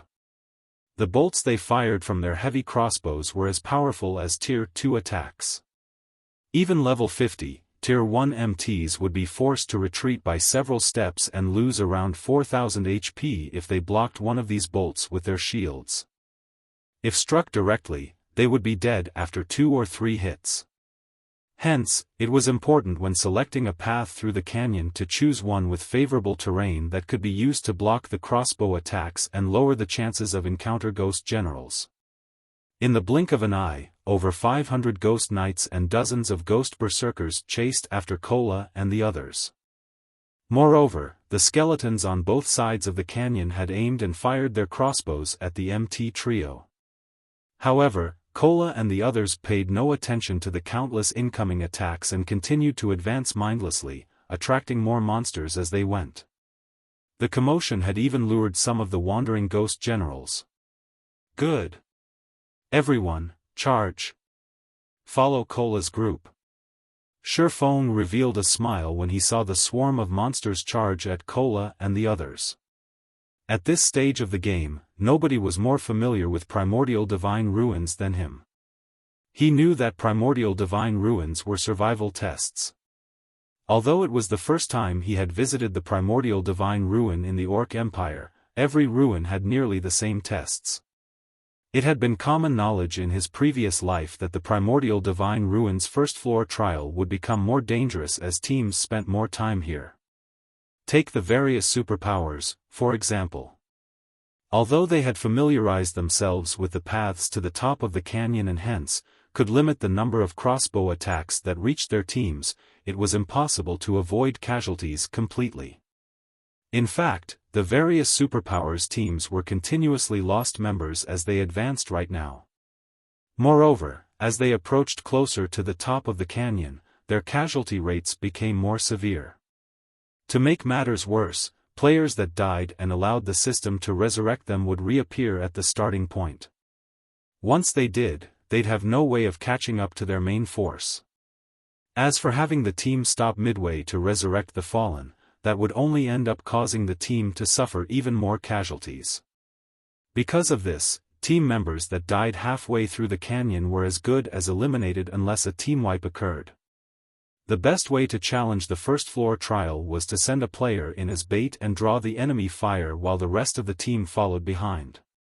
Doing so would greatly reduce the number of attacks the team received and was much safer than following one of the more protected routes. The only problem with this method was that the players acting as bait needed to be strong enough. The main force also had to maintain enough distance from the bait. If the main force got too close, they would pull the agitated monsters aggro. If the main force fell too far behind, the bait would have moved past the skeleton's attack range. Fortunately, this wasn't the first time Xiaofan had employed this strategy. His grasp of his team's positioning was incredibly accurate. With Violet Cloud in the center, Kola's group pushed forward. As they faced numerous attacks, their HPs steadily decreased. Fortunately, the chieftain-ranked ghost knights and lord-ranked ghost berserkers were not much of a threat. The true threat came from the ghost generals and the heavy crossbow attacks from both sides of the canyon, in particular. Currently, a swarm of ghost knights chased after Cola's group of 4, and although the situation looked dire, it worked in the group's favor as the ghost generals had a hard time reaching the players.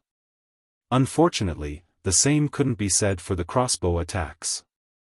When Cola, Turtledove, and Yi Wumian used their shields to block the incoming crossbow bolts, they'd stiffen slightly and lose around 1,500 HP. When the other powers noticed the damage Cola and his team received, they couldn't help their jealousy. Unlike Cola and the others, their MTs received over -4,000 damage even when they blocked the crossbow bolts successfully. This meant that the MT trio from Zero Wing could endure 3 times the attacks that their MTs could. However, they still ridiculed Zero Wing for its foolish leadership. If Cola and his companions had the support of a large number of healers, they'd be practically unkillable. Yet, Zero Wing actually let these 3 powerful MTs charge ahead on their own. It was a reckless waste of resources.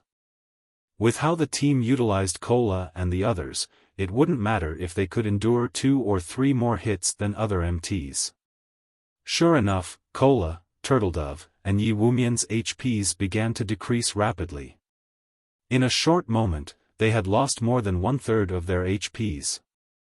The various superpowers' upper echelons lamented the loss. The MT trio only had a single healer to support them, and it simply wasn't enough to keep the 3 players alive.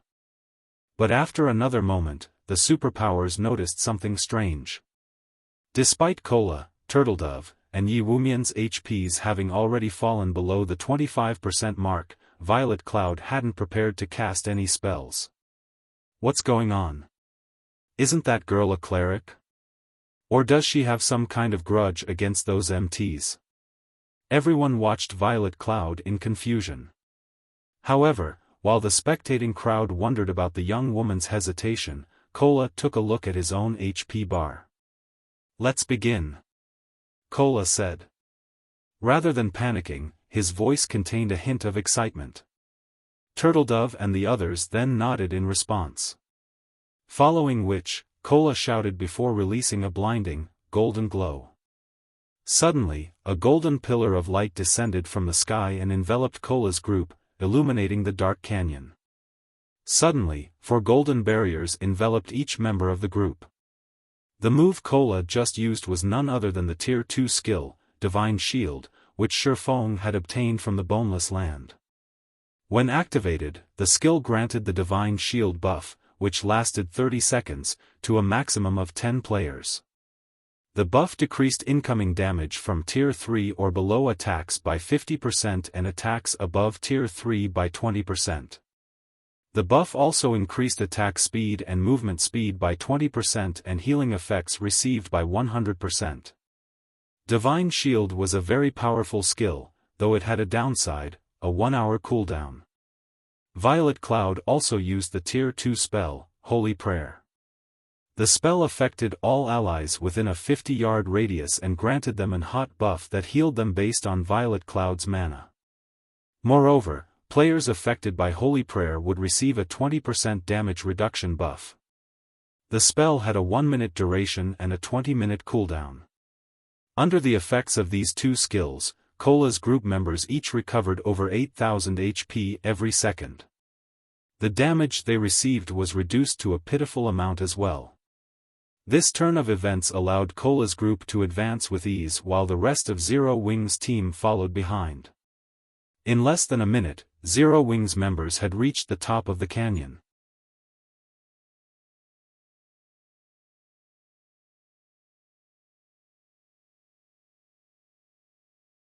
Chapter 1657, Continuous Clearance. Chapter 1657, Continuous Clearance. The sounds of battle had filled the dark canyon, but as Zero Wing's members reached the top, the various powers, which were still engaged in combat, fell silent. That's actually possible? For a moment, everyone was at a loss for words as they stared at Zero Wing's members. They had invested a ton of effort and made numerous sacrifices during their previous raids to locate the best route up the canyon, and they would still suffer before they reached the safe zone at its top. Yet, Zero Wing had run for the top of the canyon without sparing their surroundings a glance. Not only had the guild team succeeded, but they had only lost a few dozen players, which was practically negligible. Sure enough, Zero Wing is extraordinary, Praying Lotus muttered, her eyelashes fluttering as she watched Xiaofan, the commander of Zero Wing's team. No other guild would dare to be so bold. The two skills Cola's group had used were particularly powerful. Although they were not invulnerability skills, the combined effect had nullified the threat from both the ghosts and the heavy crossbows. They only got through thanks to powerful attributes and skills, Wild Ocean said, clicking his tongue. The next floors will be even more difficult, and basic attributes will become less important. If they try to pull another stunt like that, they'll get themselves killed. Emicham. Praying Lotus did not rebuke Wild Ocean's words this time. After all, what the Shield Warrior youth had said was true. As players delved deeper into the Primordial Divine Ruin, the trials they faced would become more difficult. They would also encounter more and different traps. Rather than simply relying on raw power, players would have to rely on their technical abilities in the lower floors. The brute force method Zero Wing had used was only viable on the first floor. It wouldn't be possible to clear the following floors with the same method. Correspondingly, though, players would have higher chances of encountering opportunities and treasure the further they explored. There was practically nothing noteworthy in the ruins' first underground floor. One would be extremely lucky if they even came across a bronze treasure chest. Although players could also find combat techniques on the first underground floor, the chances of that were extremely slim. If one wanted better loot, they'd have to reach the Primordial Divine Ruins' third underground floor. Only the third floor and down offered level 50 plus top-tier equipment.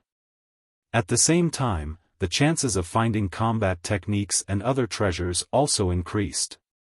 Xiaofan didn't hurry towards through the ruin after reaching the top of the canyon.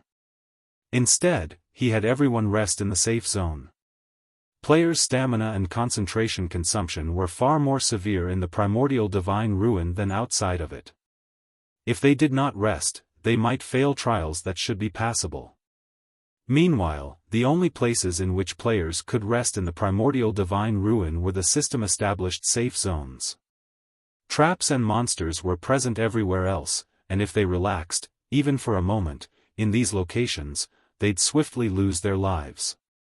After Zero Wing's members had rested for some time, the various superpowers teams began to arrive in the safe zone, one after another. However, unlike Zero Wing, the various superpowers only had around 80% of the 1,500-plus members they had entered the ruin with.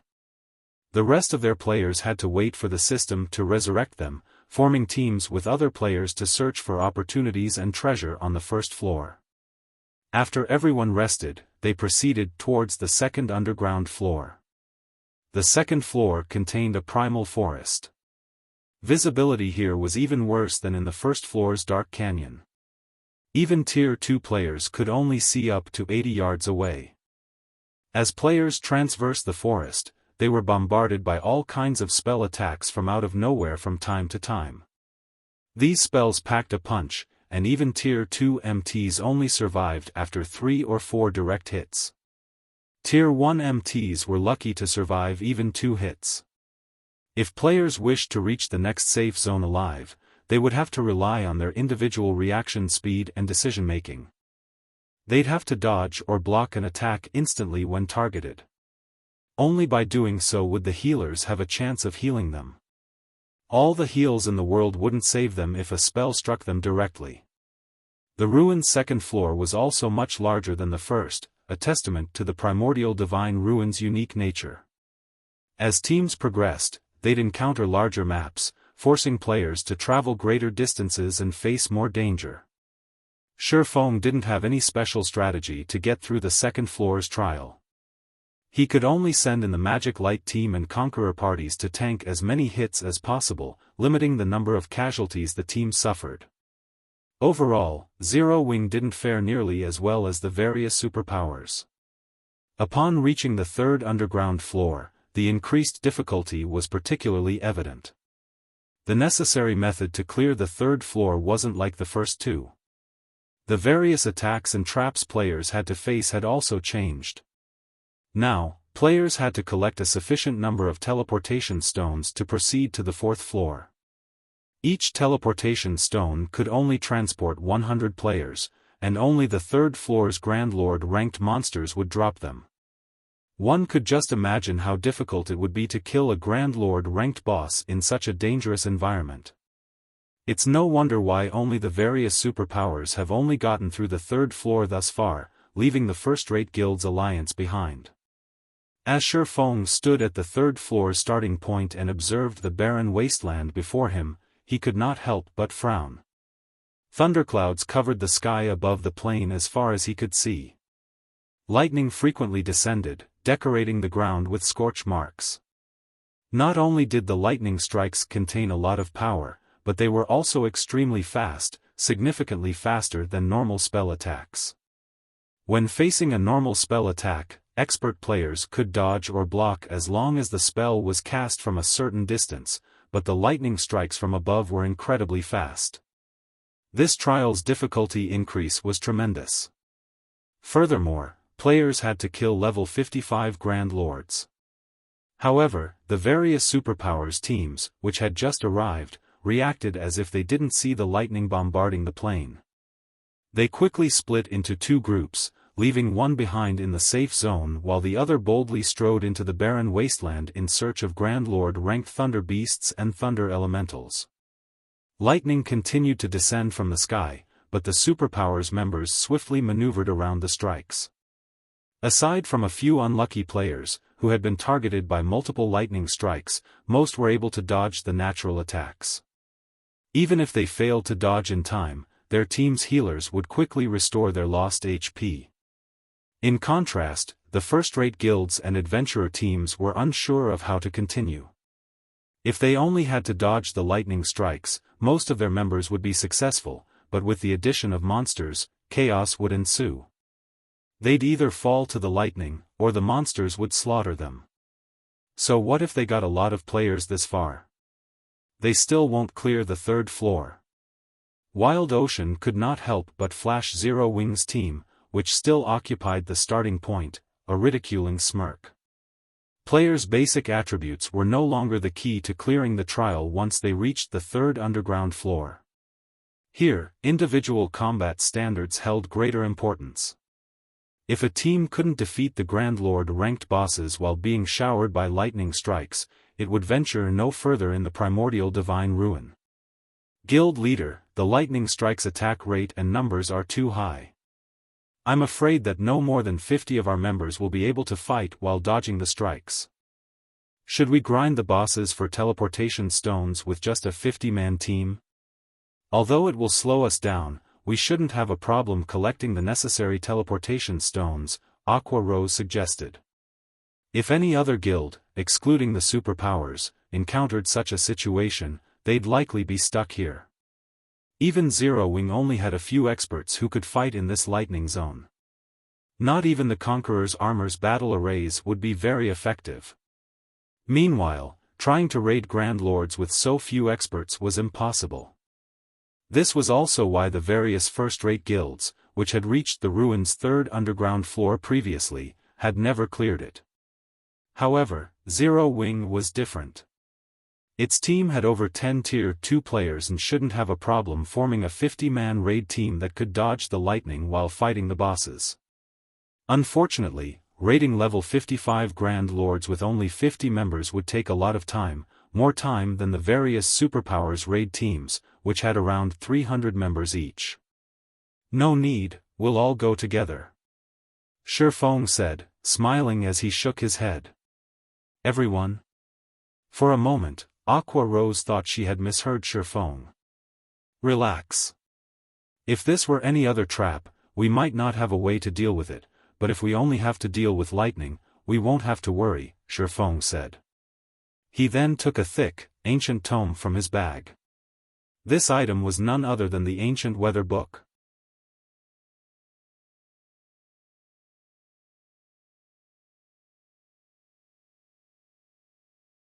Chapter 1658, Might of the Ancient Book. Chapter 1658, Might of the Ancient Book. Across the vast wasteland, the various superpowers hunted bosses with organized precision. Meanwhile, the first-rate guilds and top adventurer teams could only watch from within the safe zone. Although these teams had a few experts who could dodge the lightning strikes, players who could dodge while fighting a Grand Lord were as rare as a phoenix's feather. A level 55 Grand Lord was already an extremely difficult foe, and teams lost players even during a normal raid. Hence, trying to raid one while severely handicapped would simply be suicidal. To compensate for their lack of numbers, the various first-rate guilds and top adventurer teams had tried to pool their experts to raid the bosses. However, despite multiple attempts, they had failed. Although the alliance of the various first-rate guilds and adventurer teams had formed allowed them to build a raid team with sufficient manpower, the environment favored the Grand Lord ranked Thunder Elementals and Thunder Beasts. The third floor's environment enhanced all lightning-type skills and spells by 30%. Cloth armor classes, which had low HP and defense, would likely die instantly if they failed to dodge the Thunder Elementals or Thunder Beasts skills. 0 mistakes were allowed in battle. However, players would be hard-pressed to avoid mistakes while constantly bombarded with lightning. In the end, the Alliance team wiped after losing so many members midway through the battle. As the first-rate guilds and top adventurer teams rested, Xiaofan led his entire team into the lightning zone. It was as if he had missed their tragic downfall after fighting in the wasteland. They're going all together? Have Zero Wings members lost their minds? What are they trying to do? Even if a single death only costs 20% EXP, do they have to be so reckless? When the members of the various first-rate guilds and adventurer teams saw Zero Wing head into the plains, they thought that Zero Wing's members had gone mad. In this lightning wasteland, a player's basic attributes didn't matter as much as on the previous floors. Here, combat standards were far more important. Even if a team charged into the lightning wasteland with 1,000 members, each member would suffer the same number of lightning strikes. In fact, the players would have a higher chance of being struck. This was because players would have less space to maneuver in a larger group. Moreover, if players were not careful when they dodged, they'd likely avoid their own lightning strike only to get hit by their neighbors. The various powers weren't the only ones confused by Xiaofan's ludicrous decision. Even Zero Wings members were confused. They had seen how the experts from the various first-rate guilds and top adventurer teams had ended up after fighting in the wasteland. They also knew that those expert standards were much stronger than theirs. If they rushed into the plains, they'd doubtlessly suffer a similar fate. As Zero Wings members approached the safe zone's boundary and were about to enter the lightning zone, they couldn't help their growing nerves. Why are they here? Wild Ocean, who currently fought within the zone, was surprised to notice Zero Wings' team enter the lightning wasteland. Are they that tired of living? Zero Wings' team had over 1,000 members, and if it tried to enter the zone with so many players, the number of lightning strikes that would descend on the team would be staggering. Not even superpowers like King's Return would pull such a stunt. Could Zero Wing be experimenting and trying to see how many of its members can survive a battle in the lightning zone? Praying Lotus, who was casting a healing spell, was just as stunned to see Zero Wings advance. As the various superpowers members wondered, one player from Zero Wing after another stepped into the zone. Watching 1,000+ players set foot into the lightning wasteland was extraordinarily eye-catching. Almost everyone kept a curious eye on Zero Wing's team, wondering how it planned to deal with the countless lightning strikes that would fall upon them. 3 seconds passed. 5 seconds passed. 10 seconds. However, not a single strike of lightning fell on Zero Wing's team. Every member on the team was alive and kicking, and they had an easy time defeating the multiple chieftain-ranked Thunder Elementals and Thunder Beasts that had charged at them. Where is the lightning? Why do those chieftain-ranked Thunder Elementals and Thunder Beasts seem weaker than the ones we're fighting? The watching players were stunned as they sent Zero Wing's team sidelong glances. They could not understand what was going on. Where were the lightning strikes that were supposed to descend? Could the lightning strikes have stopped because they have more people? Purple Jade was greatly confused as she watched Zero Wing's members. The lightning was the most troublesome aspect about the Primordial Divine Ruins' third underground floor. Without the lightning strikes, the third floor's trial would just be a simple series of Grand Lord raids. If that were the case, the various superpowers could easily clear the floor. That's not possible. Other teams have dispatched even more players than Zero Wing in past raids, but this has never happened, Yuan Tiexin said, shaking his head. He, too, wore a confused look. Even Zero Wing's players were confused. Only Aqua Rose knew that this was Xiaofan's doing. It seems this thing is quite effective. Xiaofan smiled at the ancient weather book in his hands. The ancient weather book could change the weather in a 2,000-yard radius for 2 hours. Removing the thunderclouds in a specific area was a small task for the item. Without the lightning strikes, the third floor's trial posed no threat to his team members. Very quickly, Zero Wing's team located a level 55 Grand Lord ranked Thunder Beast. Great Thunder Wolf, Thunder Beast, Grand Lord. Level 55. HP 88000000/88000000. Now, the boss, which had given the various superpowers painful headaches, was an ordinary Grand Lord to Zero Wing. With Cola, Turtledove, and Yi Wumian taking the lead, and the Magic Light Team's MTs tanking the nearby mobs, the rest of the team could focus on dealing damage. Moreover, without the lightning environment's boost, the Great Thunder Wolf's attacks were little more than tickles to Cola and his fellow MTs. The Grand Lord's normal attacks only dealt around -8,000 damage, while its skill attacks only dealt around -20,000. Even without Turtledove and Yi Wumian's assistance, Cola could easily tank the Great Thunder Wolf. The other players launched frenzied attacks at the Great Thunder Wolf, each dealing several thousand damage. As the team fought, the Grand Lord's HP visibly decreased. Naturally, this made the various superpowers jealous. The Primordial Divine Ruins bosses weren't like field bosses. Their attributes wouldn't change, regardless of how many players raided them at one time. This meant that the more members a raid team possessed, the greater the team's advantage would be.